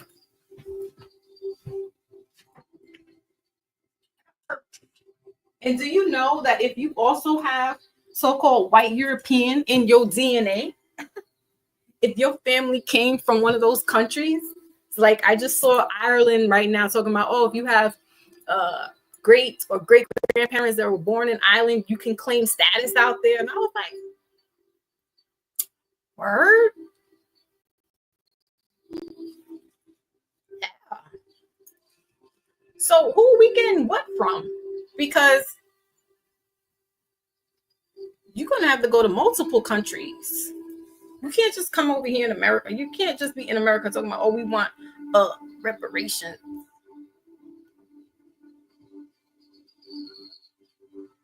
Who are you asking? Because if we're going to do our due diligence, there were multiple countries that came over to the 13 colonies, set up shop. That's what I was going to say to you, Maybach, right? Because didn't they have a big cotton plantation up in Massachusetts? I just watched this the other day because I love doing like I'm working on family genealogy, and I've been really diligent since like 2021. But on my mother's side, we've always known about our genealogy. So I'm just now putting like more of it together because we have it on paper, and I have ancestors that are on paper, and I have ancestors that are not on paper. And that's where I'm finding the proverbial wall. So what I was saying was they were selling the Irish people this Field of Dreams about coming to Massachusetts. I think it was Fall River, telling them they had a pamphlet. Oh, the roads are painted in gold. You could see the sunset like you were in the Italian Riviera. And this is only like in the 1800s, during the Industrial Revolution. And when these people came, they took whatever hard little money they can get and muster up from Ireland. When they came over to Massachusetts, they were rudely awoken up by factories, plantation fields, cotton fields, and these people were picking cotton. White people.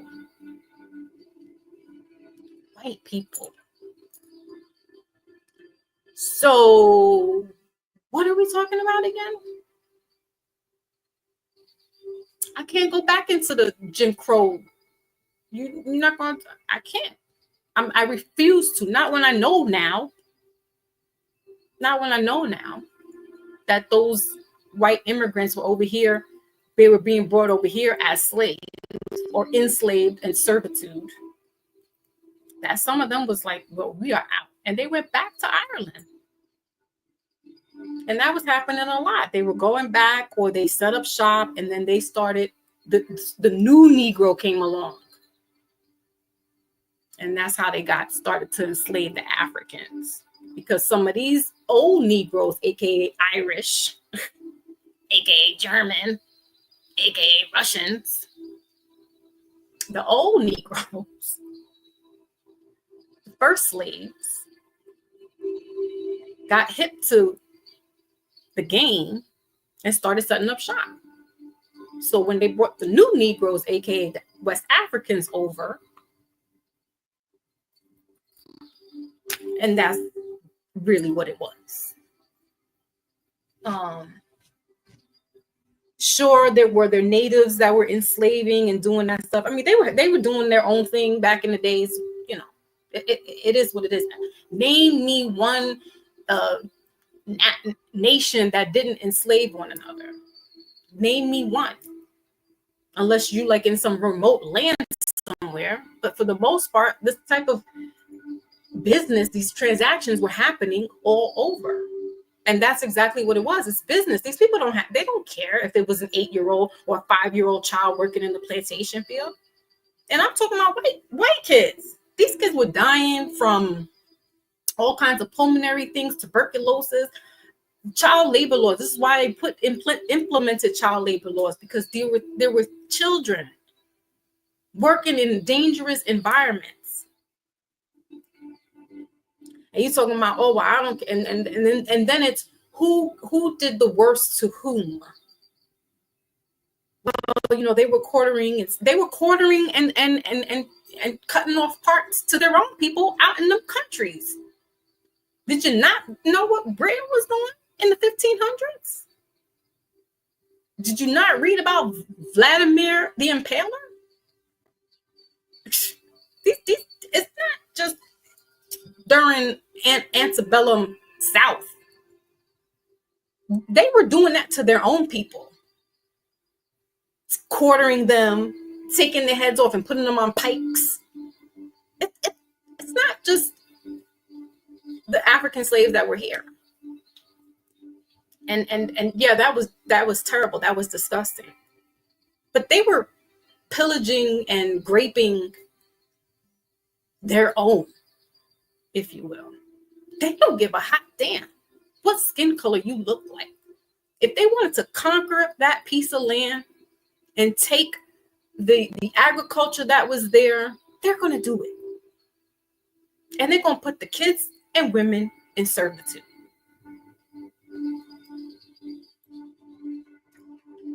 If I see in New York too, there was Iron. Yeah, I know.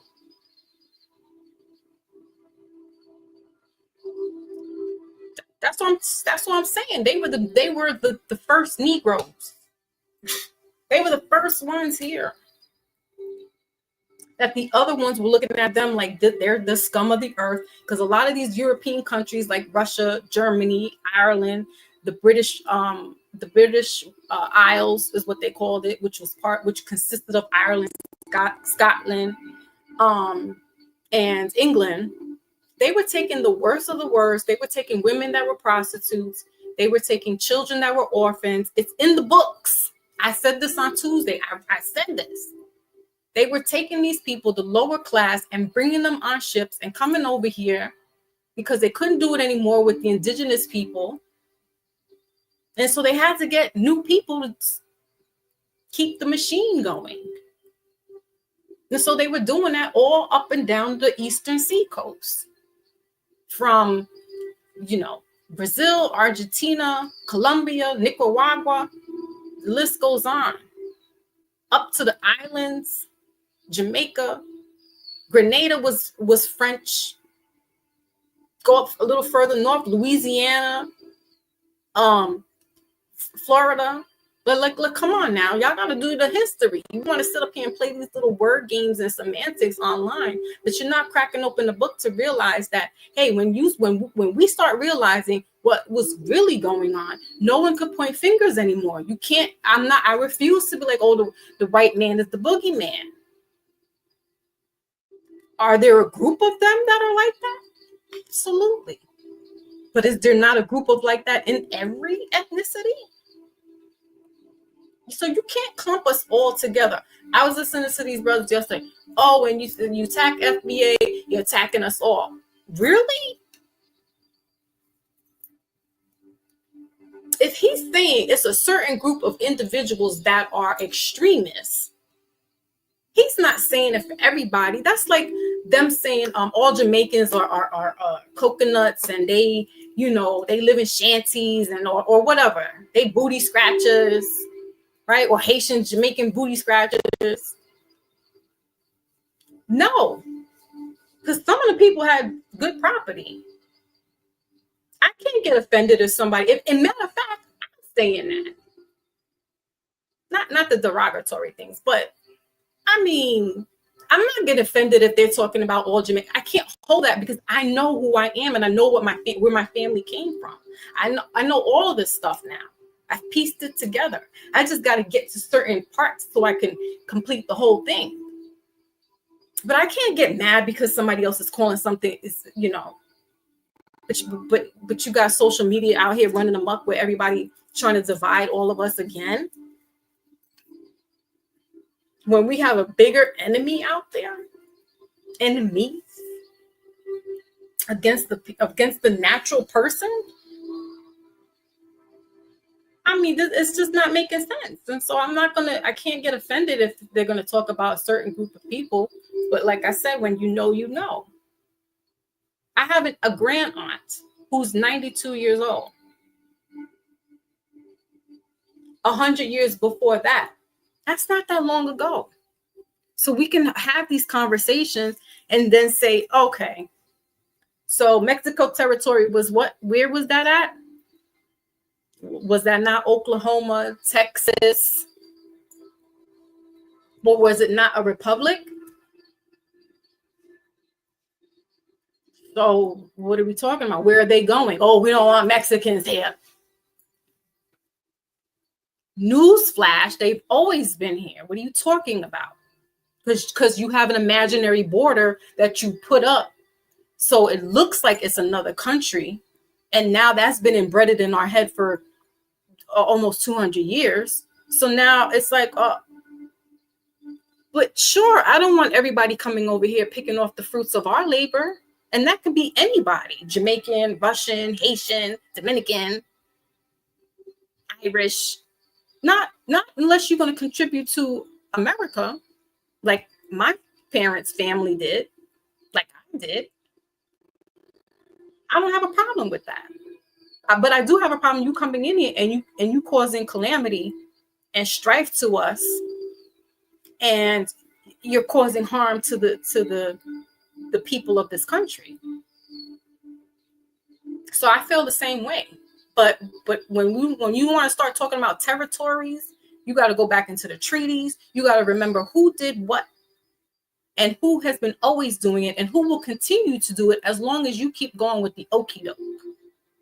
And as long as you do that, they will always have you in a trip bag and you will always be fighting yourself. i.e., the person that looks like you, but they may have speak a different language. So, what are we talking about here? Potatoes, potatoes, tomatoes, tomatoes. Oh, so Key, you could talk about that. Hold on a second, y'all. I got somebody at my door, and I must take it. But you know what I'm saying? Arizona, that's big time over there with them.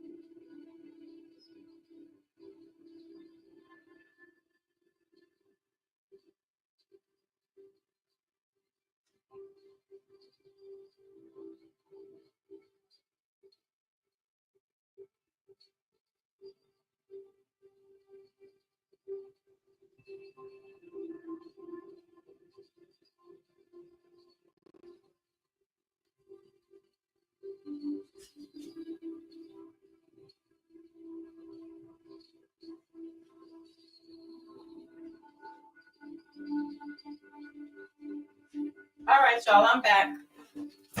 Have to pick up my package. So yeah, you know those that part of the country. We can't sit here and be talking about, oh, they got to go back. Not when they've been here. How dare us? This land is your land. This land is my land. From California. What? Y'all know that song. They sing these songs to us and they play us in our face, and then we get mad with other people that look like us. What? They've been singing nursery rhymes to us, having us go along with the okie doke like everything's okay.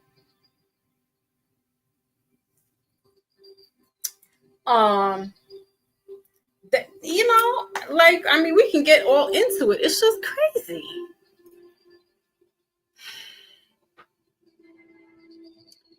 Mayback says,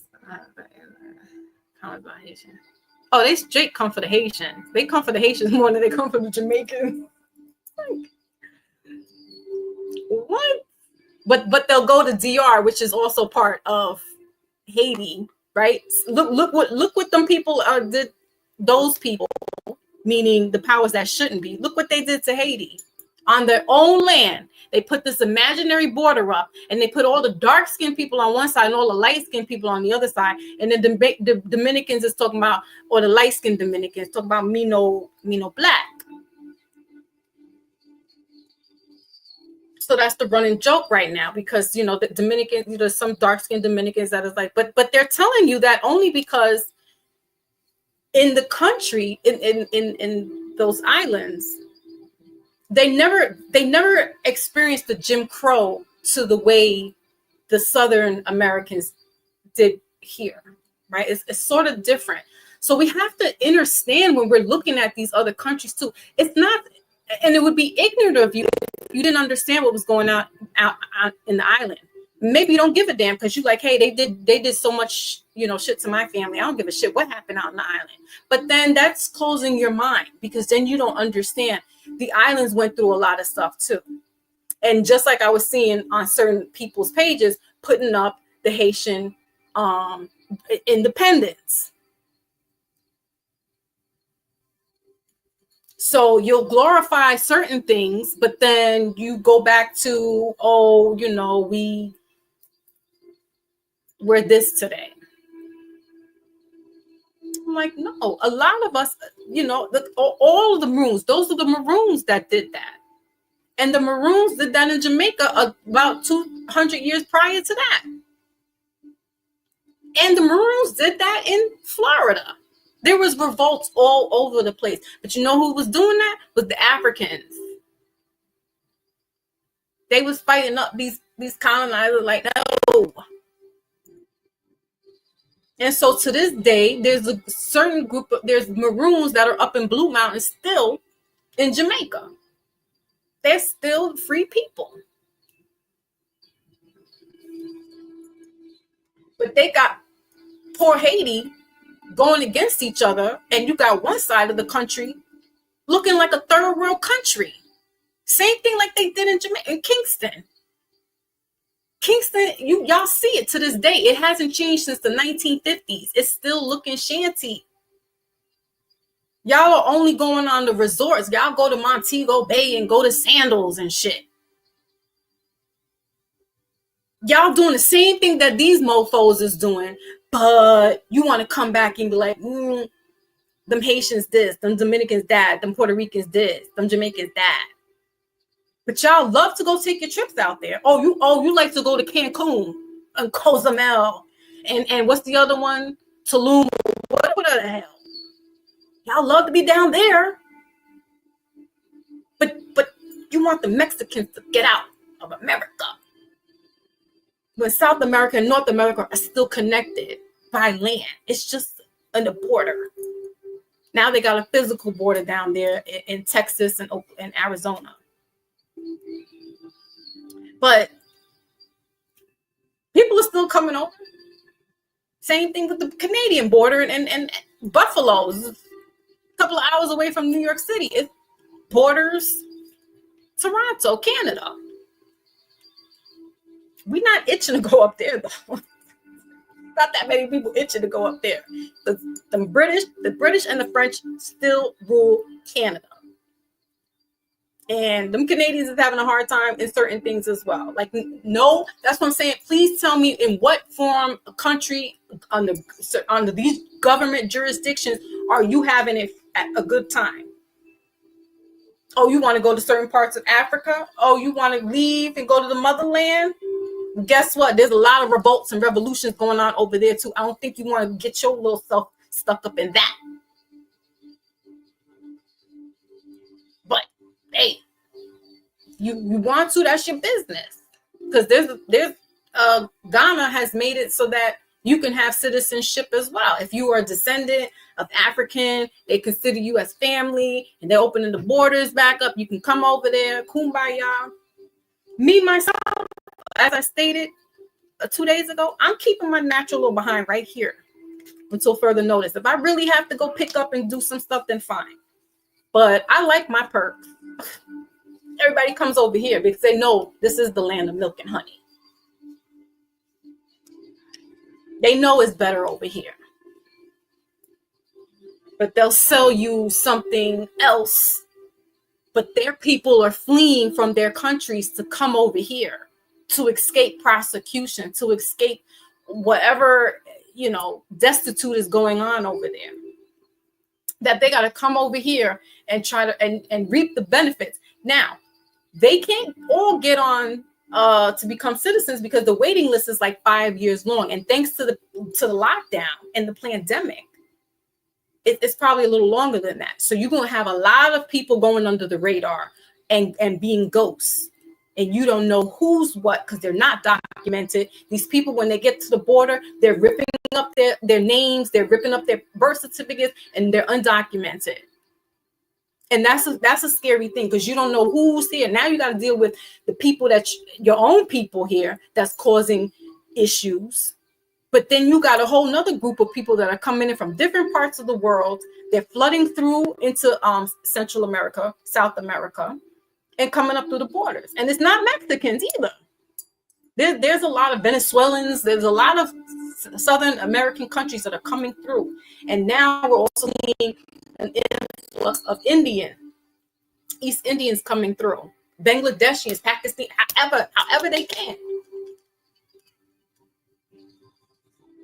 And so y'all look, because the powers that shouldn't be have kept drilling into your head that Latinos are a problem, or Latinos are the second largest minority group next to white, right? They keep pinning everybody against each other, that they'll always be on top, though.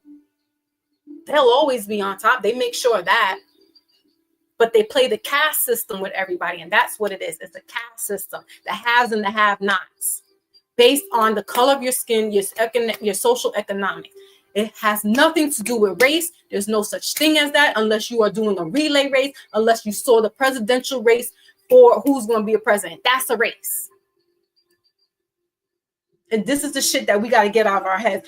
They're going to keep feeding us. Oh no, there's other races. No, it's ethnicities. It's not race. It's cultures. It's nationalities. And then it's the caste system. And right now, they're wiping away the middle class. Those were the hard workers. Those were my parents and my grandparents that were, the backbones of America.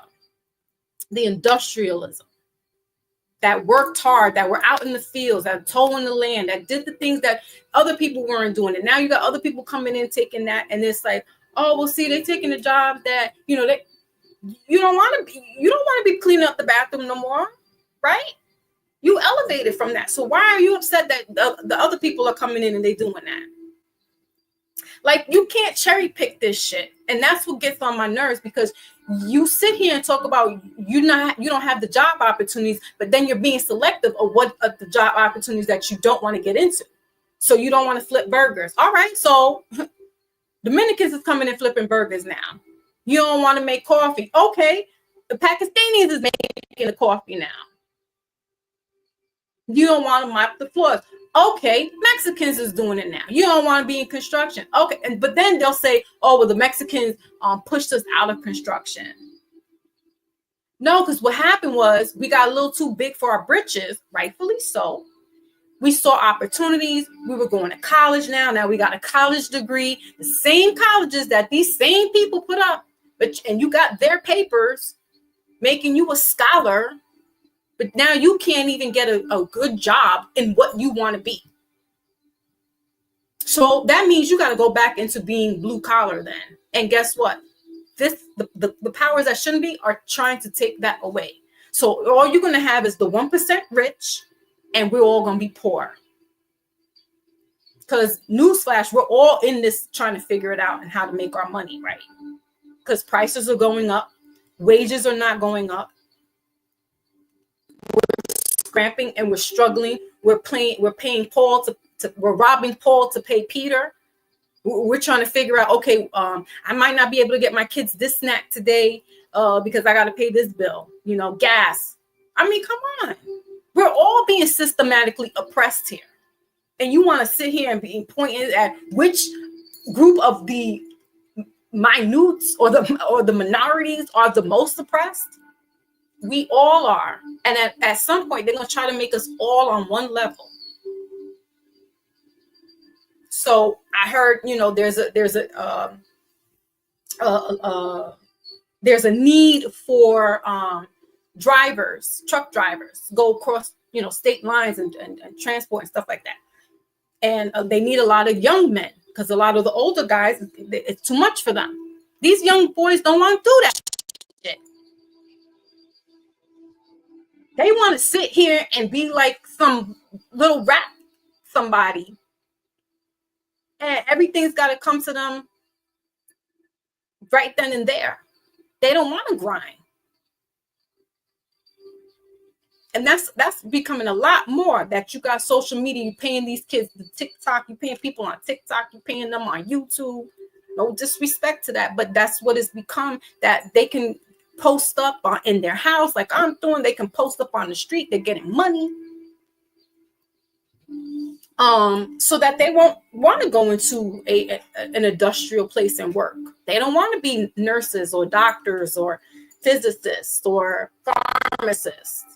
And some of these things are being phased out. So it's like, what do you do? Well, we got to create a lane, but we all can't be entrepreneurs. What's going to keep the world running then? If everybody's caught up on a machine and those machines drop, you still need, if the machines start to malfunction, i.e. Elon Musk's cars that in Chicago, what was it, last year or the year before, the terminal went down, so nobody could power up their little cars. So what happens when that? You need a human body to come out there and fix it, right? So these young people don't want to do trades. They're getting lost in the sauce.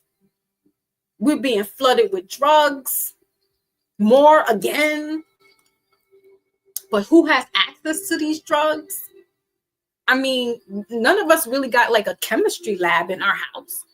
We're not formulating this stuff. This isn't coming from our lab.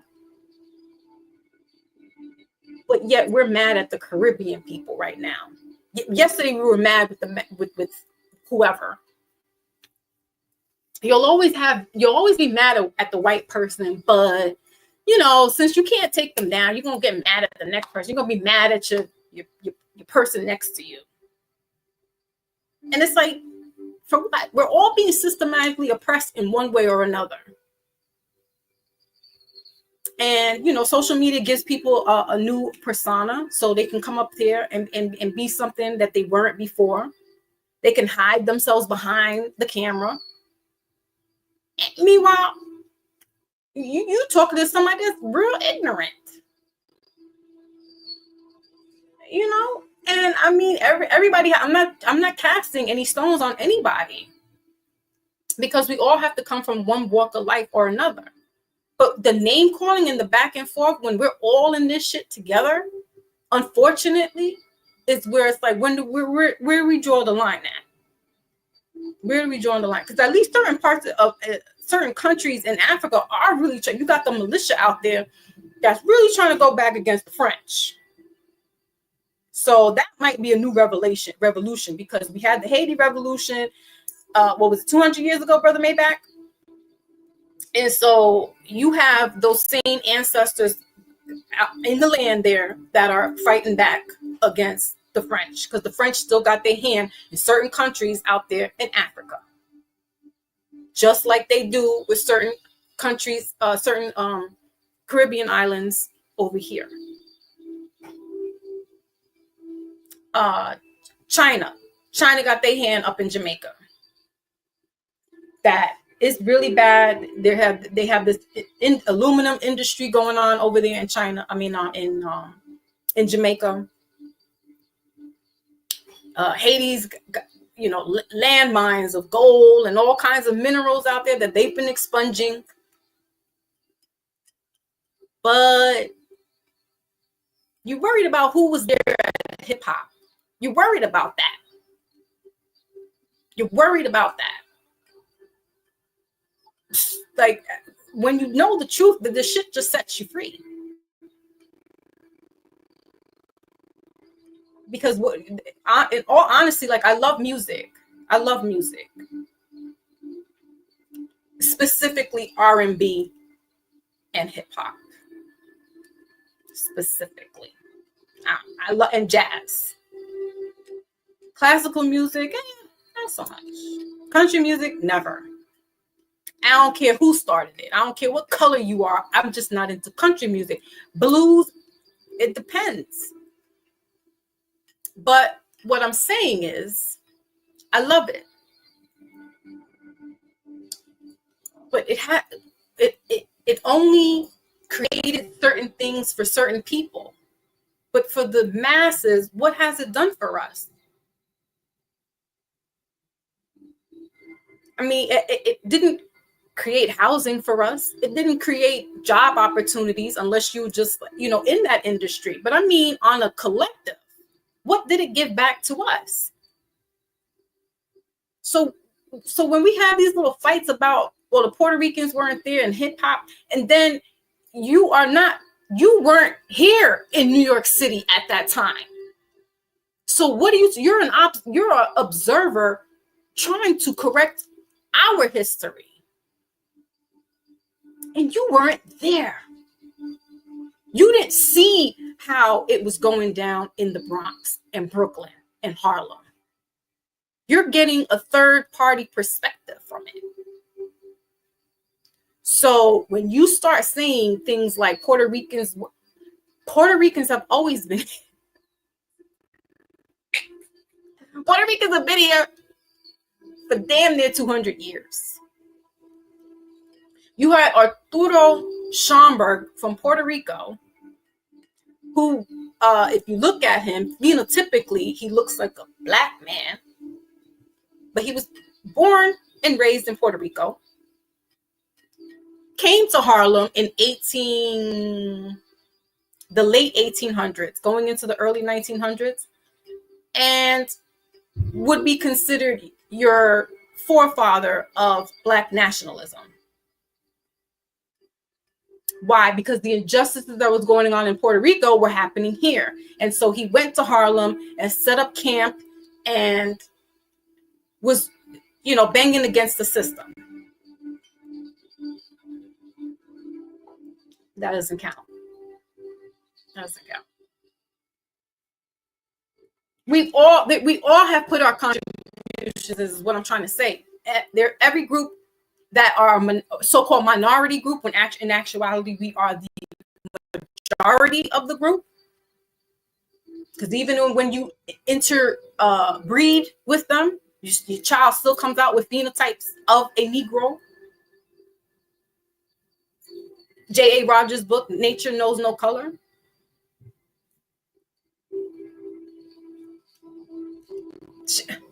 Like, I don't know. Maybach says, yeah.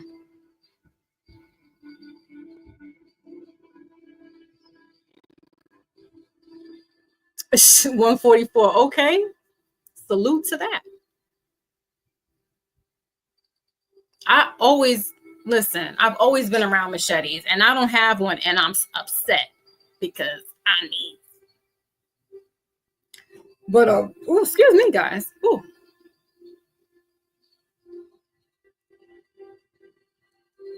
Just reading your chat here. So, I mean, Ant Dog facts. So, and it's no disrespect, like when we're having these conversations, because we need to have them, though. We need to break down what exactly are you talking about when you say foundational Black America. Because honestly speaking, my complexion may not be looking like what we would say Black person, but that's how I would categorize myself. So it's my mama, my grandmama, and etc. goes back. And yeah, there are some Europeans, some white Europeans, and I'm sure there was some melanated Europeans too. Because don't fall for the trick bag that all these Europeans was white. Because when we start digging back their ancestries, and you look at Queen Charlotte and King James and Henry Tudor and Anne Boleyn, they was Black people. They don't want you to know that. They don't want you to know that in Russia and in parts of Germany that they got the Moors statues and stuff out there. They have it out on full display, like y'all know this, right? But it's only here in America where we chicken George and we nitpicking at each other that you don't know that they know who you are, and you still babbling about who's the founding fathers of freaking rap, when the world is loving you for doing that. And now you going within your house and you biting backs with each other. Do you know how stupid that's going to look across to the world now? They're going to look at us like we fugazi. Like, what y'all talking about? We can't be advertising all this stuff, airing it all out. We are the founding fathers of rap music, the rhythm and blues, jazz. But our biggest contribution, I would have to say, is rap, because it is the biggest art form overseas that is highly appreciative. That these people soak it up like biscuits and gravy. They soak up this culture. That old school hip hop artists, rap artists still go out there and sell out their shows. When we won't even bat an eye for them now. We're like, oh, y'all washed up. Y'all are old. You still talking about BBL, Drizzy and them. When the founding fathers of hip hop are still out there touring, but they busting their behinds because why? They don't have nothing else that they, the only person that I see, there's some, and I will just specifically say Sadat X from Brand Nubians. He was a teacher in Brooklyn. He also he's a co-partner of a wine industry. And he now is a surgical tech down south. And people are gigging on him because he lost a tooth. And he's like, but he's keeping it real every time he comes on live. And he just told people the other day, I got a pension. I buy glasses. I could get my tooth fixed if I wanted to. And he's a pioneer. Go back and look at Brand Nubian's catalog. He's not playing. He's doing his own shows. He does his own stuff. I don't know when Brand Nubians got back together. Like if they have done any concerts. I mean, I'm sure they probably did something for the 50th anniversary. But what I'm saying is some of them have really, because they're older now, they can't live like they were 20, like as if they were 24-year-old people. They have children, they have families that they have to take care of. And the rap music like that is not really, yeah, sure, it may sell out in Germany, but they got to keep doing that to get that money. And then when the pandemic happened, the lockdown happened, it really shortened everybody's pockets up. So again, what are we talking about? Because we all got affected. People couldn't go to work. People were basically doing an assassination attempt to go in there by taking certain things, you know what I'm talking about, to go back to work. And now you got complications, allegedly, from it. I.e. dropping dead of a heart attack at 67 years old at a restaurant. Because you went and took that. And you knew you shouldn't have. But they wouldn't let anybody into the facilities because they wanted to know if you got that thing. Again, what are we talking about? So there's a lot of goofy people that are on social media that are just saying stupidness, and I'm that's why I had to just come out and talk about it real quick and get it out my system, because now I see this ignorant people. I'm like, half y'all mofos is right. Fat Joe is proving you right. You broke and you don't have a high school education, and neither does Joe. But the way y'all coming out is sounding real goofy because you're not doing the homework. That we were all oppressed at one particular time in this life. Or several lives. Same people did it. And guess what? They're still doing it. But you're worried about, you let the Puerto Ricans in, and now look what they did. They acting like they were there with us. No, they didn't probably start off, but they came in like a year maybe. Like, stop trying to discredit. You weren't there. So why are you talking about something that happened in our house? You weren't there. The tri-state area, meaning New York City, Jersey, Connecticut, Philly, Boston, they would know what it's like when you living with a Puerto Rican or a Cuban or Dominican, because we were systematically put together. They put us in there together with each other.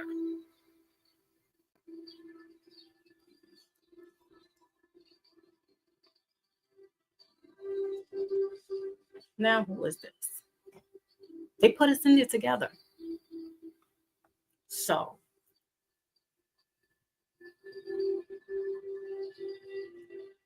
and we worked well. Some of us, but the Jamaicans, they were speaking, they speaking they patois, and I don't understand. Or the Spanish, the Puerto Ricans, they speak in Spanish, and I don't understand. And I know they talking about. So, if it offends you, leave, move, get out of the conversation. But now you wasn't talking like that before. Y'all in Brooklyn was not talking like this, because you were getting along with everybody. And Brooklyn's got a big population of Caribbean immigrants, Caribbean descent.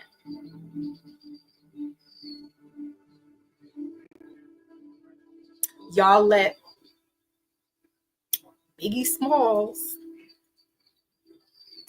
he's first generation American, but he's still Jamaican descent. But because he was of a certain complexion, y'all let it. Somebody said, "Oh, he was FBA."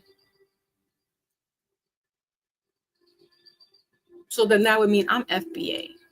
Oh, but my skin is too light for you, so I'm not an FBA. See how that goes? See how they cherry picked it? Biggie Smalls could get the ride away because he's dark, but I can't, and I'm 3 generations in. But because of my skin complexion, I'm being ostracized by the same people that I grew up with. How?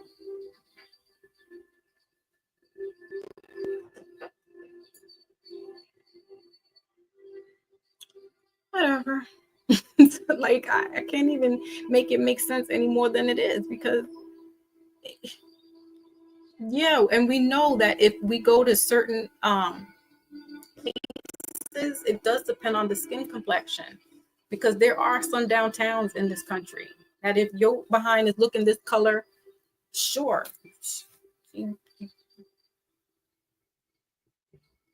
And but guess what? The same thing was happening with them, because some of these people, like a Hoover, whose family has African DNA or maybe even indigenous DNA, they call it white passing, that he made sure to stay on his white side because you just not getting nowhere if you, back in those days, you're just not getting nowhere if you weren't so-called white person. But all I gotta say is, remember, if you remove that 100 years before that, they were the Negroes. They were enslaved. They don't want you to know that. So they're gonna write the books that the same books that we had in education, that our children now have in this education system. And they're gonna that is what you need to know. That's it. They're not gonna tell you all the founding fathers. They're just gonna give you Malcolm X and Martin Luther King. I just learned about J.A. Rogers in my late adult years now. They don't talk about J.A. Rogers. They don't really talk about the boys. They give you Nat Turner every now and then.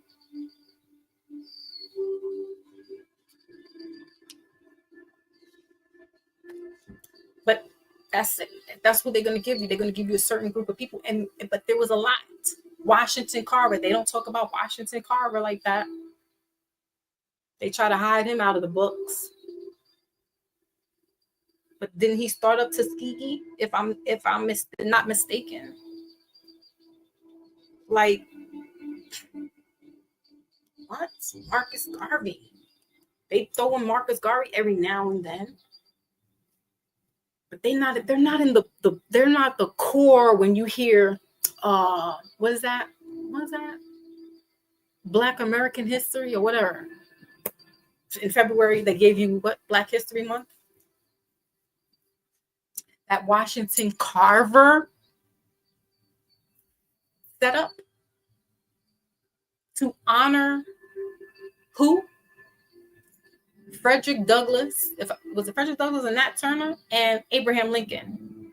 Because Lincoln's birthday is in February. So he had I think it was called Negro Week. And what they changed it was to President's Day and President's Week. And then they switched it and gave you Black History Month, but it was only a week. So they didn't tell you that where we were getting the Black History Month from, but there was actually the Black History Week, which was started up by Carver, who was giving veneration to Abraham Lincoln and I believe Nat Turner and Frederick Douglass. Now, when you see Black History Month, it has become an ultimate, like, what? Because you're throwing in randy dandy pansy stuff on top of that. They did that. But they put blackface on it to make it acceptable for you. But that's not us. They not like us. They not like us. So it's so much to it, and it's so deeper than just the surface that it's like, you really need to be a smart cookie to have these conversations and sit here and talk with intelligent people. Because if you get in your feelings with these bozos and derelicts, you're going to get upset.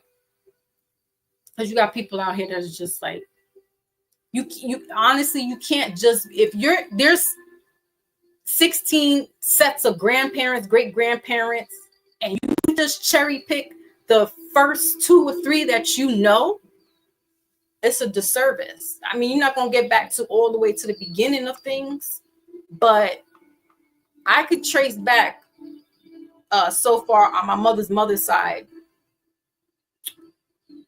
pretty much to Africa, going along the Atlantic.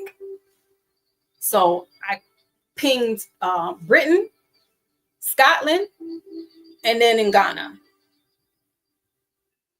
And that's just on one set, maternal side. Mother's mother. Excuse me, no, it's mother's mother and mother's father's family. So we got paper trails. So I can't just cherry pick which ancestor I want to be today, who I'm going to be today. You know, went on somebody's platform and I didn't have my little avatar. I went on camera. Oh yes, yeah, we could see she got a lot of European mixed in her. Stupid shit. So if I looked at you and I saw your dark complexion, could I say you got a lot of darky in you? If I start using little stupid slurs, you get upset, right? So yeah, stupid shit. And that's because of those people doing that. Your hair. You got some African women out there bleaching themselves so they can look like they're oppressors, because they've been told that their beautiful melanated skin is ugly. You got Jamaican women doing the same nonsense and putting on Chinese manufactured wigs, Indian women that cut their hair, they're selling it by the bushel. You got somebody else's hair in your natural beautiful hair that may not be cooperative at times, but nonetheless, it is beautiful.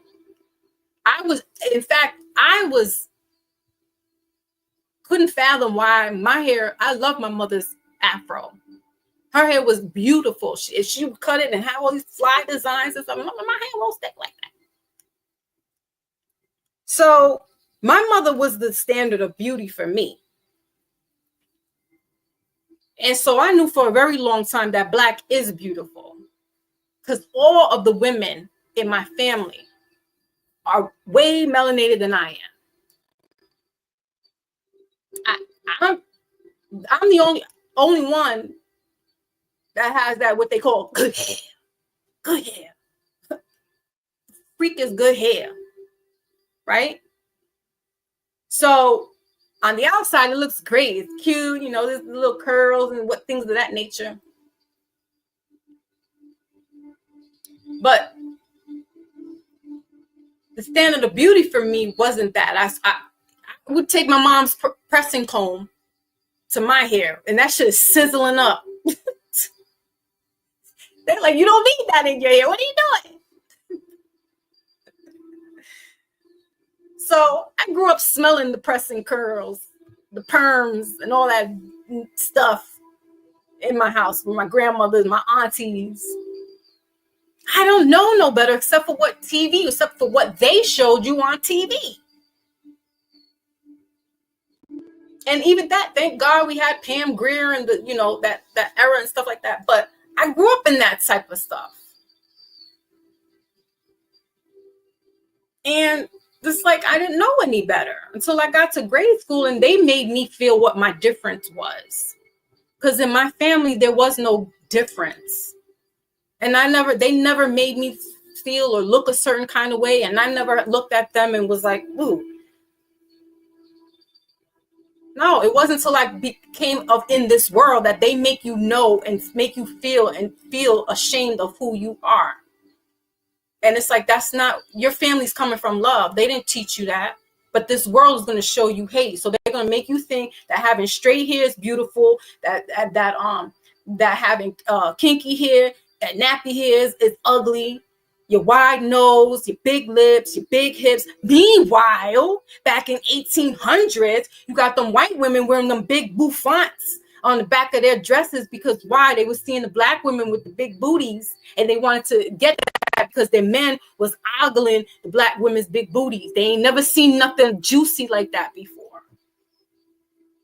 So now the women had to put their little back bonnets on the back of their little dresses and stuff so they could have big booty looking. And it's all they've been doing Kim Kardashians before the time.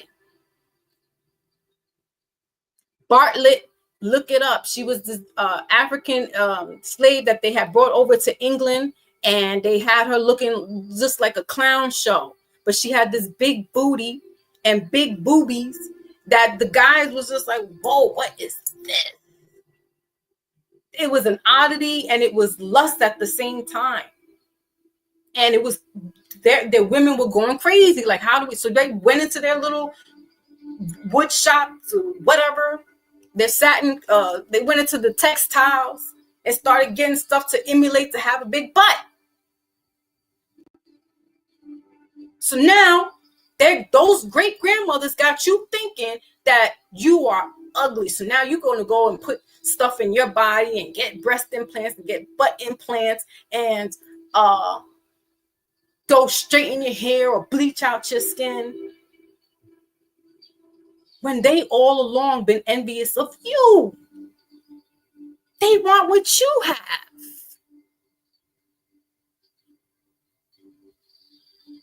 And they've been all along. You see the reverse engineering that they just did to us? And that was only like 200-300 years ago. They've been doing this. But we worried about.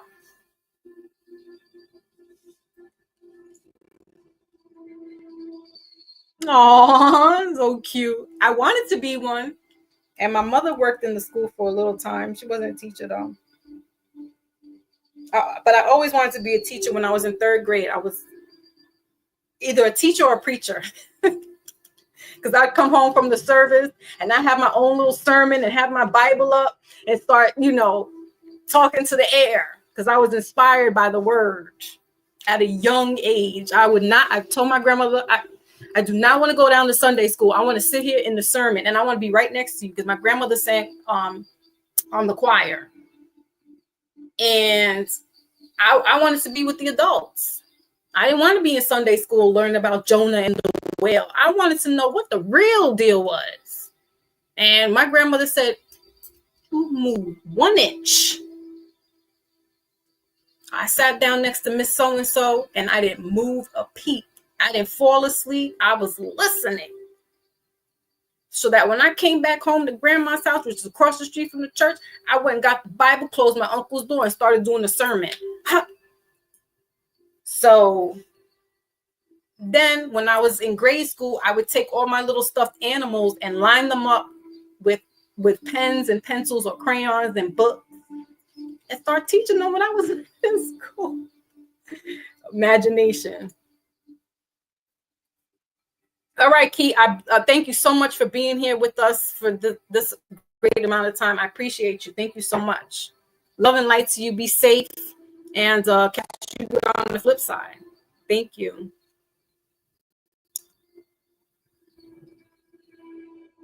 So yeah, I had imagination, and that's what I wanted to do, was be a teacher since I was a little girl. But then I went into healthcare, and because I was like, I gotta get money. I'm a teenage mom now. Oh, I gotta get money. But yeah, man, they did this reverse engineering on us, and it's terrible. It's despicable. It's deplorable. It's disgusting. And at some point, we got to realize that that's not us. We have to draw the line when it comes to them saying what our standard of beauty is and what we shouldn't. I mean, hell, look at even Beyonce now. She didn't lighten herself up so much, right? Besides the fact that she got French,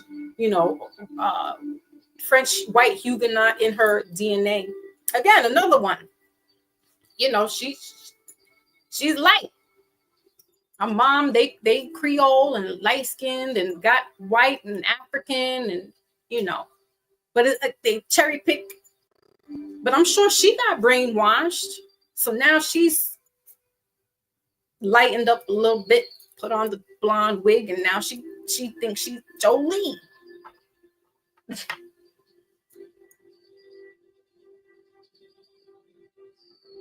I'm not in the competition with them. I unfortunately was not blessed with the big booty, and probably the European side took over. They was fighting in the DNA. But, I got my brains, I got my little cute face, and I make it work. I'm not for everybody, but I don't want to be for everybody.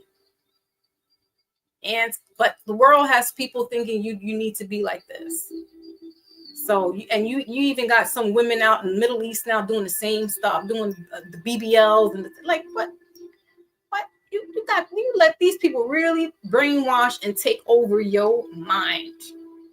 When all along they want you. This is why they do the harvesting. This is why they do certain things that people go missing for, because they want you.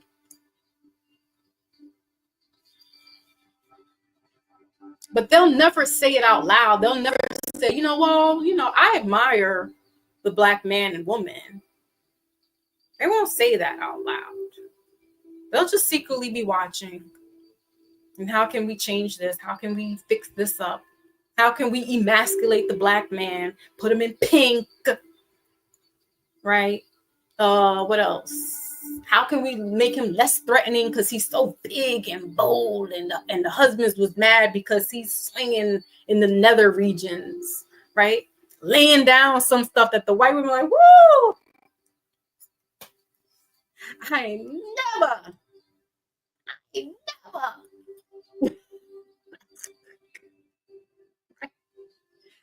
never.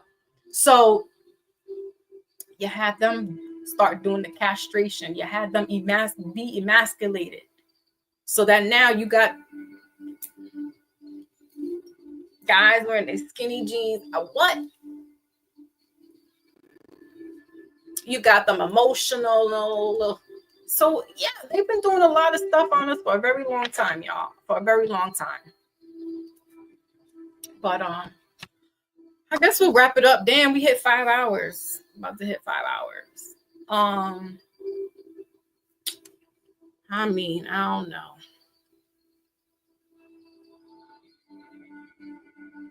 I don't know.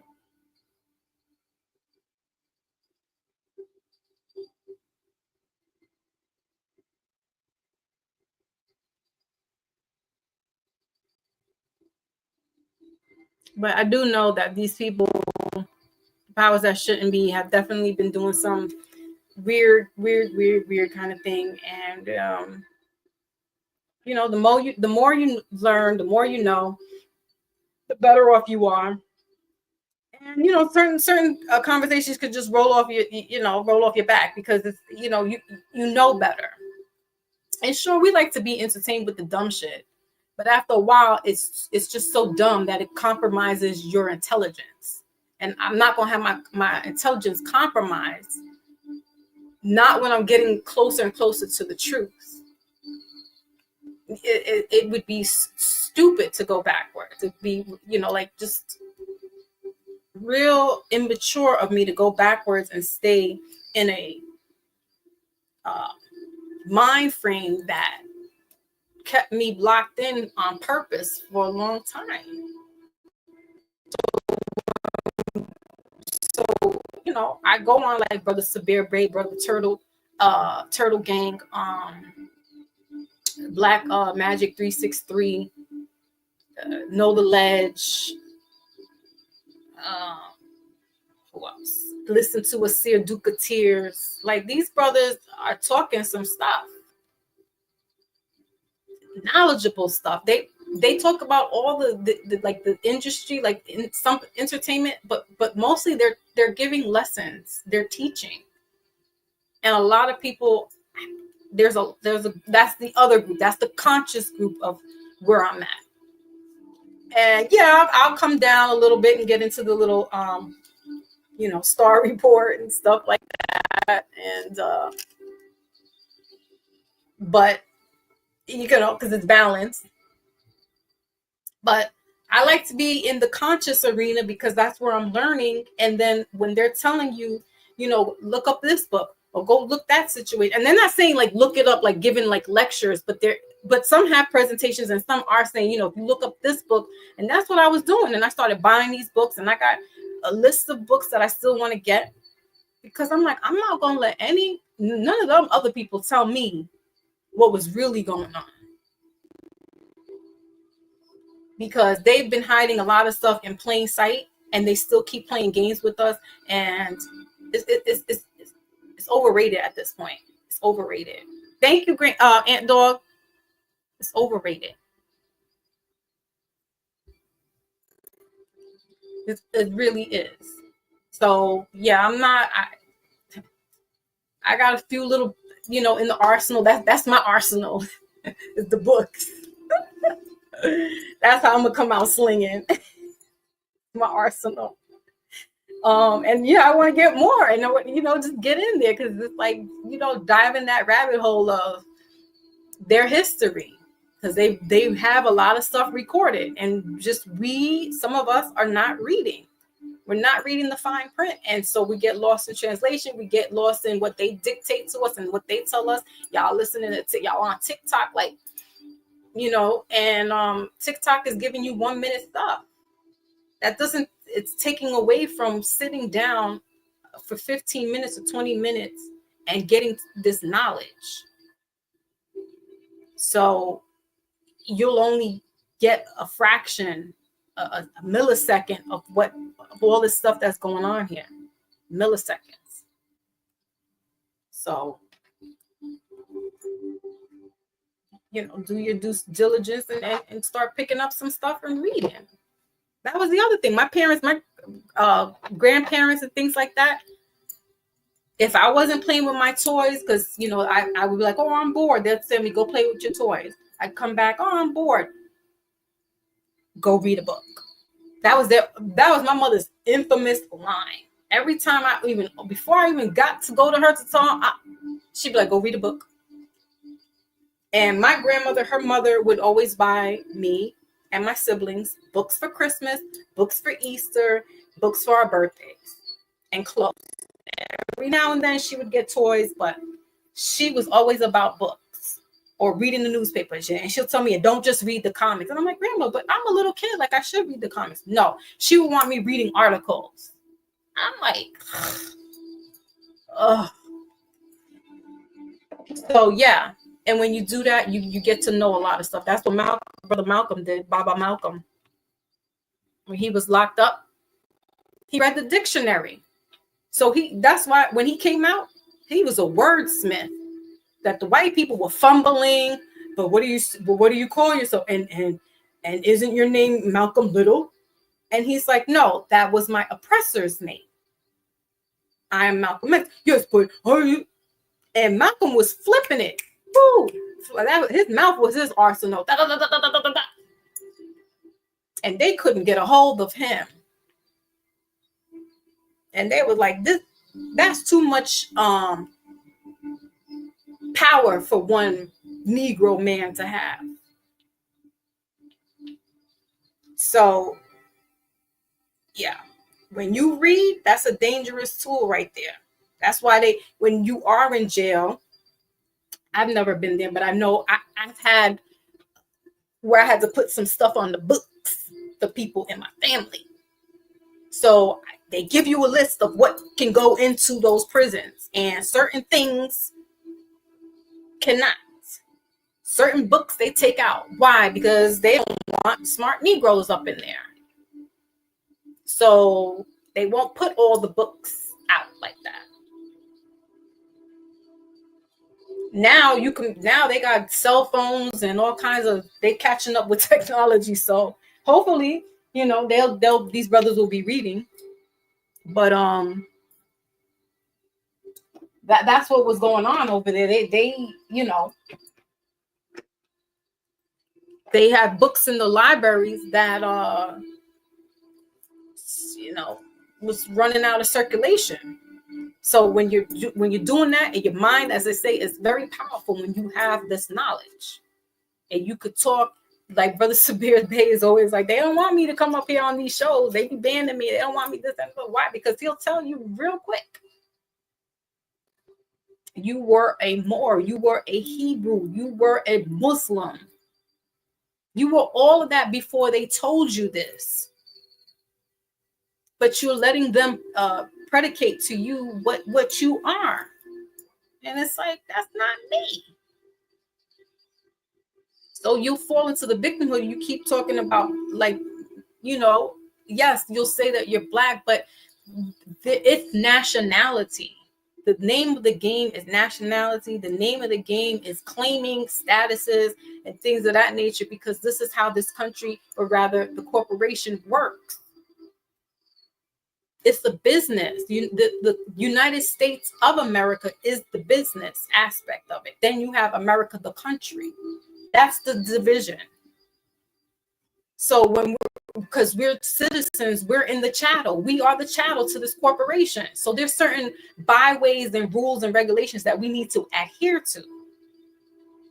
And unfortunately, some of those are a little misconstrued because certain people don't abide by them and can get away with it while others can't. And we know because of the complexion of the skin. So, I mean, it's always been this kind of cat and mouse game. But when you are checked in with that corporation, and you know what's what, and you know what's going on, and you know what is due, and you can present this, because remember, when Donald Trump was coming into when he was in office, or rather when he was coming into office, his previous term, Ice Cube, and I forgot the other person, but I know for sure Ice Cube had presented to Donald Trump and Joe Biden what they wanted for the so-called Black people. And I say so-called because Black, to them, it is a construct. So it's white. So for better lack of words, we'll use Black and white right now. So Ice Cube had came up with I guess, if you will, an itinerary of what are needed in place if you're going to come into this presidency and you need our vote. Donald Trump said, let me see what you got. Jim Crow Joe Biden said, wait till I get in office and then we can talk.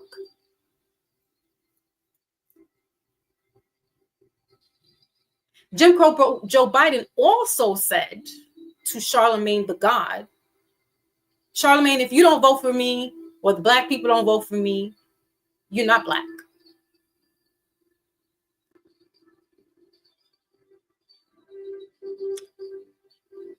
Kamala Harris has not once yet showed her foot in the Bronx. But Donald Trump did it 3 times. on his election tour. And I'm not doing the political, because I'm not batting for either one, but I'm showing you who's invested and whether it looks like they're invested or not. I would rather say that Trump, as a New Yorker, he's going to stand, and he may not like the politics because he was having issues with Cuomo when we were in this lockdown, that they were all between the mayor and the governor, which was Cuomo, and Trump, this back and forth, the battle for New York. And it was just like, yo, we're going through something right now. Cut it out. Get your shit in order, right? But Trump made it his business to go to the South Bronx. He went to the east part of the Bronx, where a lot of Black and Puerto Rican, for better lack of words, reside. He didn't go into Throgs Neck or Riverdale, where the so-called white people or the ritzy or middle class. He went to the lower class levels and was talking. So he came to New York 3 times, but he came to the Bronx twice. I thought he came 3 times. He came twice. And he's listening and he's hearing. He's not making any promises. He's just listening. Right?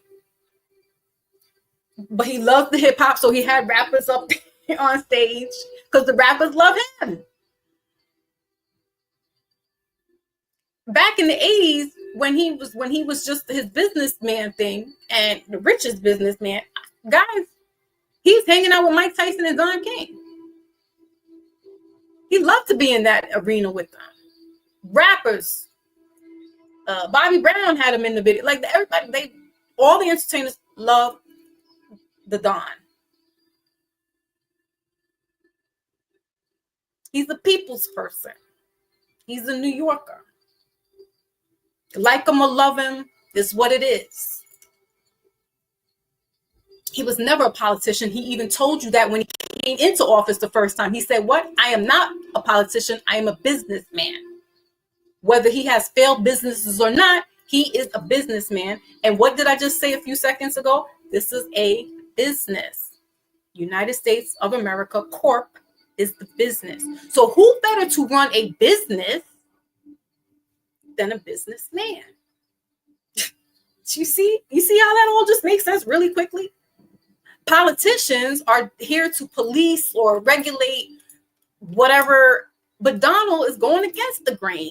That's why they were discrediting him. And when listen, I'm not saying he's a saint, but I'm saying look at his track record and look at the last administration's track record and look at the administration before that.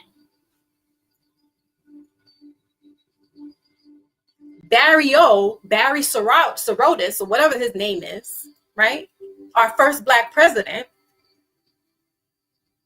when his send-off, when he was leaving out of the office, was changing the 1964 civil rights that so-called foundational Black Americans put into place and gave it to the Asians.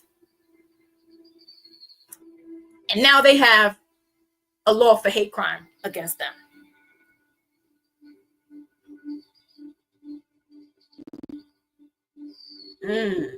But we voted for him because we voted for what? The color of his skin. We didn't know Barry like that. I didn't know Barry, but I was just like, hey, we got this Black man here. Let's do it. Just keep hope alive. What was his slogan? Yes, we can. Jesse Jackson, hope alive. So we went on that moniker and we went and voted for this man, and damn it to hell, it didn't go out according to plan. Then he was back in a second term. Some of us went back to vote. I didn't. I stopped right at the first time because I said, what are you doing now? Right? So by design, because we can't even be mad at Barry because he had to adhere to the powers that shouldn't be either, or he might have been seeing type of what they did to the Kennedy boys. And he's probably like, I ain't going out like that. So yeah, sure, I'm going to adhere to whatever I need to do so I can get out of here with my head on my shoulders, right? And so, we can't really be too mad with Barry in all honesty, because I'm sure he couldn't really, you know what I mean? He just signs off on stuff. He doesn't create or make the laws. That's Congress. So he has to give the approval. And I'm sure they was breathing down his neck like, you better sign this damn thing. And then he had the Bosnia thing with Hillary Clinton and all that stuff. So, he's the pawn at the end of the day, in the big scheme of things, he's the pawn to, unfortunately. But now we move forward to Trump. And when he was talking about Barry's administration, he's like, I got to clean up all that stuff.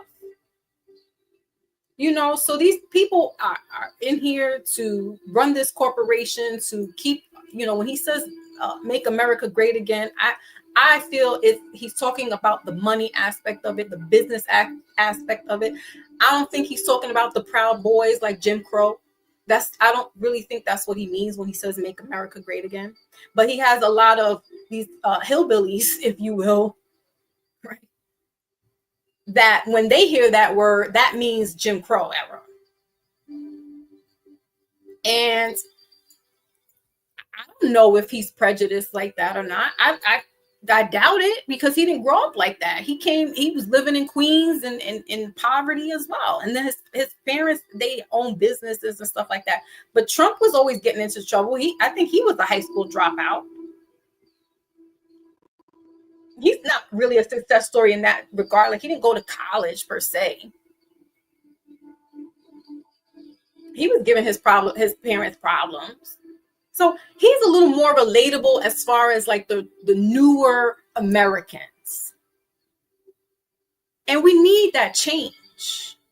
We are still sitting in Jim Crow. If we're calling one another tethers and we talking about coons, even though there are, but if we're having that kind of conversation, then we haven't really moved the goalposts too far from Jim Crow. If there's still sundown towns in this country, we haven't moved, and they haven't taken that out, then we haven't moved away too far from that era.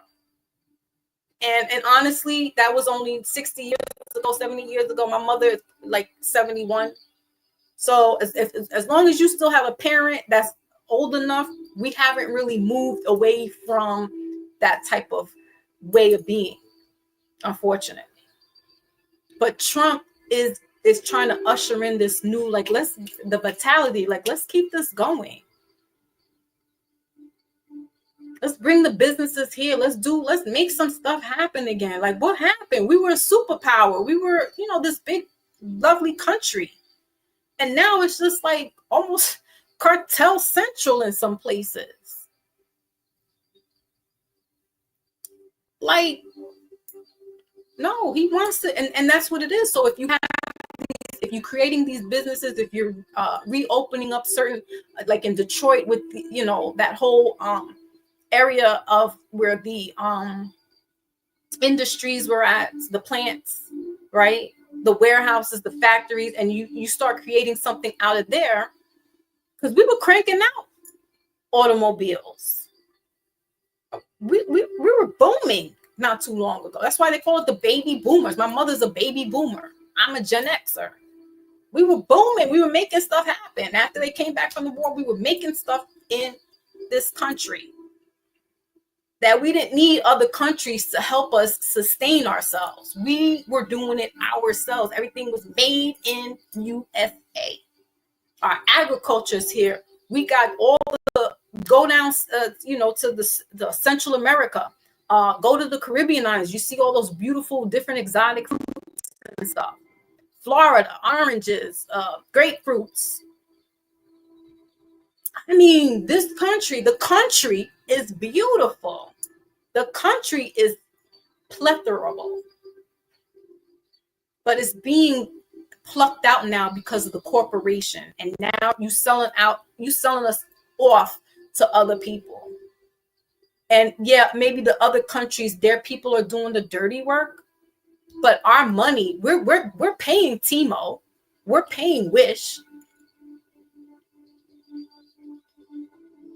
and we're paying for whatever is the cheaper service, but it's the labor is even cheaper, but those people are getting our dollars. Is it making sense yet?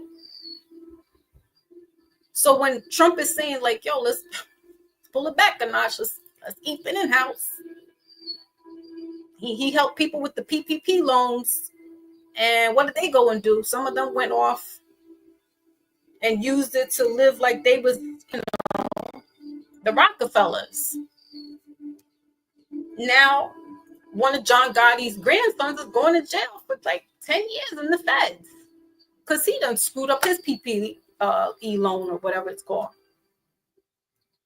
So, this administration, I have a feeling that it's going to be an administration of, you're going to have to work hard for what you want, for what you need. And then, let me see what's going on. Let me see how you're doing over here. Just like how he did The Apprentice. That's how he's going to run. That's how he's going to run the country again. He's going to run it like a damn TV show.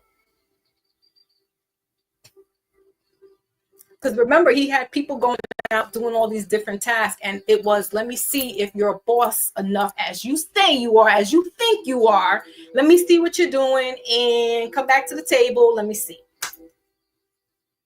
Nope, you didn't do it. Not dealing with you. We don't have time. We don't have the luxury anymore for the fun and games. We don't have time for that no more. Our country's being flooded out with the drugs. Children are being affected by this. Adults are being affected by it. And that's because we've allowed so much funny business to go on here that you forgot about the American people. You forgot about us. And whether we're going to be worked like slave horses or not, I mean, you take your pick. You choose and pick what it is. But honestly speaking, you would want your stuff here, wouldn't you? You would want to do commerce here. Oh, because it comes cheaper from some little 10-year-old, 11-year-old out in Bangladesh somewhere. That, we're going to give our money away to them. Because it's cheaper prices. But it costs to live here too. So I don't know. I think if they work out some stuff where we can generate, and that's going to take a while. I don't think this is going to be done in his whole administration. But what I'm trying to say is that, enough of the funny games already. Like, enough of it.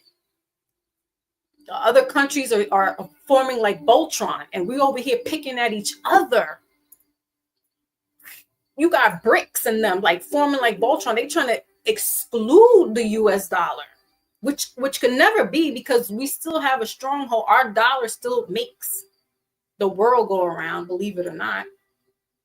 But don't tell it, no, the dollar is going to be, the fiat of it. But as long as we keep generating, right, that the energy of it, it'll keep us sustainable. But if we're giving out to other people and we are depleting what we have here, you messing up with that's why that insurgent happened back in January under, what was it, the first was it the first year that Biden was in office? They try to say it was Trump's, he set that alarm for them to go and stomp on the Capitol, and he's just saying it like, yo, if you feel like you got to step up to somebody, then go ahead and do it. That was the battery in a lot of people's back. They done went up there and they wanted to see what was really going on. Did you see all those white people going crazy over there in the Capitol? Because one thing it's for certain. Two things are for sure.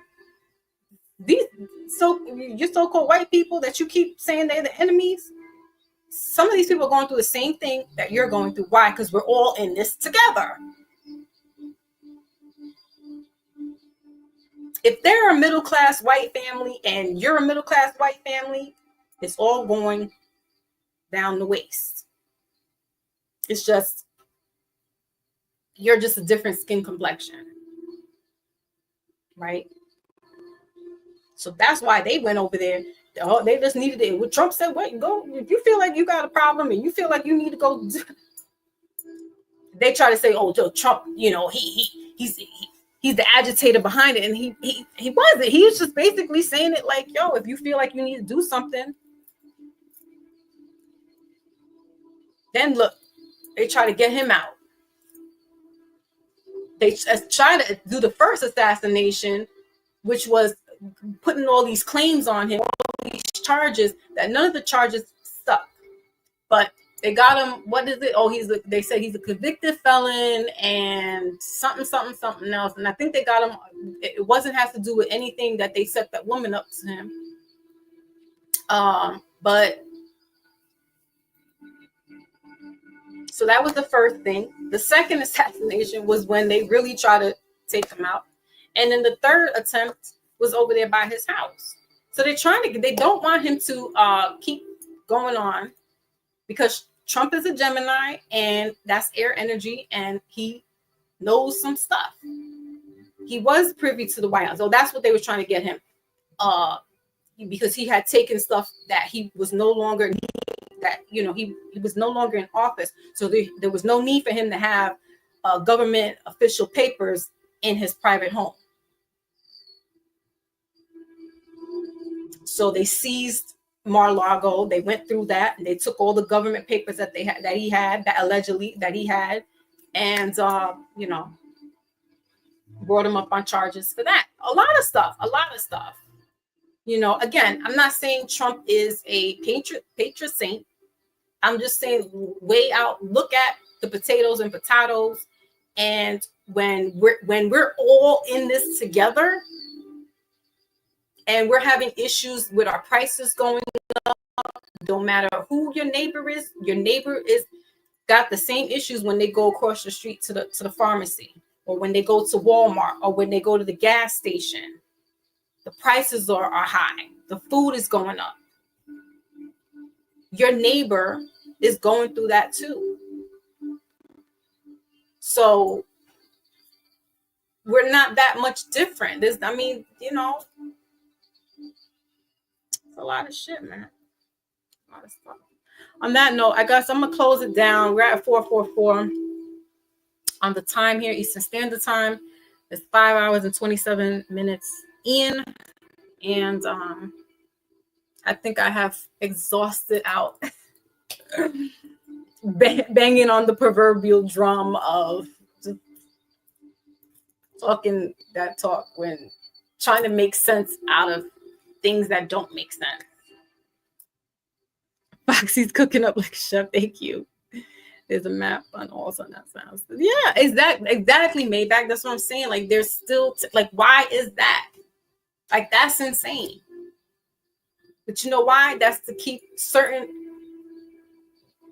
ninjas from getting in there. And honestly, it's a weird thing. But at the same time, I wouldn't want certain. Not when you out there doing all kinds of crazy stuff in the elements. I don't want that around my neighborhood either. And it's unfortunate that it puts everybody in that categorization. So, while you all could be, y'all working hard, earn, people, family, religious, whatever the case may be, you're all decent people, and you happen to be near the sundown town, the Proud Boys in them can come out, and it's unfortunate. But at the same time, it's also like we're keeping that riffraff out of here too. So it segregates, and it's unfortunate that it puts everybody that, puts them all together in that situation. And in all honesty, like, I wouldn't want the riffraff coming near, you know. So it just, yeah. But you know, and then they categorize it like, well, who are the riffraffs, you know? But I mean, listen, they got little delinquent white boys riding around doing stuff too. Like, I mean, let's not get it twisted. That's what they won't tell you. But I watch all the other news and stuff and listen to. I think brother OG showed us a video where these two white kids. I don't know if they were down south or up north, that they were taking Biden and Harris flyers off of people's personal properties. So they do stuff too. That's a nuisance. But they do things differently. So, and that it won't be, you know, exposed out. But when it comes to other groups of people, they're definitely putting the usual suspects in everything. And it's like, no. So, you know, it's very unfortunate. And then they're always highlighting like the Black negative side of, you know, the drug culture, the gang culture, you know, they'll always have that. And I'm like, but you guys won't really, you guys will highlight your heavy hitters. You guys will make a Netflix series of Jeffrey Dahmer and have people binge watching off of it. Or y'all will put, you know, like crazy stuff and make it they got the Menendez or Menudo, but whatever, Menendez brothers into a soap opera on Netflix. So that they got these white girls right into the Menendez brothers all on TikTok to have people review their case to see if they can come out because they served their time. But we have innocent Black and Hispanic people, specifically Puerto Ricans and Cubans, that are locked up for something they didn't do, but no one will bat an eye for that. Speaking of which, there was a man back in early December in a upstate New York. Well, it wasn't federal, but he was in a penitentiary. And I don't know, they don't show you, nor have they told you what warranted the man to go off, the inmate. But he was currently serving 12 years in prison for physically assaulting his girlfriend. And he had taken scissors or a knife, it was a knife, and he had like stabbed her up 12 times. She lived. So he's serving 12 years now for that, right? All white prison guards, from the head honchos down, you see the video taking the inmate, transporting him from the prison to the infirmary. And it's in a separate building, so they have to like drive a little bit, I think, and then come, you know, or I don't, because they don't show you they don't show you what started in the prison. And some were alluding that he might have like the prisoner might have like done something to the CO, and that's when all the COs like jumped him. So he's coming. So they're taking this prisoner out, and he's in handcuffs. But now the prisoner is like kicking. He's trying to fight back. So they got him like hog-tied with his hands in the back, and they're carrying him all the way to the infirmary. Well, the cops all had on the COs had their body cams on, but it was in testing, or it was in not testing, standby. And standby meant that tapes are rolling, but there's no audio. So they bring the prisoner into the medical room, and he's all busted up already. His face is all, you know, swollen. His nose is bleeding out. And two officers he's still tied, and they have his hands handcuffed to the back. They pick him up by his neck and drop him down so he could stop fidgeting. Then they go and start punching him on his legs and punching him in his stomach so you don't see, on the visible, right? 2 were holding him down.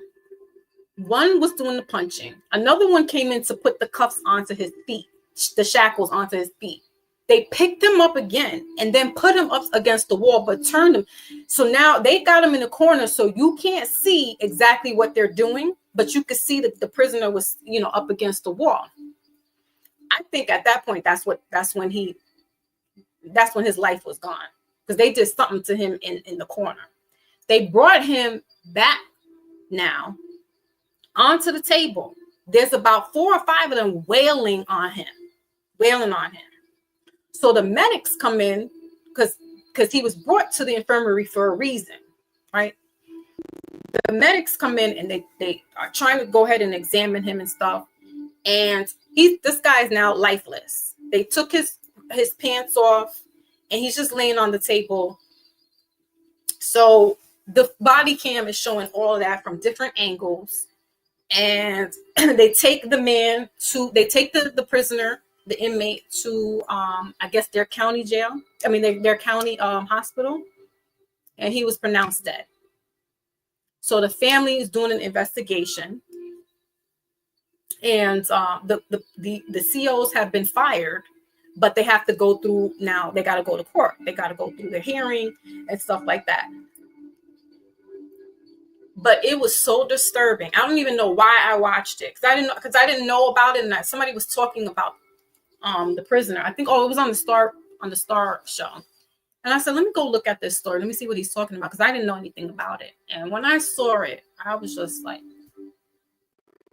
unbelievable, because it became excessive force, and these COs just kept hitting him. They took his shoe. They were hitting him in his stomach. They were like pressing down on his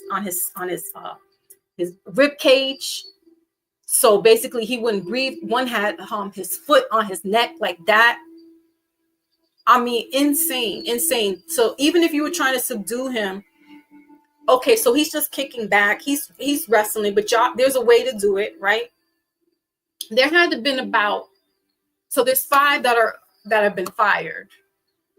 But there were 4 core of them that were whipping and beating and, yoking him up. And the inmate passed away from asphyxiation, which means, they basically, somebody cut off his air supply and whatnot.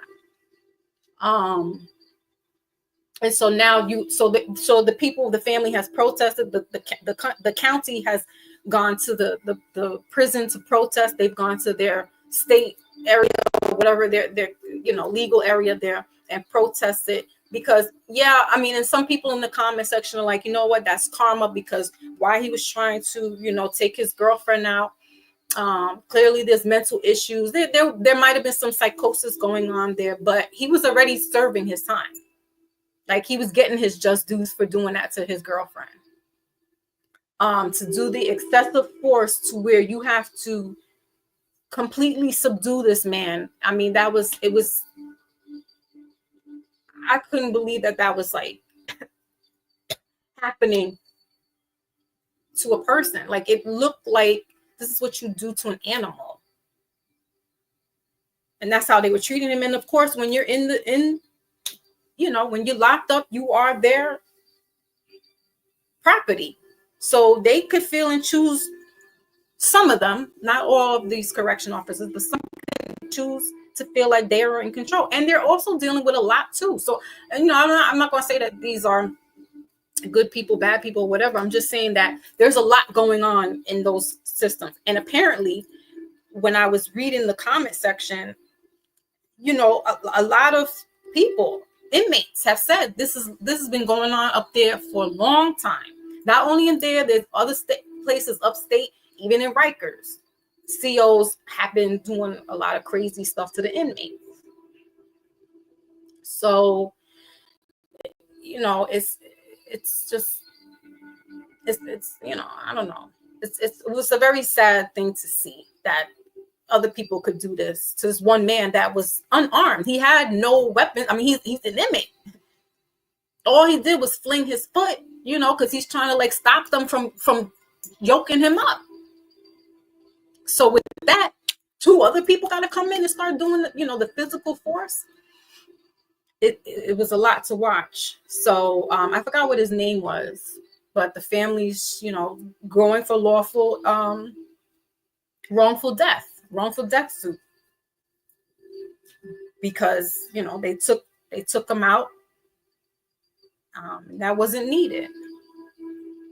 So we have a lot of things to do in our own backyard, that there are a lot of stuff going on, and how a lot of it has to do with economics, social economics, and literacy and reading, and it starts from that point. And they have designed the prison pipeline by design. They started off when the child, if he's acting up in school, we're gonna put him in special ed. Now special ed kind of just cuts him off from the regular population, that he's gonna eventually not go back to school, and now he's gonna become a statistic for the most part.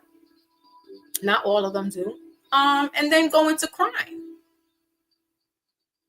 Go into, not so savory activities, because they're not being educated better into, or their family is a systematic thing. So there's a lot of things going on here that is just like, we have these issues, yet we're trying to go against the what? It's wild. It is absolutely wild. Okay. So with that being said, guys, I know that was a lot. That was heavy. I'm gonna go. And you all, again, just check the community section for when I post up the next time. Because I don't know, I haven't done the mindful. I did kind of like a mindful Monday on Tuesday, and this was kind of like a mindful Monday. So don't know when I'll have those again. Let me see, because let's see. Yeah, I'll keep y'all posted if I'm gonna do a mindful Monday.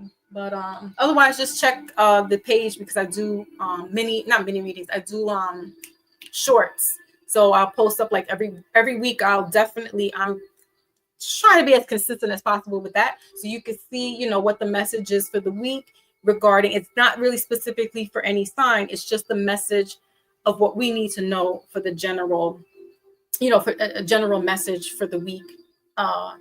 And that's usually, and sometimes like I'll do the dice that gives us the signs, but it is a general reading, general message. So I do that on Mondays. I usually have general messages go up. So definitely check the shorts and check the community page. And with that, you all be well, be safe. It's great to see you all in this fiscal year. We made it over to the other side. And now we got a whole nother side to go through. All right, y'all. So peace out. Thank you so much. Salute to everybody that came in, that will be coming in on the replay. Peace.